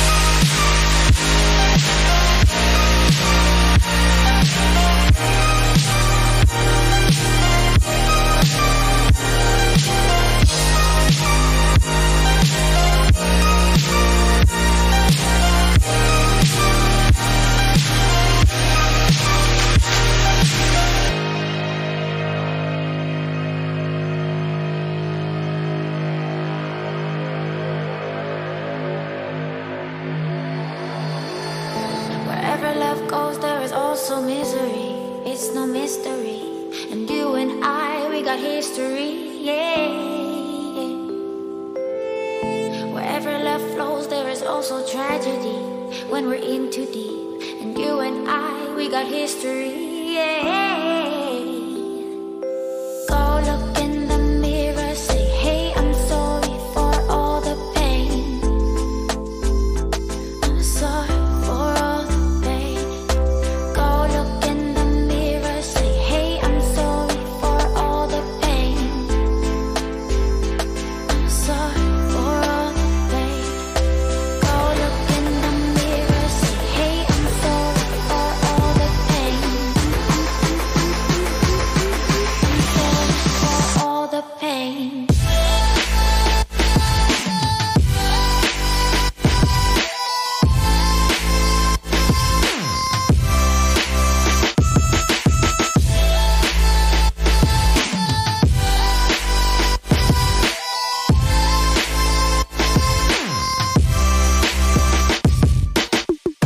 I know my limits. You can break me down, but I'll take till the finish line. 'Cause I've been counting minutes for quite some time now, just to see you again. And I've been counting days to get away, to see you again, see you again. Been finding ways to get away, to see you again, see you again.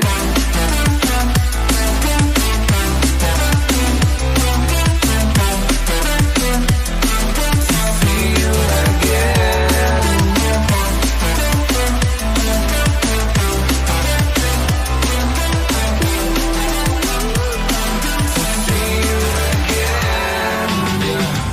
I can never ever find the right words, and there's no way this is real life. There's no telling you're the right girl, so I can only say that it feels right. It feels right. It feels right. Yeah, I can only say that it feels right. It feels right. It feels right. Yeah, I can only say that it feels right.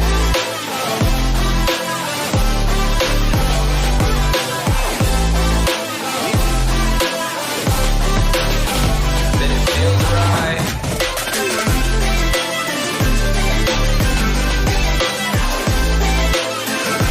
Feels right.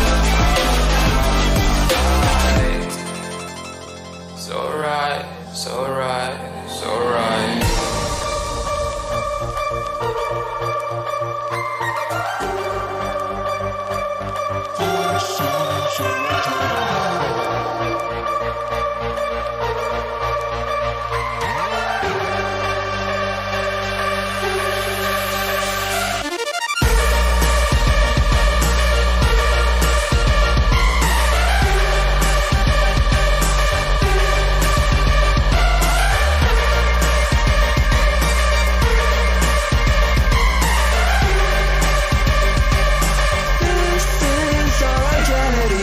When you want to get off the darkest ground, the gravity pulls you straight down. Earth from a bird's eye view. You should grow feathers and see this too. When you want to get off the darkest ground, the gravity pulls you straight down.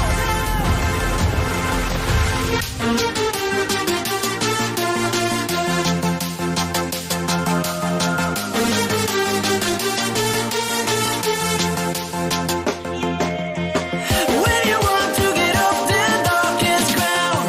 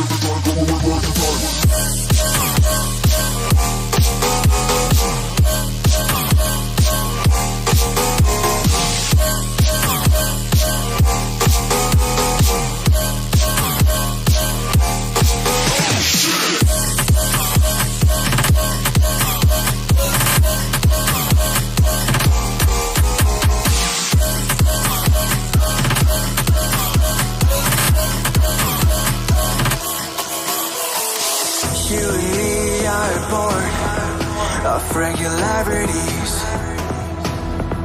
living all the dreams, playing all the games, and getting high on love. They can chase us down, but we will always win. Leading every dance, feeling every touch, and getting high on love. We're invincible. Trust in me. We're invincible. Don't you see? We're invincible.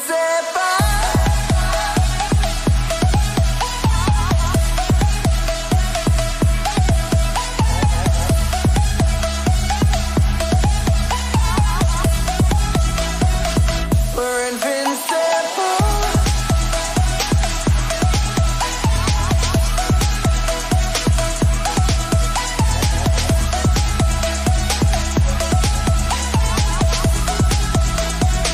We're invincible. We're invincible.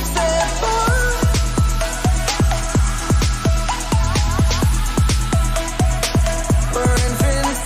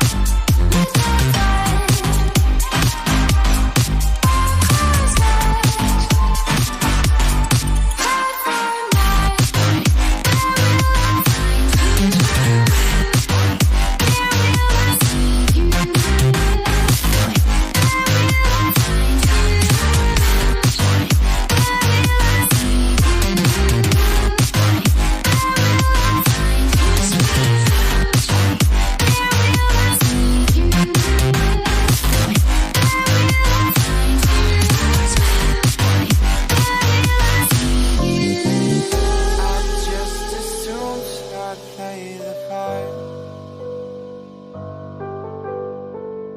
of keeping you in the right direction.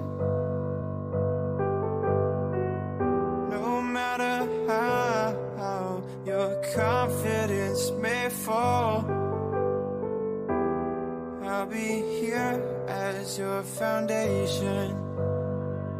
And I say, hey, yo, just let it go. Your struggles won't remain. And I say, hey, yo, we're holding hope and wake up yesterday. So hold on to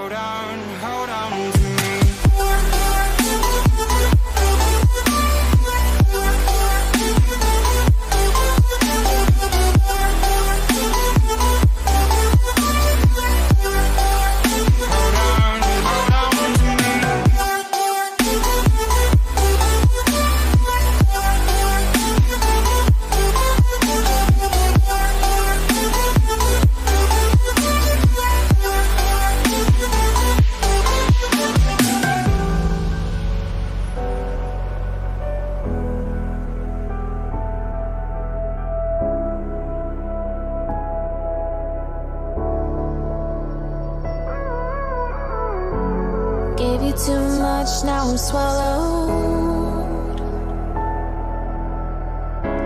Now I'm the fool while you're breaking rules. Dangerous path that I follow. Oh, go on, just do what you do. And it hurts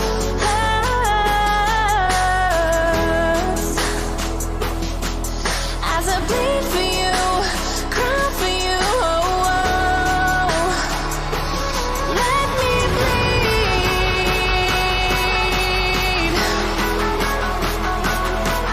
as I bleed for you, cry for you. Oh, let me bleed. Let me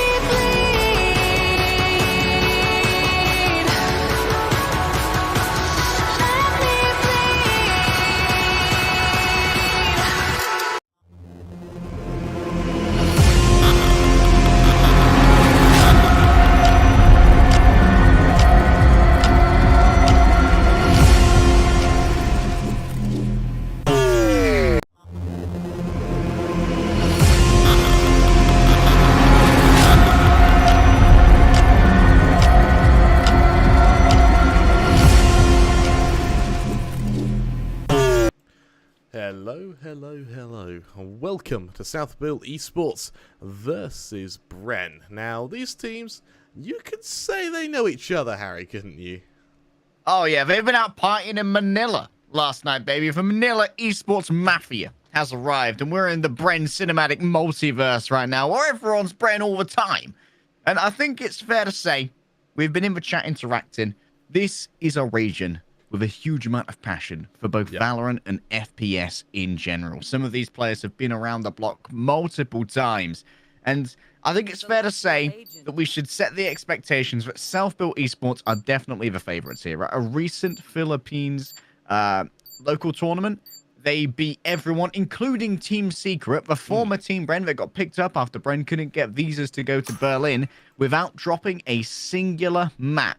Bren, they are much newer as a roster that's been generated, but the power behind this organization is not to be understated. No, you're absolutely right. Both of these teams, you need to remember as well, that for the Filipino region, they play against each other a lot. And a lot of the time in local tournaments, you would have hubs as well, dedicated for each country. You essentially have players who know each other so well. In clutches, for instance, you can go, I know it's going to be U-Haul, because that's where the X player always plays. And it's that level of kind of familiarity with each other that is going to make this a really interesting game. And I'll tell you what, Harry, we've got a KO. I love this. Bren's EJ bringing forth the KO, but will it deliver? KO has so good. They have a very good flash, and I believe that right now we've got it's either KO or Yoru who easily has the quickest flash in the game, and this beats a Sky Flash that's been popped instantly after being thrown out. Like, this is a fast flash, and honestly, I think for Bren at least, there could be some pretty cool strats with a KO involved. Now, when we saw, I think it was Juicy play KO over on Breeze in Group A, that KO, it was used very much as just a presence detector. And then the flashes weren't really called to action as much, but that silence, I guess you could call it, and that kind of nullification of ability usage is so strong in your retakes. And it means that you could just run in, take aim duels, and when you do have heavy hitters like Josh, like Zavi, it can be so easy to win aim duels like that. Quick disconnect here from Apachula, I believe a touch of packet loss to the Hong Kong service at the moment. It's worth outlining that these teams, they're pretty deeply ingrained in the community of the FPS. In the Philippines. A Black and Blue, the analyst of self-built esports, also a caster, like old Kramer and I, one of the primary ambassadors, some would say, of the SEA region to the international audience, alongside people like Asarai as well. Fantastic broadcast team for the SEA region of VCT, and evidently pretty intelligent if they can take this team and analyze them with the... let's talk about the most recent addition as well to SBE. Derek recently left SBE in the last 3 months, went back to Bren, and then Flippy was picked up by Self-Built Esports. And since then, I mean, Black and Blue was unwilling to say if it resulted in an uptick in performance, but the data says yes. For Southbuilt, there goes there's 2 frenzies in Hookah. This is going to be painful for Zavi, who right now is just trying to take a cheeky little gander to see who's there. That's the opening. Jar takes those. Jar takes those every single time. The KO now leading the charge. EJ almost read that as eBay. Making a bid for control, shall we say. It's detected Astra, but not much more than that at the moment. That it is, Flippy. On this kind of probe for information here, he's going to see that Bren aren't peeking very much. Josh is going to keep showing presence, though, on the Astra. I think he has an angle here. He's just hoping that Flippy peeks into it. Unfortunately, the next man calls to action is instead going to be JA. Good turn away from Jar there. We going with JA or Jar? Let's go with Jar. Yeah, let's go with Jar. I like Jar. Yes. The Molotov. Going to move Jar out of this area. They have to run and they have to gun and they get both of them. Oh, Jar. 3 kills already. They could get the ace, but I don't want them to go hunting. At the moment, Southbuilt Esports, they're just keeping it simple, keeping it light, controlling these zones. Papachula going to be going up against Derek here. Former Southbuilt Esports player. It's going to be classic versus classic, but the right click connects directly into head and chest. And Josh needs to try to get themselves a plant here. They have won a singular duel. And now Papachula. It's not the default plant here, but they do know where Josh is, which is the outline of that spike. Josh takes duel after duel. 1 versus 1s are being given at the moment. They can just wait for this smoke to dissipate, however, and then Josh is going to be revealed. They've managed to find yet another one. Josh, doing it different, but pro. Well, the name doesn't lie. Keeps it calm and collected. Going to be a defuse. For a moment, that looked pretty worrisome. I think that for Josh, he's going to be feeling the confidence getting those last couple of kills before Southbuilt were able to take that round there. And I really like those frenzy investments in Hookah there. I mean, we saw that initial bit of contact, and I think that Yar probably heard the aftershock catch someone out, and while he shoulder peeks to see if anyone's holding his teammate, sees it's only one player, then just swings to get that man advantage. Really, really confident play. I really enjoy that. Spectre's out. The odd Marshall over on AZ, but nothing too interesting from Southbuilt. It's default, it's professional, calm at all times. We expect that from Self-Built. Quite a bit of professional history on this team across multiple games as well. They're unlikely to break under pressure, unlikely to tilt. Papachulo is going to have a lot of pressure applied to them here, though. 5 people are stacked up outside A main. 1 Spectre to greet them, and a crossfire potentially from Jar as well. They've actually rotated away from their previous Hookah placement, so this may be unexpected from the attacking team. I see a Shorty. It's going to walk the smoke. Are you prepared to deal with the Derek Shorty? Yeah, Papachulo's more than prepared. Easy clap, bruv. Never worried for a second. Oh, the vulnerable just makes it so easy. EJ is blown away in a hail. And Jar managing to close the distance there. What, Zavi? What are you doing? Oh, the no. classic wizard. I don't need a gun that costs money. I'm okay with a freebie, mate. And they're going to be able to get an upgrade here as well to the Spectre. Going up against this Marshall. That's forced Azzy's away. Still Flippy. Keeps their nerves of steel. And they're going to stop the plant. But this is, it's not going to be a pretty bonus.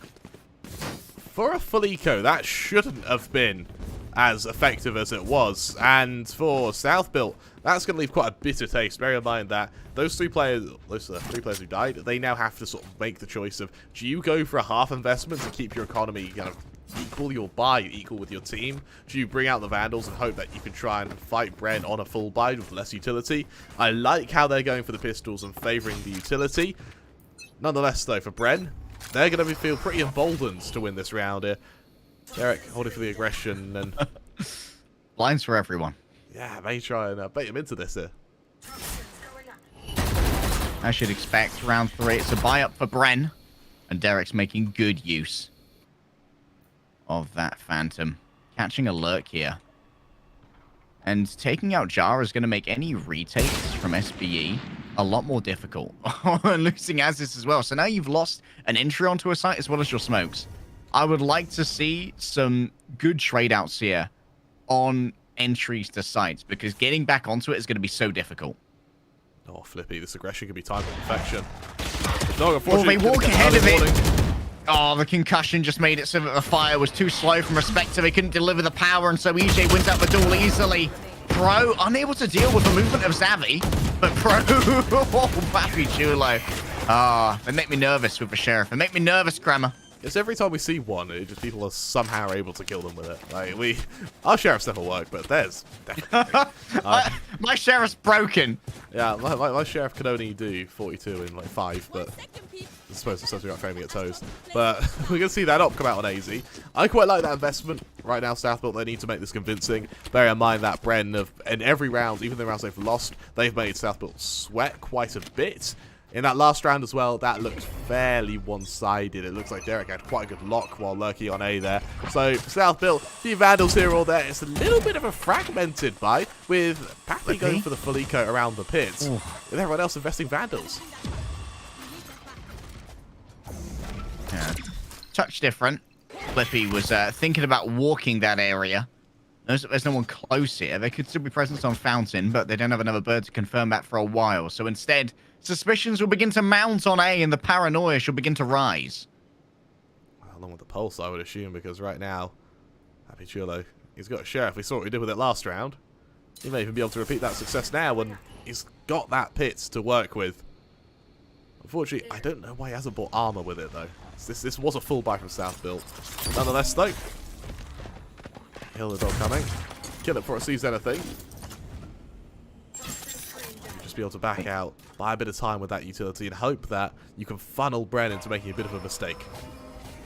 They hear the ult being claimed. That's rewarded Xavi with their showstopper, but an attempt there to move off the back of the breach flash. Dare you double down on this? Here comes the showstopper. Where's Xavi going? They get blown up by Papi Chulo before they can even release the rocket. The bazooka has been quelled, but Josh has not. You cannot silence me. I'm the Astra. I'm the Cosmic Queen. And the Cosmic will be shown. The Cosmic Divide cuts off Heaven, cuts off the Link, but Pro is not done yet. 2 versus 2, and Josh is so low. A pop flash here from Flippy could change everything, and it fully delivers a blind onto... Oh, they're so close!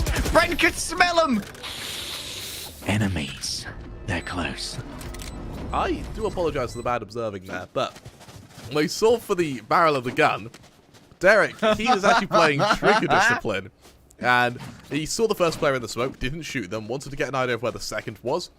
Didn't shoot them, smoke fades, sees the second man, and then just kills them both. So really well played round from Derek there.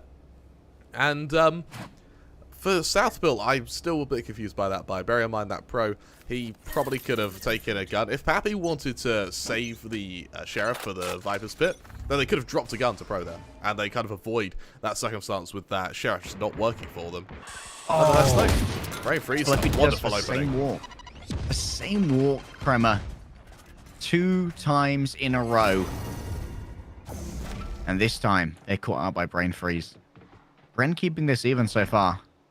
Good news for this newer team. Haven't had as long together as Self-Built. Now remember, in this, taking a map off Self-Built across the entire best of 2 would be a triumph. That would be the first map that they've dropped into Philippines competition in a while. They absolutely swept through the recent Invitational, including against Team Secret, who are considered to be their main competition in the region. Aggression, looking like it's going to be timed over on this A site. And, well, for Pro and Papi Chulo, they've got a couple of pistols. It might stop them. It may certainly hurt them. But this utility is perfect by the Viper. Oh, look at Pro. This is ballsy. And so when the poison goes up, Pro will go back. And now this group of 5 with all of their utility. In comes the first flash, for second as well. It's blinds for everybody. Presence has been detected for Pro. And so they vacate U-Haul with some real speed here. A good turn away, and they'll be able to beat Xavi on the turnaround. The Rolling Thunder here is going to stop the plant for a second longer. And can they even get away from the aftershock? They can move away for about a moment, but can they dodge the gunfire? This could be an eco here for Self-Built Esports off the back of Pro going mad God. on the breach. Oh, the utility is perfect. The sheriffs, it makes it so easy. Picking up some rifles. What a defensive round from Self-Built. You said earlier Pro lives up to his name, and my God, he does. That was a perfect usage of the breach utility there. And what I really like as well is the usage of the Rolling Thunder. A lot of teams, they sort of save it for the retake, but he's using it kind of proactively to make sure that retake isn't even required. Really, really strong placement of that. And it means that for the rest of South Built, it's just a matter of moving in off the back of that utility and just clicking heads. And that's just what they happen to be good at. It's just what Epulze happens to be insane at. And with the pit going down now, we may see a Viper on Look at Viper this duel. shorty. Derek. He's just jumping into the pit with the shorty. It's Why not, ambitious, man? isn't it? Why not? If you got a shorty, do you need more than 1 HP? It's a glass cannon anyway. You're right. Oh. Aziz. That's the operator, but was detected and doesn't want to take that peek with the op while they are suppressed. But there's no need when Flippy does it all by themselves. Remember that Aziz now has access to that dash again when not suppressed. Does Xavier want to just barrel out of Hookah here? With only a classic in hand. Oh no, it's a sheriff, in fact. They've done some nasty things with a classic, but I Derek's wouldn't got behind mind that them. either. Wait, Derek how did this flank him. happen? Oh, he's just shifted through the Viper's pit. They could just pinch in, potentially, on Papachulo. I don't know if a Shotty's going to have enough range for that. He could, however, very Oh, well they're get going to the get Sastra. checked here, surely. Oh, John. no! Get out the knife and try and remove yourself. Oh, they don't know where Papachulo is as well. They have to assume that they're still in the pit. Moving on forward.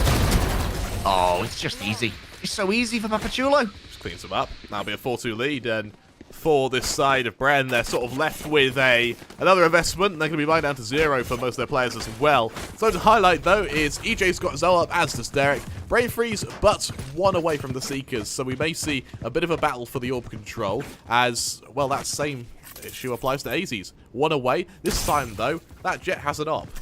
Big, scary rifle, Harry. I'm not sure if you remember as well, that round by Flippy, absolutely perfect, just to sit atop sight. You know how we spoke about how one of the first ever Phalanx turrets was considered the first century gun? No, it's Flippy. Aziz here, they have to be careful. Going up against the KO is a risky proposition. They are going to avoid being suppressed here, though. They'll have to shoot the Trailblazer and avoid the Nova Pulse. The Gravity Well as well. Also avoided, so Aziz here has everything they need. But now that they're suppressed by the ultimate from the KO, they can't dash away if they miss a shot, and Josh is keen to punish it. Pro, surely they can't do this all by themselves. So far away is Papachulo that Pro can just try and occupy elbow. Would give a good fulcrum from which to operate. Plenty of refreshes on the smokes here are available for old Josh. All right, show me what you can do, Pro. Not much when faced with the operator. And now Papachulo has been detected as well by the knife. This KO is proving such a pain in the bottom for not only the op, but everybody. Oh, hello, Papachulo, Papachulo, Papachulo, Papachulo. Ah, they ran out of bullets. The magazine just isn't deep enough, and Derek gets a little bit of fancy footwork to avoid the incoming bullets. Bren will convert, but considering that they had 4 versus 1 at the end there, carrying through 2 rifles isn't ideal. Yeah, you're absolutely right. And I like the legend you're returning to Papachulo. Set 3 times in front of a mirror, and he'll deliver you a clutch. Unfortunately, for Bren, that didn't come true. For now, their investments you mentioned is going to be fairly shaky. Only a Bulldog on Brain Freeze, and, well, with both John, Derek, and Brain Freeze included, all buying out to about 0. This is a must-win round. I want to convert this. The offer's been reinvested here from Aziz. But there's no one to meet on B. Soon that'll be identified, and once again, Papachulo is going to be the one to catch this aggression. Pro is going to try and take control of showers right now. It's going to be a battle of flashes, but they're actually obfuscated by their own Viper wall. Papachulo is going to try and stop people from moving on through, but elsewhere, Zavi's going big on the entry. That's going to complicate matters right now. And with that Cosmic Divide going down, they don't have to worry so much about Heaven. They can just try and clear out anyone who would be left in showers. But Papachulo is not going to allow you to make it easy. The flash is great from Pro. He's so damn consistent. This breach is unbelievable. Harry, I am really rating breaches this tournament. All of them have been so damn strong. Pinocchio's as well in Group A. He had a very strong breach. But I think Group B just happens to look pretty damn good, Harry. And It's only day one, and Group B is, I'm in love. Yeah, this is a really good Valorant we're seeing right now. And for Pro, he doesn't have many kills. And what I wish we did have in Valorant was that assists were reflective of everything, whether it be flash, displacement. I know if you do a bit of damage, I know if you fully flash, you get it, but I want to see it. Oh my god. Josh. He doesn't need assists, Harry. He's doing it on They his own. defeated the Operator and the Vandal as well. If they can hold this area, some of their friends can come up here, claim upgrades. They might even smoke themselves off, just so they can control the zone. It's actually going to be the smoke from someone else, but hey, that's gun control. And now Xavi's been able to get into U-Haul with a judge. And an Operator from the back here in the hands of Josh could do plenty. I can't believe they got a double with the Sheriff. That turns around what should have been a free round here for South-Built. And now it's going to be down to clutches. Still, Pro and Papachulo alive. Those are the clutches that you want. But up against the Viper's Pit, Thunder as well. this becomes even more complicated. There are no orbs left. Maybe a spam kill into the Viper's Pit here could be what's needed if Pro can deliver it. A concussion into U-Haul. But dare they try and peek this? The aftershock could do... Oh my goodness! Oh, the judge. Yep, it is that cheese. Papachulo peeks in around the back, hoping they can just get rid of anyone here. But this is an upgrade round right now. Derek gets an upgrade for themselves. And that's a flawless eco round there. What in the world? That is so good for the economy. Everyone gets an upgrade. All of you get upgrade. You get an upgrade. And you get an upgrade. I feel quite bad for Drop Bear, one of our kind of support staff for this, because he can't clip every single round. He can and he will. Yeah, he can, he will, and Bren are going to make sure he does, because this is... What was that by Josh to entry? Just one... Getting a kill with one Sheriff is nice. Getting 2 kills is even nicer. The fact he then saves the op and then helps wield it in the next round is incredible. There's a lot of aggression on long just to try and secure an ult orb. And for the most part, they haven't. Instead, they just left Flippy there on his lonesome. Stack is interesting on B. There were 4 people there to begin with. And usually you see that kind of thing off the back of an eco round or like some sheriffs. Not the case. Only Aziz is under-equipped, and that's because they've had to spend money on 2 separate operators. Very slow start from Bren, just methodically getting a bit of map control, maybe trying to garner a little bit of presence in showers. However, AZ looking to combat them for this. Perfect flash swings with the knives. That's the opening. Beautiful stuff. EJ's down. No more suppression. No more weird flash. However, you can still get some from the sky. But I think when it comes to flashes, no one's been as effective as Pro just yet. They've been able to set up so many good kills, not only for their teammates, but for themselves as well. There was worry about how Breach would follow up on his own flash. I believe that was addressed recently in patches, and Aziz seems poised and ready to take on this aggression as it comes on board. Papachulo falls down. Can they stop the bazooka? They can just avoid it instead. It was a shot towards the ground, and so Aziz just has some fancy footwork to move out of the way. The concussion's given over, but Brain Freeze still blocks one out the back of their head. A body block from the Bird takes up a shot from Pro, who's been surrounded upon all sides now, and they simply can't beat the sheer force of armament that was pushed before them. But what can Flippy do now? They've spotted one in U-Haul. Everyone retreats over there. They still have a Trailblazer in hand, but it might be too difficult to use it at this point. The Divide here would be an interesting choice. Do they want to invest it? A tap on the spike, the Trailblazer goes in, Flippy's down, so surely Jar can't do it alone. Derek refuses to allow a clutch, and Bren are keeping this close. Bear in mind, this is Bren's map pick as well. So for South-Built, making it this close is just perfect for them, isn't it? I mean, they're just doing that now, just stacking up, and now they're at a stage where South-Built's ult management is better than Bren's. We're not going to see a Bren ult for maybe 1 or 2 rounds, but Bren, they win on armament. They've been getting spike plants fairly consistently. More importantly, having won the last 2 means that they at least have a little bit of an economic cushion. For South-Built this round, it feels like they are just going to be sort of scrambling the weapons they have and just hoping that some kills are sort of handed to them. Flippy's yet to be rewarded on this B-long push. Look at this. Hookah is populated. And Aziz potentially could be easily found here. Forced out by a paint shell. It's going to be down to Xavi to make that work. And given the lean we see at the moment, it really does seem like it is going to be a B hit. The Trailblazer might see 2 here. Maybe only 1. Oh, Flippy loses on the B-long duel again. This has been a consistent weak spot. Maybe they need more help. Maybe they... Oh. The B-long duel, Brain Freeze doesn't lose these. They keep winning that out. Papachulo now trying to run into Derek. The flash is good, but so too is the turnaway. And Derek will grab 2 for themselves. Aziz walks ahead of a flash. They're trying to catch Brain Freeze. Surely you can win a duel on B-long Southfield. Oh, surrounded on all sides. They will deny Xavi their carry through with the rifle, but little more than that. And Bren, they've at least broken even on the attack half. You're right, at least they have broken even. It helps, definitely helps. And for South Built, it means that they're now kind of on the back foot. This map is defender-sided. While fractionally, it is still defender-sided. And for Aziz, we finally have this up on him. And we may see this duel between Aziz and Josh. I am a bit surprised Josh is using the op, as opposed to maybe Xavi, who can at least use the blast packs for a bit of extra movement. But nonetheless, I'm excited to see how well it works. We're tired of losing on B-long. We're going to put the Viper's bit there. No more. I love it. It's the nuclear option. Yeah, they don't want to be losing that duel anymore. They like that space. And so it will be held by Papachulo.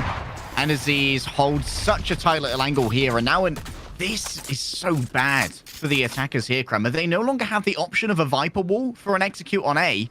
And they have to deal with a Viper spit if they want to go to B. Hookah is the only option left. That's currently being watched by Flippy. They need to hit this first shot. They need to deny that entry. And Xavi might be the one to catch it. If you can win on this swing, utilize a little bit of Pika's advantage. Suddenly, Papachulo begins to feel quite isolated in that pit. Question is, will Flippy get enough information here? That's going to confirm presence outside Hookah. That's what they would have expected, right? The AOP execute. It's going to be very toothless without the Viper. And up comes the Poison Orb. They're still draining this time. Out come the Seekers. Everything is thrown on forward. The Seekers are going to be caught in the gravity well. So too is Xavi.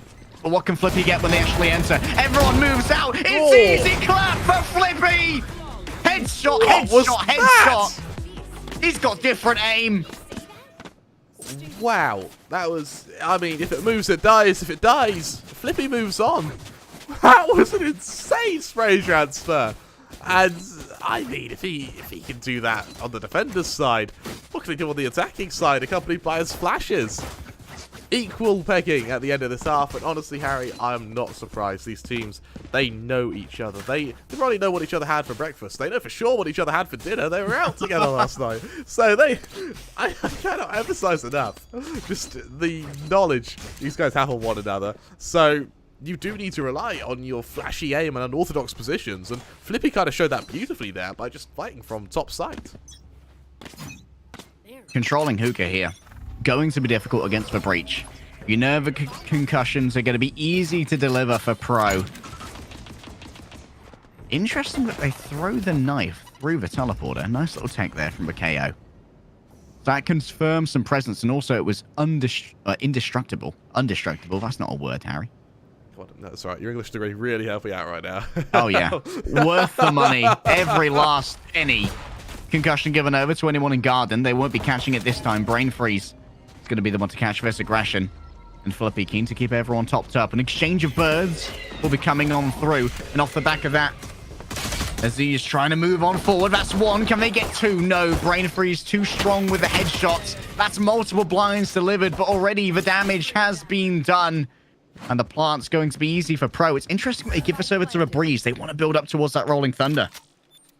I really, really like that round by Flippy. Those flashes were just perfect. And it gets them onto the site in a very, very easy fashion. And there's not much Bray could really do there. Kind of two defenders were blind. They kind of were able to get under the site in time. Maybe try and ward them off. But for Brain Freeze, wasn't much you could do. Derek, 1 versus 4 for him. And as he just slowly... I think they're just trying to catch some exits. The ult points are very valuable to the Viper here if you're trying to get that pit up, but unfortunately for Derek, everyone's chosen the other direction, so all you can do is give yourself up to the spike. Oh my goodness, they will take down Pro, so nice. Silver line. Pro's going to be denied their ghost, but they will get an extra ult point, so it's okay. The lead taken as well by Southville. For most of that first half, they were sort of playing catch-up to Bren, who were just inching themselves ahead 1 round at a time. At the end, they were the first to get 6. Southville catch up, they make it equalizer. Now they finally take the lead. They go to the bonus, and it puts them in the driving spots. We spoke earlier, when we looked at our 2 teams earlier, BAM particularly, they were very flashy with their aim. But Southville, comparatively, looks so disciplined with their characters, with their utility usage. It makes me think that this whole group, there isn't a single team in here who I would rate lower than anyone else. Derek, Shorty. Derek, Point Shorty, blank. when this wall drops. Oh, it's brutal! You drown in buckshot, good sir. I hope you bought your snorkel. And you know what? After that, like, I ain't touching this, bro. I ain't touching that site. Unless they double pump, this is B. For now, Southville. They get ready for a fairly slow rotation. And when they've rotated so slowly that Bren, they're going to read this easily. There's a bit of aggression from Brain Freeze just to get into a more favourable angle with that. It's only a classic, but it gives them a chance just to play for a bit more info. Flash means that actually, it's all a double fake, but Bren, they've already realised this from the lack of presence of B short. Gosh. They're going to have to beat out Jar here. Surely. But remember that Derek's currently on even footing when it comes to that Spectre. Still, they bring up the Shorty here, hoping that someone would enter their domain. Josh and Zavi, they've fallen down here, and now Derek, alone on the site for the moment. Will they wait for Brain Freeze to arrive is the question. That snake bite makes things complicated, but they can avoid the aftershock. And now it's Brain Freeze who's going to get a little bit of contact. Derek's caught a case from Pro, and still they are alive. In 1 versus 3 here, Jar is merciless. With 3 Spectres remaining, Southville were able to convert despite the early Shorty melody. I think for Derek, I think he's the true winner here. Win or lose the game, being able to use a Shorty that effectively, he's won. He is that is winning right there. We've got I like how Southville, that's sort of the massy here. 3 Spectres being saved to the next round means that you can reinvest. It doesn't really matter what you invest, you're still playing bonus. If you're down to 2, then you're kind of at a stage where that was a failed bonus round. In this case, 3 stay alive, you're against the Rivals anyway, it doesn't matter if you lose. And for the time being, it's going to be AZ's considering a little bit of aggression on B short. With a forwarded angle of Zavi, this may work, really good. Really bad. Zavi's going to catch a concussion here. But they will keep... Oh, that's a lovely bit of cover there from the fragment of EJ. To make sure that their stunned friend is not going to be overwhelmed by a gang of hooligans and their Spectres. Ball goes up. Josh gonna have to go through this as he prepares his engagement. Still hasn't quite seen anyone just yet, though. Derek's 1 pip short of their Viper's Pit now. That could be a deciding factor in one of these rounds. How soon do you want to bring it out? Against this bonus, unlikely, I'd say. And first, Derek is going to have to deal with maybe a double peek from Jar and Papichulo. In comes the entry here. Aziz moves on in, avoids the friendly stun. Lovely footwork from them, but they do catch the friendly blind. Maybe a touch of miscommunication as they are going to get suppressed here. No more cloudbursts, no more updrafts, and no more friends either. They move it on to Josh, and they manage to win that out. Thanks to the upgrade, mate. I'll take that Vandal for myself. EJ hunting at the moment, and now Aziz is all alone. 1 versus 3. It's not undoable, and that's a great start right here. Zavi backs away. Didn't know this guy was serious when it came to that rifle. The spike now in hand. 10 seconds remain. You need to look for the frags, potentially. They can't commit to the plant. There they go high. The satchel is out, and Zavi uses the movement to get a good snipe onto Aziz. For Bren there, well, actually for Southville, the biggest killer was time. I think if there was a little bit more time there for for Aces. There's a chance they convert that. That was a very nice kill to start it, and he sort of had a good idea of where the last two players were. Unfortunately, had to stick the plant. He's just able to set first before he's killed. For now, Derek, he finally has that pit ready, and we spoke about how... Pit in a classic, baby. Yeah, the pit in a classic. What more do you need? He's enjoying I mean, life. you could go... Oh, okay. They're going the for a Phantom. half shield. Yeah, that's... Oh. Did you see Papachulo just miss their smoke? Oh, it's okay, Papachulo. I'm pretty sure That only I happens to saw the that. rest of us. Yeah. That's our little secret. The stream didn't see it, but you did say it aloud, Harry, so now everyone saw it and heard it at least. Oh, there it is. It's landed next to Zabby now. Papachulo gets it right this time. Poor guy. Happens to the best of us. It does. It happens to us more times than not. Viper's Pit's already in hookah.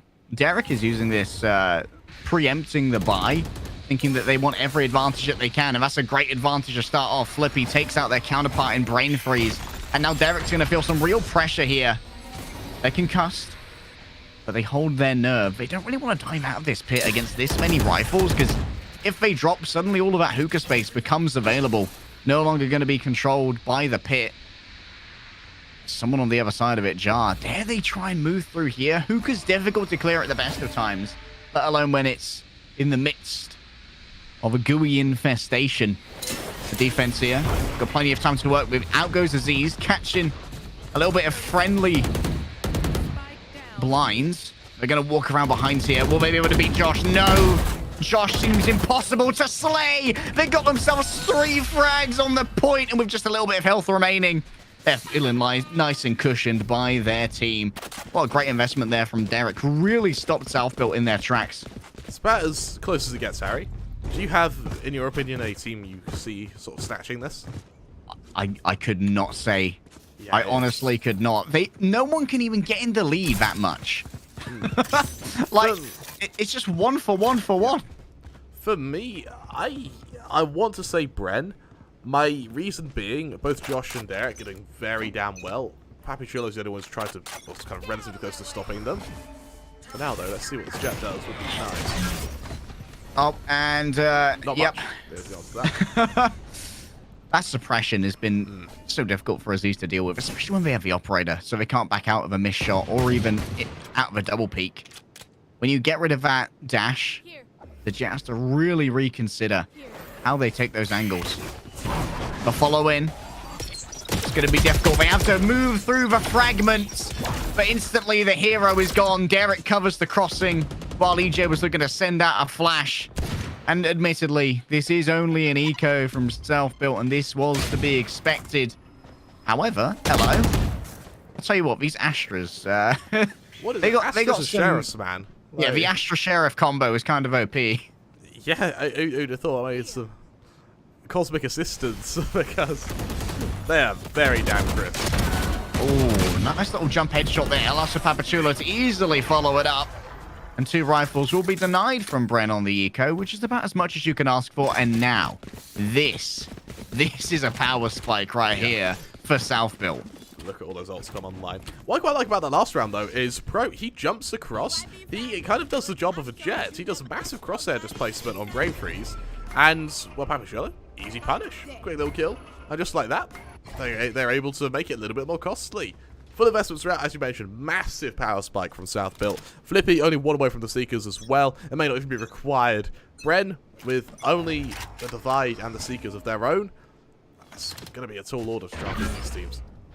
Pro seems to be in the kind of location that you'd launch an ultimate from. For now, the fault line will just be a little bit of skirmishing. Aziz again suppressed. It seems like it's a tale as old as time. They catch the early engagement. Can you win the fight on B long? Potential for double flashes here, but Trailblazer hasn't been able to confirm numbers. Flippy takes advantage right now. Look at the multiple elevations, but Aziz doesn't care. That's a big flash given over. And then there's going to be a secondary as well. Here come the Seekers. They can't see them, so when their sight comes back, it's only near sight. Bren have managed this perfectly. EJ and Brain Freeze together. Just unwinnable amounts of utility poured into B-Long. They made a bet, and it worked out well. The Papachulo here, they are going to be fully blinded. However, not taken down while that's the case. Brain Freeze falls on down. If they can get EJ as well, suddenly this becomes the doable. 1 versus 2, and they have got the Viper's Pit as well. They might be caught on their crosshair, though. But Josh, will they see? They didn't see! Papachula gets a 1v1! They can plant if they want, but they don't have a spike. Derek's got it camped. This has gone out the window. My goodness. There's only 15 seconds to play with, so time is a big factor here. Derek, here's the noise. What? No! Papachulo does not win that! With a 4K! South built. They had no business winning that round. That's illegal. What in the name of God? That was a 1v4. A 1v4 off the back of Papachulo, and I love his positioning. He peeks into the vendor spawn to try and get an advantage, to try and take another 1v1, but in the process, he's got so aggressive that Josh just doesn't even consider to look at him. Easiest kill of his life there, and then for the 1v1, by process of elimination, he assumes that the other Viper's close, pre-aims it beautifully, gets that kill. The South built, that is definitely some momentum they're going to savour. I thought that EJ and Brain Freeze had got that down. Got it on lock. The combination of the Flash and the Seekers was so potent to make sure there was no eyesight at all available to SBE.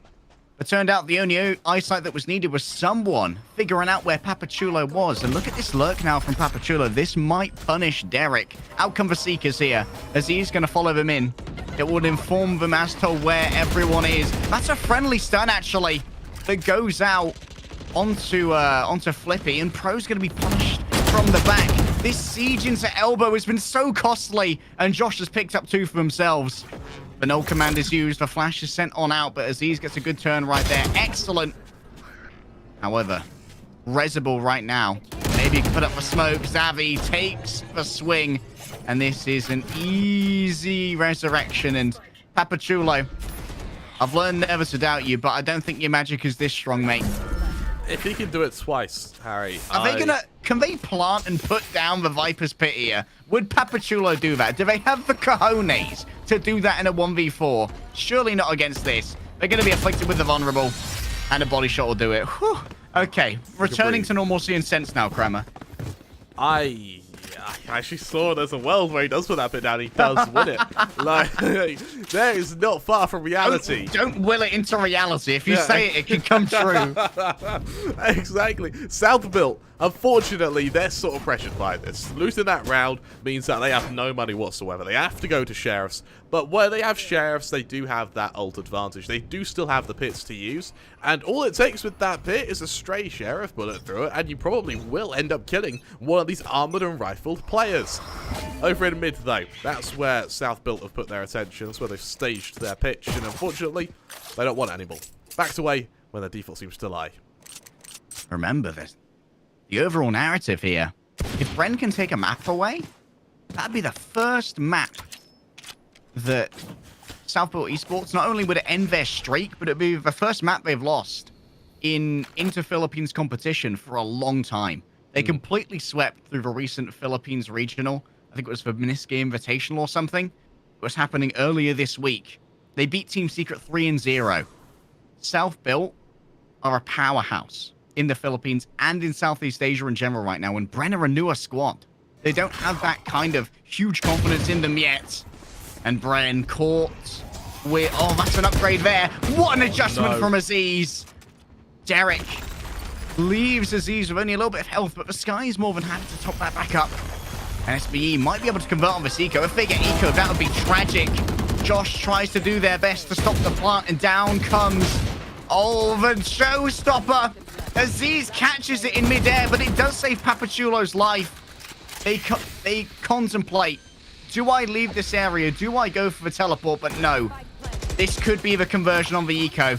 Bren could have dropped the ball seriously here. Only Xavi remains. 1 versus 3. Remember, this Vandal is going to give away trackers, tracers whenever they shoot. They clear every last corner. Papachulo's got the aim. Papachulo's got the sheriff. Papachulo's got cojones. And Papachulo has got 10 rounds now. What's an expenditure of that Viper's Pit, but that wouldn't have been possible if AZ didn't absolutely punish Bren there. I don't like that push from Derek into U-Haul there, especially after knowing AZ's already got ahead, got a kill, and got a gun. You kind of risk going 2 men down against armored opponents in it after plant. And, you know, credit where credit is due to South Build, because they punished that instantly. Instantly.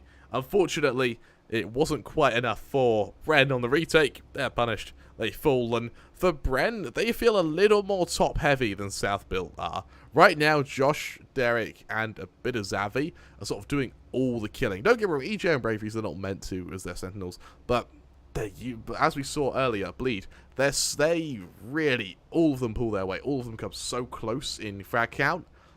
Over on South Build, it's the same story, except Flippy's sort of up there as well. For Bren, on the defense, luckily you can just rotate, Josh, and that'll be part of your kind of heavy hitters on a site. But nonetheless, for South Build, it appears to have a bit more of an impact. We are lucky boys, Kremer. We may have missed out on the Paper X Beast game today due to unfortunate circumstances, but our other two have delivered and are currently delivering 10-10 in our Philippines derby. Couldn't ask for a better matchup between Bren and Self-Built Esports. So much of a community has such high hopes for both of these rosters to represent them potentially on a world stage one day.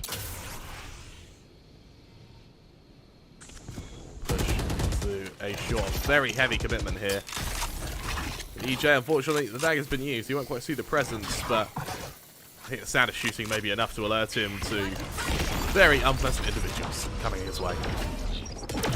Yeah, some rascals, some rapscallions, some hoodlums may want to siege on in to U-Haul. The gravity well gets nothing, and Aziz might take the swing off the back of this. They're actually going to be joined by the Sky, a double peek. The EJ is backed away, and Josh takes the peek. They will be traded out, though. What can Derek do off the back of this? Former member of Self-Built is going to fall to the current member, Papachulo. Some would say, I saw in the chat, the best rifler in the Philippines, and I'm inclined to agree at the moment. They've got so much done over the course of this round, but Bren, they've managed to get themselves an advantage here. Pro has no cover at the moment, and so 3 rifles coalesce into one angle. Jar has nothing to their name except a couple of bullets gracefully delivered by Xavi, and Bren maintain a lead.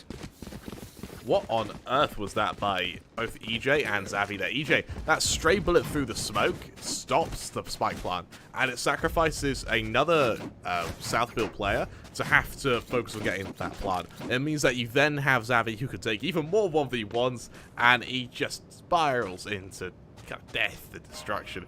A really, really strong round from Bren there. And as we approach the kind of latter stages of this second half, is it going to end on a bang, a fizzle, or in this case, maybe even a supernova? Oh, Xavi isn't able to get out of that gravity well using their blast pack, so now they've lost both of those, including their boombot as well. Minimal utility here for Xavi. It's going to be all about that gunplay. And right now, it looks like this is shaping up to be a battle for B. Daisies, I think you just ate that paint grenade. Yeah, just bounce it off me head. On your head, son.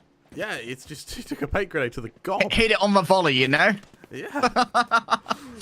Adjustments to A here, but look at this. The wrap from Derek. They're going to potentially catch Jar here. Jar brings out their rifle just in time. Enters the astral form. Will they expect Derek to have claimed all this space?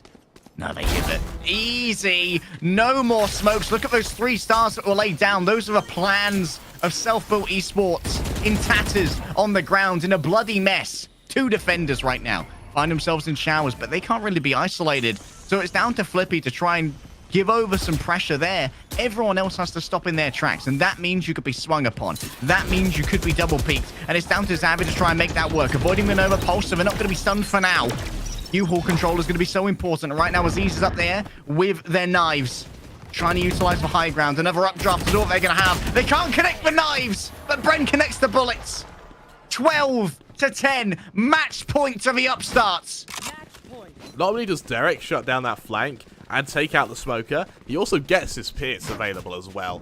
Match point with a Viper's Pit with a Divide when your opponents have no ults to use, no money in the bank, and more importantly, no momentum at all for for Bren, this is a pretty good situation to be in. So much so, I would argue this is their kind of map to end now. Bearing in mind, they did pick this map. They wanted to be here. South Bill, they have given them a run for their money, but the odds are definitely against them as they move into another attempt to shatter this A defense. Sorry, lads. Ook is closed.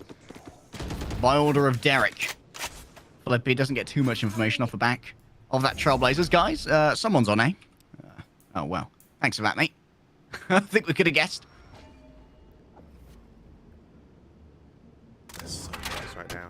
South Bill, they're right up against this doorway. They're ready to explode. All they need is the signal. Stars go down. Harry, here it comes. Their chance of survival. Oh, Josh is so fast on the flick as he's even within that, unable to do anything. Papachulo falls on down to the fragment, and already casualties sustained by both sides, but Brain Freeze is the one who keeps it clear, keeps it calm. Now it's down to a 2 versus 2. Derek by themselves. Could they be the one to defeat South Bill with this Seeker coming their way? What?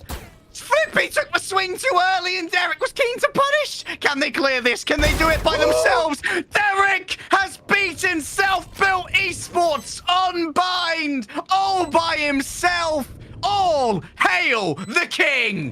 What a round by Derek there on the flank. Sees the Seeker coming. Fortunately, Souls, it's not up in his face. He doesn't care. Over the Seeker, a bullet finds the sky, and then by pure game sense alone, the map awareness of Christopher Columbus, he's able to take that engagement on U-Block and deliver a victory to Bren. Unbelievable scenes from our first round here of the Philippines Derby. The first inter-Philippines map lost by Self-Built Esports in a while, and what a statement from this new Bren team. Obviously, there's always going to be questions when you're for a replacement squad for the team that was supposed to go to Champions but was denied by visa issues beyond their control. Are the replacement boys? Are Bren still serious? Bren are still serious. And will they be able to go even further and grab the win? You'll find out after this break.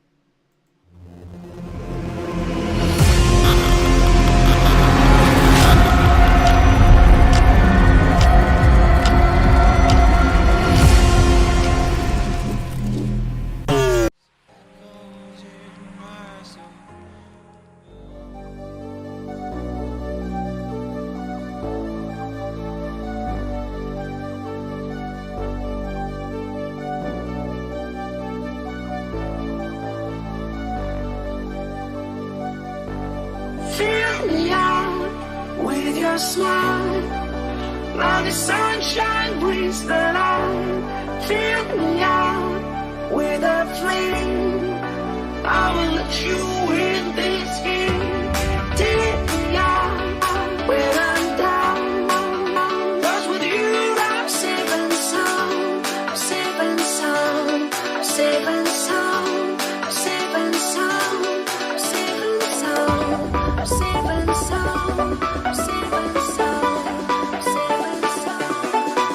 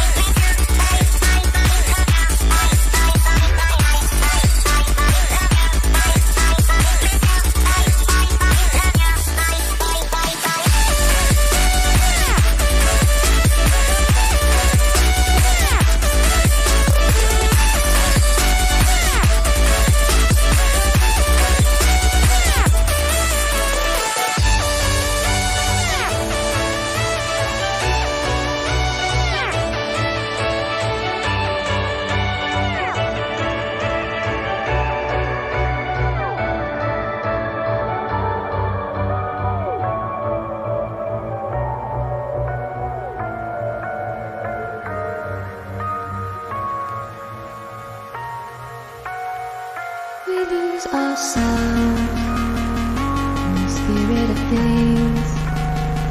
We lose our sight when we put our trust in things of this material world, of things that fade away. Let me keep coming back, keep coming back, keep coming back, keep coming back, keep coming back, keep coming back, keep coming back, keep coming back, keep coming back, keep coming back, keep coming back. Of things we know.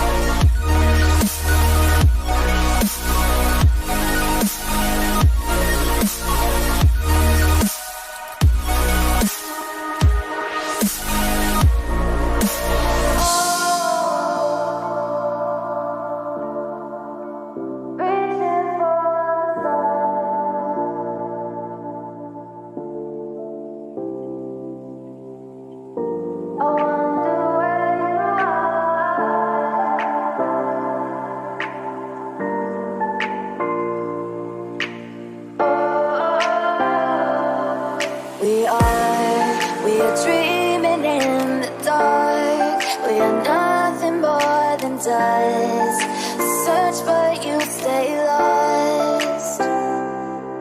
We are reaching for the stars, but we're making this too hard. And I wonder where you are. Mysterious, that's the part you always show. 'Cause you're too curious. Maybe you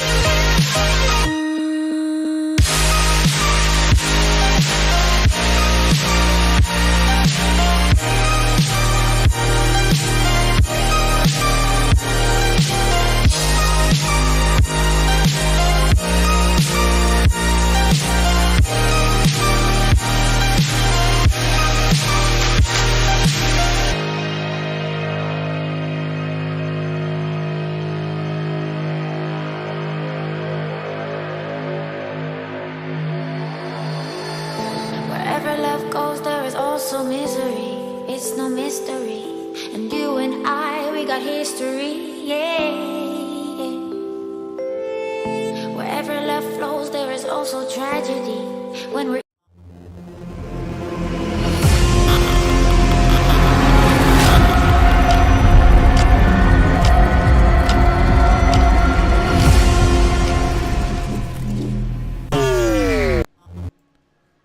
Blood, guts, and glory is all we found over on Bind. We now move to Split, where we're going to see just if Southbuilt can reclaim that fallen glory, or if Bren are going to be able to double down and take the series 2-0.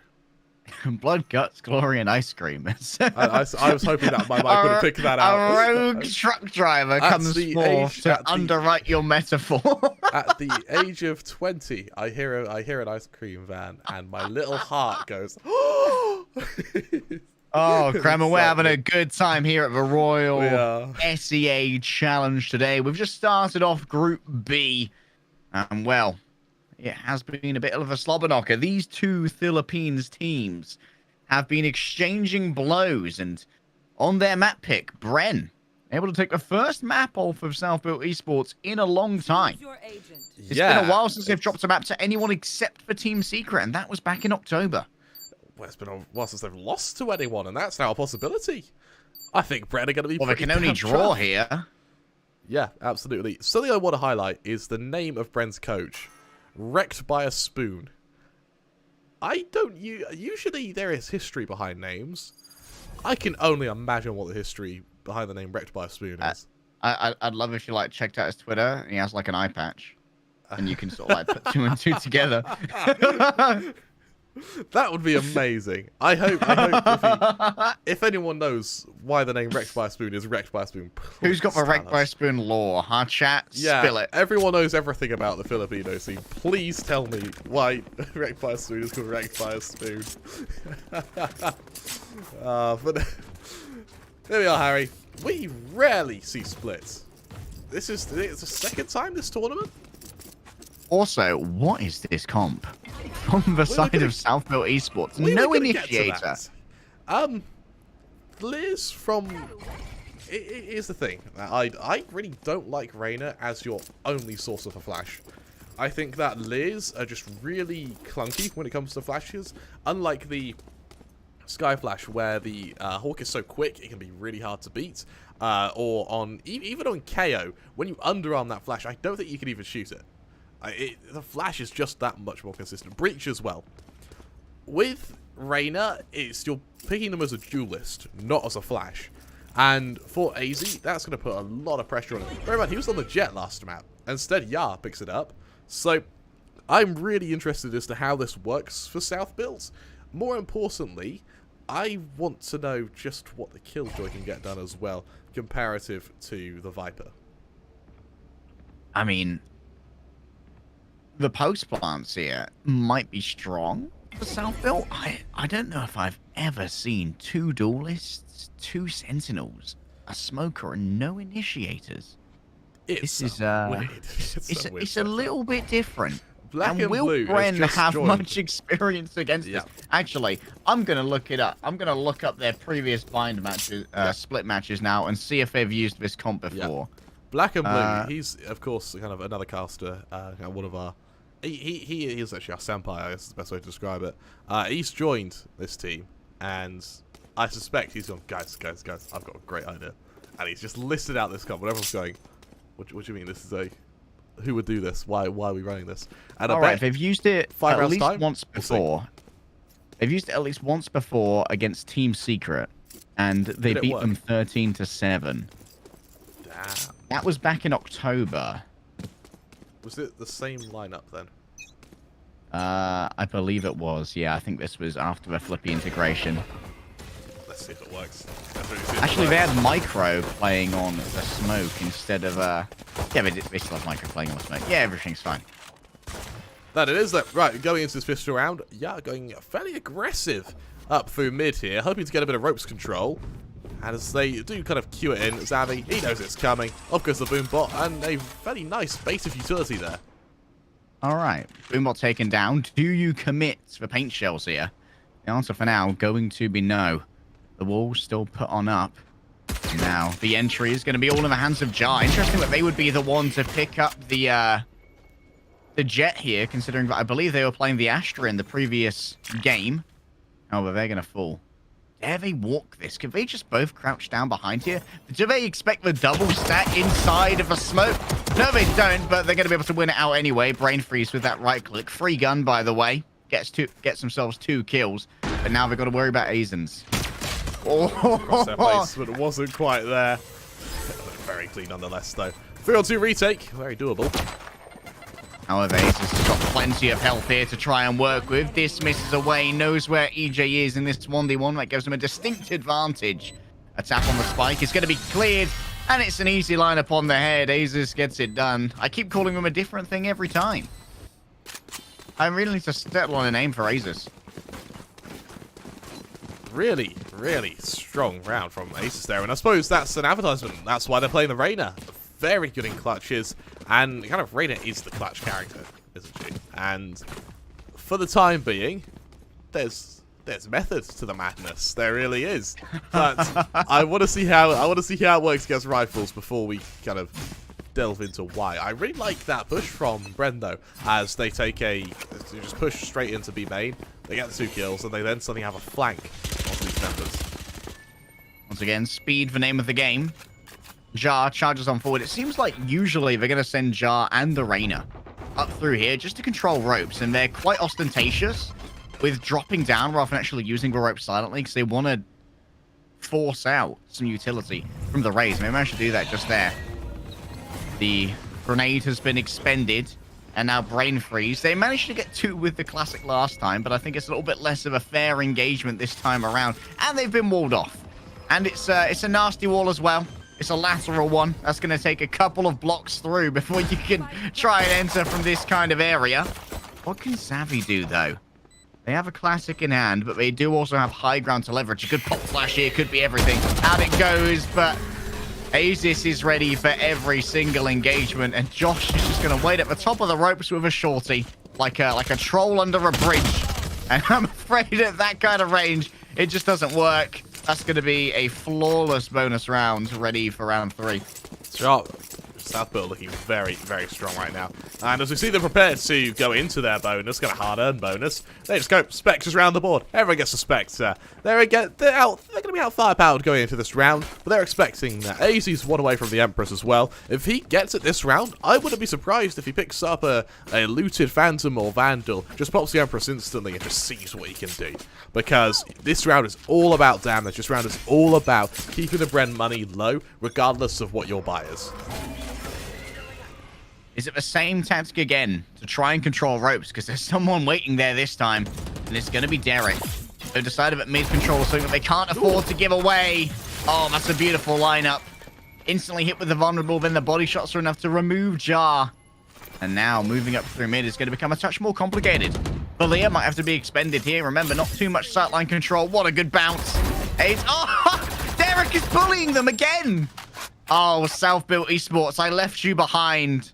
And I've moved to greener pastures. I won bind by the clutch by myself. And now I shall control mid, as is my dominion, and my kingly crown shall not be tarnished. He is looking so damn strong. You're right, Kingly Crown, he's got some knights to join him. Zavi also wants to have a crack at the action. They've got a flash ready from Josh to assist. Instead, they know full well that Southfoot want nothing more in mid. They know full well Southfoot are going to get the hell out of there. They're returning now. What looks like it will be EJ's Dominion over on the safe side. The good news is, guys, they no longer have any snake bites. The bad news is they got a kill with each of them. EJ puts down the slow here, but with the time being what it is, you sort of just have to bite the bullet. There's no time to relocate to A site now. Oh, the second slow. It's so painful, Kremer. It's really nice use of usage from EJ, regardless, though. Now, the aim. Perfect. Oh, EJ's got the perfect aim, and Derek's got the crossfire. That's going to be a 3rd for Derek now. And somehow, Apachula managed to make their way up mid. Is going to lose their life, and that's a flawless rifle round there from Bren. I love that. I love that from Derek. That, as you mentioned, 2 snake bites, 2 kills. They're in the perfect position. Sure, that old bit of aim definitely helped, didn't it? Just plucking heads off of shoulders, and it is against the bonus of South build. So you are trying to just do the damage, make sure you keep your rifles alive. When they do just that, South build doesn't matter. They move their rifles anyway. What matters now is how this round plays out. With the Empress ready this time on AZ, more importantly, there's not much else from the others. They still need 1 or 2 points before they can get their own ults up online. So whether we see an early commitment of the Empress, we'll have to see. Different speed, a different vibe, and a full-fledged siege for a moment. But that barrage of utility did stop South build in their tracks. There is an alert coming through from the Astra of Micro for now. And, Aggression. Josh is going to be the one to catch all of this. On the sky now. The boom bot slowed. And the nano swarm. Is it going to be popped here? It's a bit too late for that. Josh, will they dive into the nano swarm? No, they'll swing wide, sending out the Trailblazer instead. Get him, Bruce! Unfortunately, Bruce will not. And there's a quick resurrection earned by Pro and immediately expended. However, how do you get onto this site? You got to get past Derek first, the big frag boy. Jar and Pro, they need to swing this together as a duo. The refrag needs to be solid, but Jar can do it all by themselves. Brain freeze is seen. Do they want to try and... Oh, they just hold inside. They get 2! Brain freeze. And there's still no plant just yet. Pro's going to be able to get this fairly easily. And look at the little ratty position here from Papichulo. They've been healed up. Oh, but they're unable to generate a crossfire. Brain freeze, not the 1v4. Bren get away with too many 1v4s. He actually has the divide if he wants to use it. Could they block off the turret with the divide? They have a star as well. Papachulo. Well, they've got an idea. Did they see the beanie? They've seen the beanie! They've seen the beanie! Oh, gods of fashion. Do they have enough time to defuse? I'm pretty sure they do. Ample time, Brain Harry. freeze. Ample A pure, unadulterated 1 versus 4. A bad hair day never killed anyone? Well, actually, I beg to bloody differ. That was a great round from Brain Freeze. A 1v4 to bring the equalizer to Bren. And honestly, what on earth? That was some really good aiming from him. He just wipes the floor with them. And for Southville, that's a mistake. They give him 1v1 after 1v1, and he'll happily lap that up. Did a bit of damage to the overall Bren economy, but who cares, man? That's heartbreaking, and it forces South built down onto a full eco now. Well, Oh, now Derek wants some of the fun. I mean, oh, God. Derek's back to his old ways, man. This is Derek's kingdom. If you're in mid, you're dealing with Derek, and Derek doesn't deal with delinquents well. Oh, aggression in mid actually from Derek. Now he's decided enough's enough. He's going to go inspect his elements, and luckily, Southport have backed off. The Jet does have knives available, but they're still having to funnel through B main like everyone else in order to get to this site. Minutes to toy with, so we may see them run down the clock a little bit, but with limited utility and without any sheriffs, they might as well just have a crack at it. Presence confirmed. Valir comes down too. Will they be caught here? No. Moving straight in. Jar does not get caught by that, but they do get caught by Josh. The gravity well is a problem for later, but Derek is a problem for now.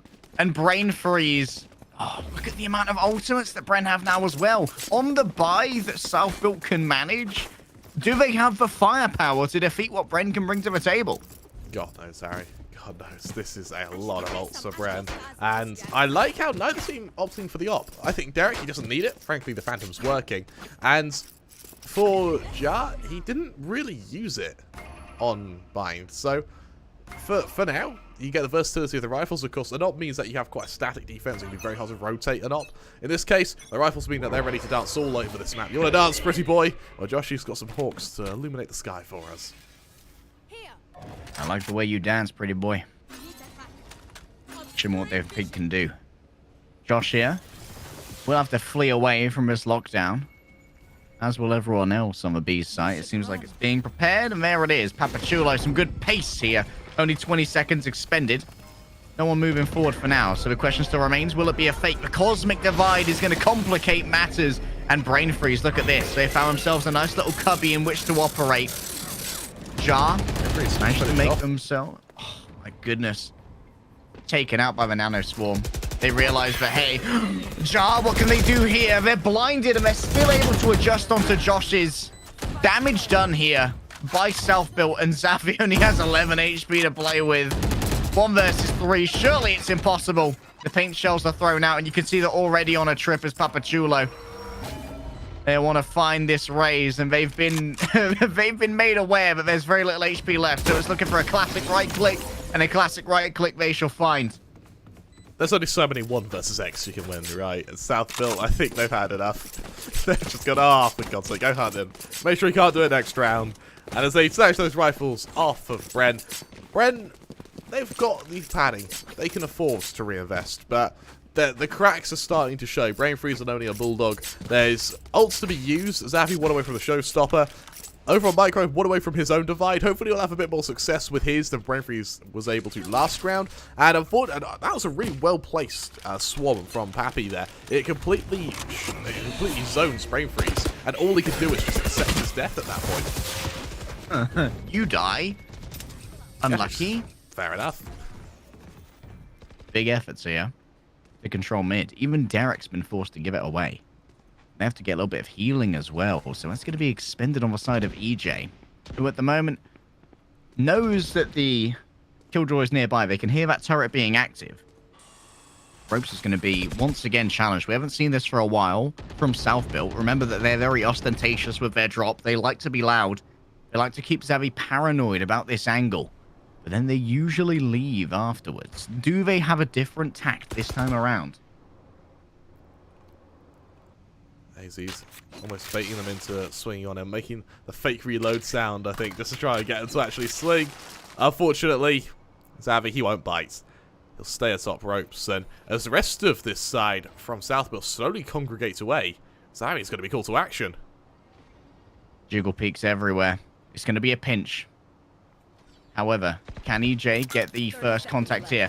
Knowing that this could be the jig, out goes a combination of utility. The snake bite as well as the grenade, but not enough damage is done. EJ gets the first, but Zavi loses out in the duel to Pro. They're so good on this entry. The Battle Sage is unbelievable, and Derek now is forced to try and play out of a smoke. They're unlucky in the timing, though. And Pro is going to try and get themselves a plant. It's not quite on default. They could be sent out rather easily here. The full blind is given over, and Josh will convert. Bren, they will just about maintain a lead here, but the economy is not going great. This is a really scrappy map from both teams. It's a back and forth. It's a true war of attrition. And that attrition is really starting to be felt in both the wallets and the minds. Bear in mind that last map, it was about as long as it gets. I mean, that really is it's going to weigh on your stamina. And to be able to consistent, bear in mind, Derek, he's still having to 1v4. We've seen Pro just run in and have to kill everyone in order to open a site. These are Sages and Vipers who are having to do the duelists' work. Like, this is while it's okay if the Sentinels can do it, it's when you end up with you have to constantly rely on them, and that ends up burning them out really, really quickly. So the longer this game goes on for, the worse it is for both teams. All right, once again, Derek says mid is mine, boys. I've got the Midas touch, except instead of turning things to gold, it turns them to goo. Quite an awful ability to have, to be honest. The liquefier. Yeah, instead of having a really messy house. A storm lands directly on Papachulo, who holds their nerve as a rogue blast pack is thrown their way. Are they going to try and do a boost here? They are. Up high, and Zavi never saw it coming. Aziz gets all they wanted. Lovely stuff from Arena. Big frags coming through. Can they get any more than this? They see Derek, but they're going to eat a flash. Their eyesight is taken away for about a moment. The second one can be avoided, though. Do they double down for Heaven Control? The spike has been planted in the backside of A. Plenty of room here for Pro to try and play some guerrilla warfare from. And at this point... Do Bren want to just save here? They're only 2 versus 5. And to be honest, the money isn't ideal. So Brain Freeze, I know you've handled a 1 versus 4 before. But 1 versus 5 with only 2 stars in the bank? Yeah, I think it's safe city, baby. I think he's out here. Yeah, and I mean, as you mentioned, this money isn't looking good for Bren, even on the round they won, because no one was left alive.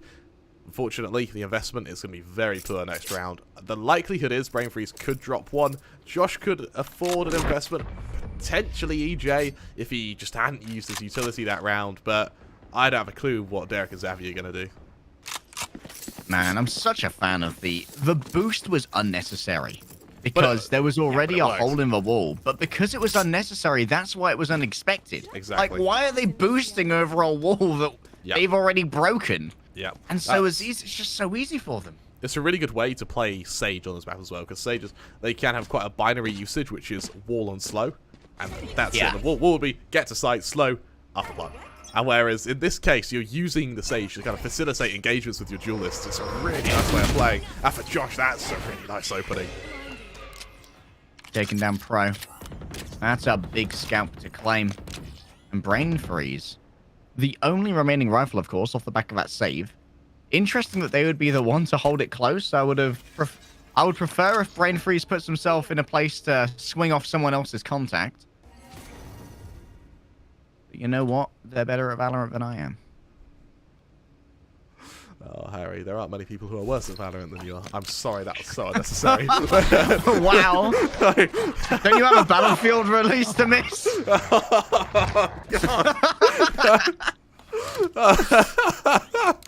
Oh, Bren. With that dog, they won't actually see any of the players of South Build, so they do have the element of surprise here, as they just shift into this site. I love this element of surprise they're going for. Oh, in astral form, this could be trouble for Brain Freeze. They have to look away from Aaliyah, but that's beautiful conversion there onto Aziz. Josh grabs himself yet another. That's 2 frags of him with the Sheriff, but they are going to be traded out. They've sent out for Seekers now, so they can confirm that the hit is indeed onto B. They can try and stop a plant here, though, from their position. They need to be cleared out by Papachulo, and Micro's going to tap the spike here. Josh chances the run, but Papachulo's just too good with the rifle. And now it's Sheriff versus Papachulo, and Papachulo does not drop those, my friend. Papachulo's the clutch king. That's why they call him Pappy. A great round from him, and I'm really happy with the kind of execution from South Build there. They react very quickly to the fact the dog doesn't see them. They use it to then get as close as they humanly can, and then spring that element of surprise. Great round on their part. They will even almost catch out Brain Freeze in astral form. If it wasn't for Josh to throw actually a very good Hawk to keep them away from him. Looking at the ult management, South Built, I think it's safe to say they're ready, because this is going to be a very, very nice arsenal that they can call upon at any time. Bren, they put Derek in mid, and Derek delivers again. Man, this Viper's good for controlling this zone. But it's only going to be Aziz who remains in mid for now. Everyone else, they're in garage checking out some used cars. Hey, how's your extended warranty, mate? You good? It's going to be a fake from Papachulo. It's only got 40,000 miles. It's a bargain, mate. He's in mid, trying to catch out the odd player. The dog, oh, I love that. I think that was Josh just throwing the dog at the noise there. It just happens to catch him out. Aziz, oh, they're going to lose out to Derek here, but Derek's going to be forced out of heaven and into the gravity well. It's easy for Micro off the back of that. And so in comes the resurrection. They want to bring Aziz back. Second chances here for the Vampire Queen. Oh, were you planning on using that wall, mate? Don't mind if I did. A quick headshot from Xavi. They'll hide behind this little block. Oh, you weren't accounting for me once more. Maybe even more chance for resurrections here, but they don't know what zone is controlled here by Aziz. They have the spike in hand. EJ, if they're patient, they can get a good timing. Oh, the patience is rewarded. Resurrection? You better believe it. I really like the economic use of the res as well. Bear in mind, at 5-5, this is as close as it gets. Economy is everything. Bear in mind, neither team have really seen the lights of 5k, so ops have just been out. We just haven't seen ops. Sorry, ops aren't a thing. Just imagine they're not in the game, because no one's going to have these economies. Yeah, exactly. Getting a house in this market. Xavi. He's left with only a judge going into this round, and for South Built, this is really looking like their chance to try and at least close out a 6th for themselves as they get ready to assault the safe site. The only man to stop them is Xavi with a judge, which means he's either getting 4 kills or none. Boys and girls, it's round for round. What more could you want from your Saturday? Xavi's waiting to wrap around the back here. with the judge, but it's still being guarded by 2 people. And remember, they can easily be cleared here by something like a nano swarm. A storm is going to complicate matters for now as Heaven has to be seized away, but Derek has got themselves a nice little angle to try and play with. It could be anyone's game at this moment. And so all of these different hard points need to be considered. Bloodless, despite the amount of space taken. And so the dog is going to move on up. They've put down the wall to try and block off any rotations through the defender's side. And now Xavi, they found the first. And that means that Josh is going to be called to action. EJ doesn't get too much off the back of that. Only the one. But Xavi killed himself with a grenade. What? Okay. Oh, no. I thought my eyes deceived me for a second. Josh, 1 versus 2 against Jar here. Oh, the lineup isn't good enough, and Brain Freeze is clean with the Phantom, even with Xavi's experimental usage of the explosives. Bren are able to keep it clean. So recreational paint use. Is that what you call that? Don't mess with hot paint. That stuff's napalm. No, the hot paint actually is napalm. Like, it is. I really do not recommend heating paint in any capacity. Actually, I've learned from experience. As South Beach, to apologise, South Built are now left in a stuff position. I mean, 7-5 defender South really isn't bad, but they move into this with only the divide, and that's it. With a couple of vandals, the odd bulldog. Derek, though, he's going aggressive. That turret, I don't think they understand just how much life that turret has saved them. Remember, this is last round, and Derek is 1 point away from that Viper's pit. If they could get a singular frag here, or get themselves an orb, it could be absolutely round-changing. It could be game-defining. But they have to be careful not to lose their life in the process, because I don't know how to tell you this, but the resurrection, it ain't gonna happen. Speaking of which, EJ was so close to beating the Killjoy right there. And this is going to force him to expend a slow orb as well, but mid control has been completely given away. While we mentioned something that could be used, the Viper's only 1 away from the ult, and that wall means he can go try and get the ult orb. That could be a big game changer again. Aziz and Jar, they love to hang out on ropes, but this time they're more quiet. Usually, they're so loud. And they're not going to be detected by that bird. Derek still suspects something is amiss. Something fishy is going on here, boys and girls. They're going to be cut off from those who are coming in the other direction. And here we go. For rising up through the ropes. Xavi has to take care of that, but I'm more worried about Derek. Look at their position here. If people move on through, this could be easy clap for Derek, but no, Pro's too good. Josh has to try and take out both these duelists. It's a messy spray within the smoke, but still it works out. And now the timing is not great. All by themselves is Papachula. They can't deliver the spike, and they can't deliver the frags. And Bren here, they are on the road to a win, to an upset, and to a big middle finger to all of Group B. Yeah, absolutely. I actually really like how Bren played that last round. It was basically Derek realizing he could have overextended potentially to get the ult orb, which would have given him the Viper's Pit. Instead, is then going to sit back, watch ropes, and then wait for the divide, and then use that to go aggressive. He was timing kind of heartbreakingly as they came up just as he turned away. Luckily, Xavi was there, and in the to and fro, they just trade effectively. We move to South Build now. I want to see how well this works for them with very few smokes other than the Astra, because for me at least, the aggression from South Build came entirely off the back of obscuring vision and sort of working your way around smokes. With an Astra, they're a lot more execute heavy. Papachula is going to be the main gatherer of information as well, using the alarm bot and the turret. They can AFK defend B, basically. Everyone else has got to physically peek things to control them, because you don't have a Sova. You don't have a Sky. Oh, they're considering. All right, your dog ain't coming in here. Go away, Bruce. You're not welcome. Dogs aren't allowed in these parts.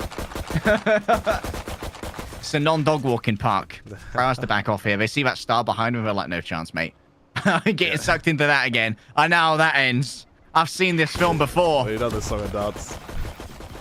Alright, that's going to stop the advance. They see that Jar is there, but do they know that Jar's alone? They decide to move on in. Wow, that's quite some movement right there from the side of Xavi. And they're rewarded for it. 2 kills. 30 seconds left. An upgrade to a frenzy here for Josh. And now moving into the zone of Micro. It's been a quiet game for Micro. Can they make it louder? They'll get themselves a kill.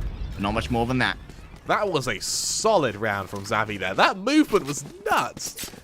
Usually when you try jumping in a doorway, you bang your head. But no, not Xavi. He angles himself perfectly to get through that. And just like that, we are going to find Bren now with a really, really strong position. They're going to get their anti-eco. It gives them a 9-5 lead. It gives them a bit of a round pad as well. So should they find themselves kind of encumbered when they go for their rifle versus rifle rounds, at least that way they're able to sort of lose a few and feel a bit more comfortable in taking straight ecos rather than the sort of scrappy force buys we see fairly frequently in this tournament.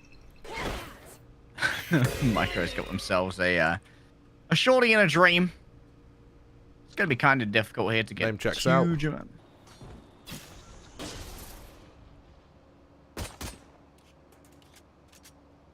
Aziz. It's 2 versus Derek. I don't think Derek's going to be inclined to push. Oh, they missed the timing though on Micro. And so Micro gets to do the cross here. Meanwhile, the better equipped Bren, a molasses slow on mid. Gonna follow out Bruce. Bruce the gamer dog is gonna be put down. Sadly. Poor Bruce. So He's not having a good day.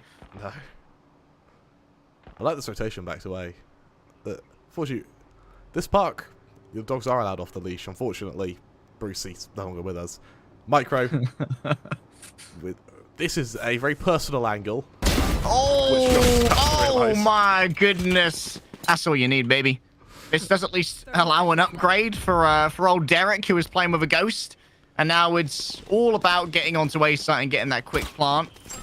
It's in the hands of EJ, who's just having a bit of a time getting the jump wall going. However, there are some gaps in that, and that could lead to some leakage, some spillage, and things that otherwise might be considered covered. Brain freeze is going to be overwhelmed here by Pro, but overall, I think Jar is without a hope in 22 HP. Just a quick shot to the knee. I used to be an attacker like you. So I took a bullet to the knee. Yeah. Unfortunately, I think they need a fair few more attackers to sort of bolster the army, because this is even though there have been some fairly effective kills from South Built, they still haven't really found a way to overwhelm Bren. And for the most part, Bren, there's only 1 kill that separate their bottom and top fragger. That's insane, actually. They're doing this as a team. The People's Republic of this is a People's Republic of team. Like, I mean, do you mean our kills? Yes, our frags. Yeah. Azies. Oh, micro. The Red Army's coming. It may well be, but Aziz is leaving. They've heard enough, and so they'll vacate heaven. And that's going to be freely given on over to the Bren bonus round. Oh my goodness, once again, it's all about the Xavi movement, that they get blasted out of the sky. And remember, South Built, they can't afford to lose this. This is their full buy. This is their power round. Derek on this angle. A few kills away from a Viper's Pit, so maybe he'll invite them to come push. This guy, so low on HP, though, means that they still need to be very disciplined. This is still very losable for themselves. As he says he's placed, here comes the push. Bruce, guess what Bruce wants? Information. They're in screens. He screams. As Papachulo is going to just take up a position on heaven. Maybe they can look to try and get some exit frags as people move out of this A area, but instead they're going to try and engage together. There we go. That's a great start. EJ falls on down, and Jar's with their respective. Wow. Jar gets 3! Oh my goodness. Beautiful stuff right there. The timing, though, should be fine. Yeah, easy clap. Still 3 seconds to go. Wasn't even worried. Really clean retake from South Built there, and unfortunately, the A site's kind of weird when you're on your retakes. You can't win a retake from A. You need to have screens control, heaven control, A main control, or better still, get under heaven. You need something. You need anything but sight. And in this case, South built, because they're all very low on HP, especially Josh. The others, again, on their bonus, want to win their bonus. They don't want to risk trying to cross instead of just being killed in the process. Because of that, South built, they exploit that. They take a very good decision to leave screens, go back up to heaven, and then just rain death from above. Don't get me wrong, Jar being able to wave like a god certainly helps, but the positioning was really what was effective. Coach Kramer has spoken. Let's get some varied post-plant positions, but the first phase is to get that plant down. And for now, just meandering around mid, seeing if anyone wants to get a little bit frisky, a little bit cheeky, Kramer. Go on, peek me. Peek into Bruce. They love dogs. Oh, no. They don't love dogs. I feel like Bruce is one of the dogs where they go, it's alright, he doesn't bite. And it's terrifying. It's alright, I'm also a liar. Oh, pro. You're seeing a lot of utility usage in mid here. But they don't know where they're going. This is what you give up without the Sky and the Sova. Sure, you have a little bit more defensive prowess, but the info gather, it's a little bit weaker. They are going to move into this turret, though, and that's going to give Pro all the information they need. Derek can pinch in from the other side, alongside, of course, Brain Freeze. Derek's going to start walking it. Oh my goodness, what adjustment from Derek. Even while afflicted by that alarm bot. Sure, Papachulo can do this, but Zavi's like, okay, I know where you are now. It's an easy clear for a raise with intent. And the retake is going to be undermanned, but it's not going to be undergunned. Already breaking through this wall. It's very loud to do so. So it will be crosshairs trained. And now we've got a little bit more variance in these post-plant positions. One in cubby, one behind that central pillar, and a couple in garage, but they are smoked off, so they need to be patient here. This is a moment at which maybe Southbuilt can convert this. Jar going in again, unable to go crazy this time. Savvy denies the clutch, and Bren, they are on 10 points now. Really started to put some distance between them and Southbuilt, and dare I say it, Harry, they're looking to angle themselves for a 2-0 here. A weird circumstance to be in, remembering that for Southbuilt, they were virtually undefeated for these last couple of months. We look at the ult management as well. Look how close almost the entirety of Bren are to getting these ults up online. Sure, Micro and Yar already have theirs, but Bren, if they lose this round, they're going to hit a monumental power spike. Alright, Jar instantly expends the Blade Storm, obviously on an eco round. They're hoping for a hero. And can Jar be the hero that Southbuilt Esports are so desperate for? For now, once again, it's just a fact-finding mission. You don't want to go into these 50-50 angles, Cremo, up against pistols. That's how you start losing weapons stupidly. Aggression being shown in mid by Bren, but they don't want to. They want to risk losing players to these ecos. We saw it happen on Bind earlier, where the second Yar was given something to work with, he just tears through them. This isn't a team you want to give weapons to. Micro, though. Only good for a dink. It's okay. It's okay. Micro, enough damage done here. Surely the heal's going to come through. Yeah, there we go. That's one of the things that this composition really has on the side of Bren. They have double heal. Like, they have a lot of sustainability, especially against small arms. They know that someone's on site. There was a ping over here somewhere. It's the Blade Storm, and now it's a corpse. Easy plant here, and this will give EJ their resurrection as well. And look, Derek isn't even bothered at the moment. They're going to be able to control heaven. This is the kind of retake positioning we wanted. They've got someone in A main, someone in elbow, and Derek's going to be able to out-frag anyone who comes their way. In terms of the firepower, oh, it will. However, I don't think they want to invest it in this round. There we go. Pit is good. Derek has control. And, well, there's no need to save here, so you might as well see what you can handle. But things are going to get real complicated real fast. Oh, my goodness. Speaking of which, Papachulo's got that aim. Papachulo's got the different aim. I really like that little micromanagement from Bren there. They send I do apologize, I had a mind like that. They send Josh's to go and try and fight because he's the one without an ult. So he went first. He had Xavi to help him. The idea being that if Josh gets the kill, then it's extra ult points that stack up. A really nice bit of communication there. Granted, doesn't get anything, but it doesn't matter. 4 of your players just got their ults up.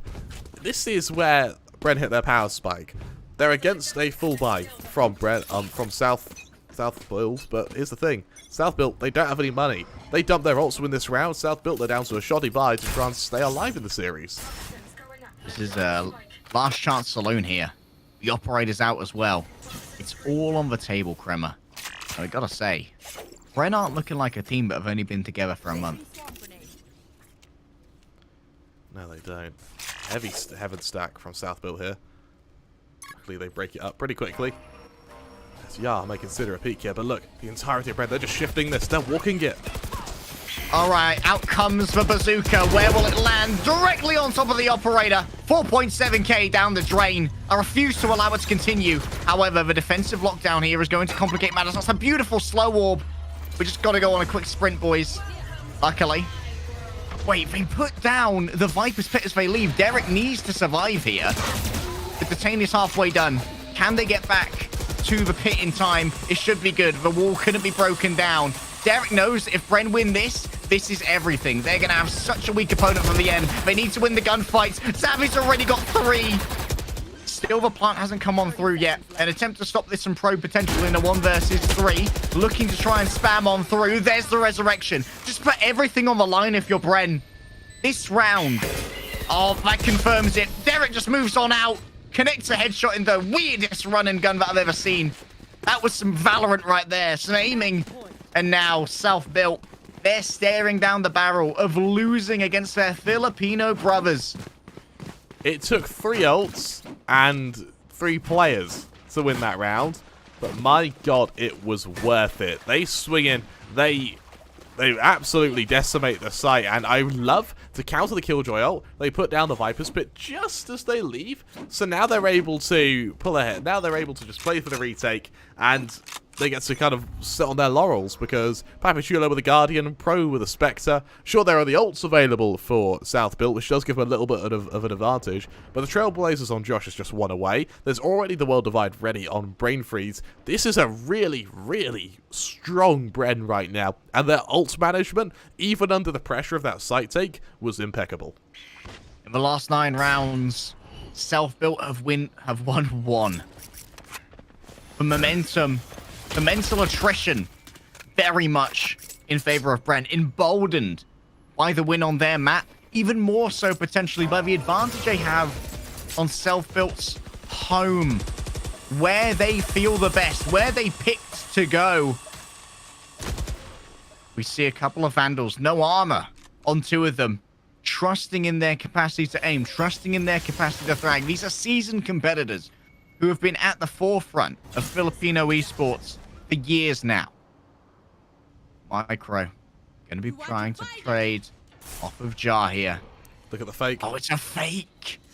Will it drag anyone in? Jar's already fallen. The pop flash is good, but Micro moves out of the way in time. Will they be overwhelmed, though? Josh is going to try and claim control of screens, and right now, it's so close.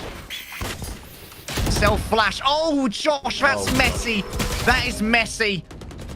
And this could be the opening that's needed. But Bren, they have a 4 versus 2. Time's not on their side. A plant should be good here from EJ. Papachulo and Pro. Who more could you ask for to try and save South-Built at the most difficult of moments? There's the resurrection. Papachulo falls. Xavi just holds down the trigger. And it's so bloody easy. It's so much more easy on the map pick of SPE. Bren, a team where we wandered. Are they relevant as much as they were with their old squad? The one that left for Team Secret. Is Philippines a 2-horse race between South-Built and Secret? The answer, Kremer, is a resounding no.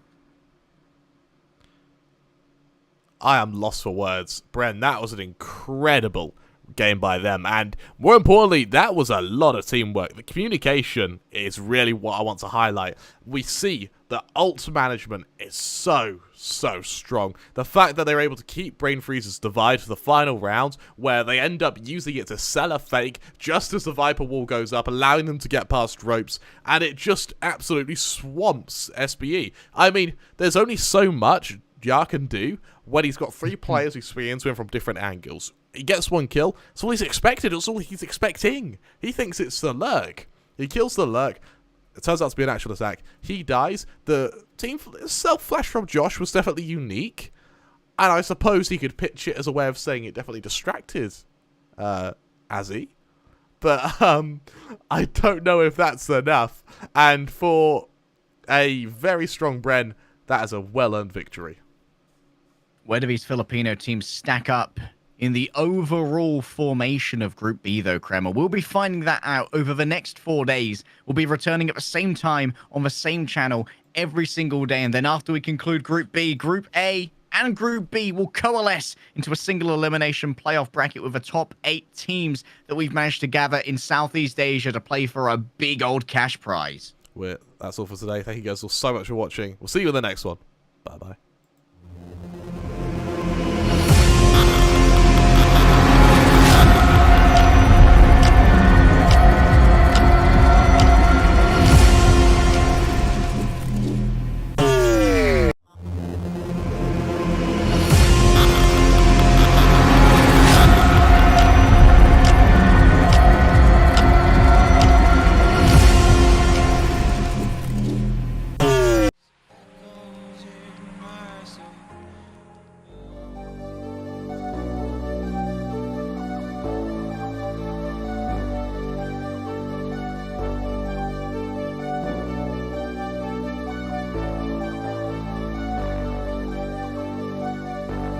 Fill me out with your smile. Now the sunshine brings the light.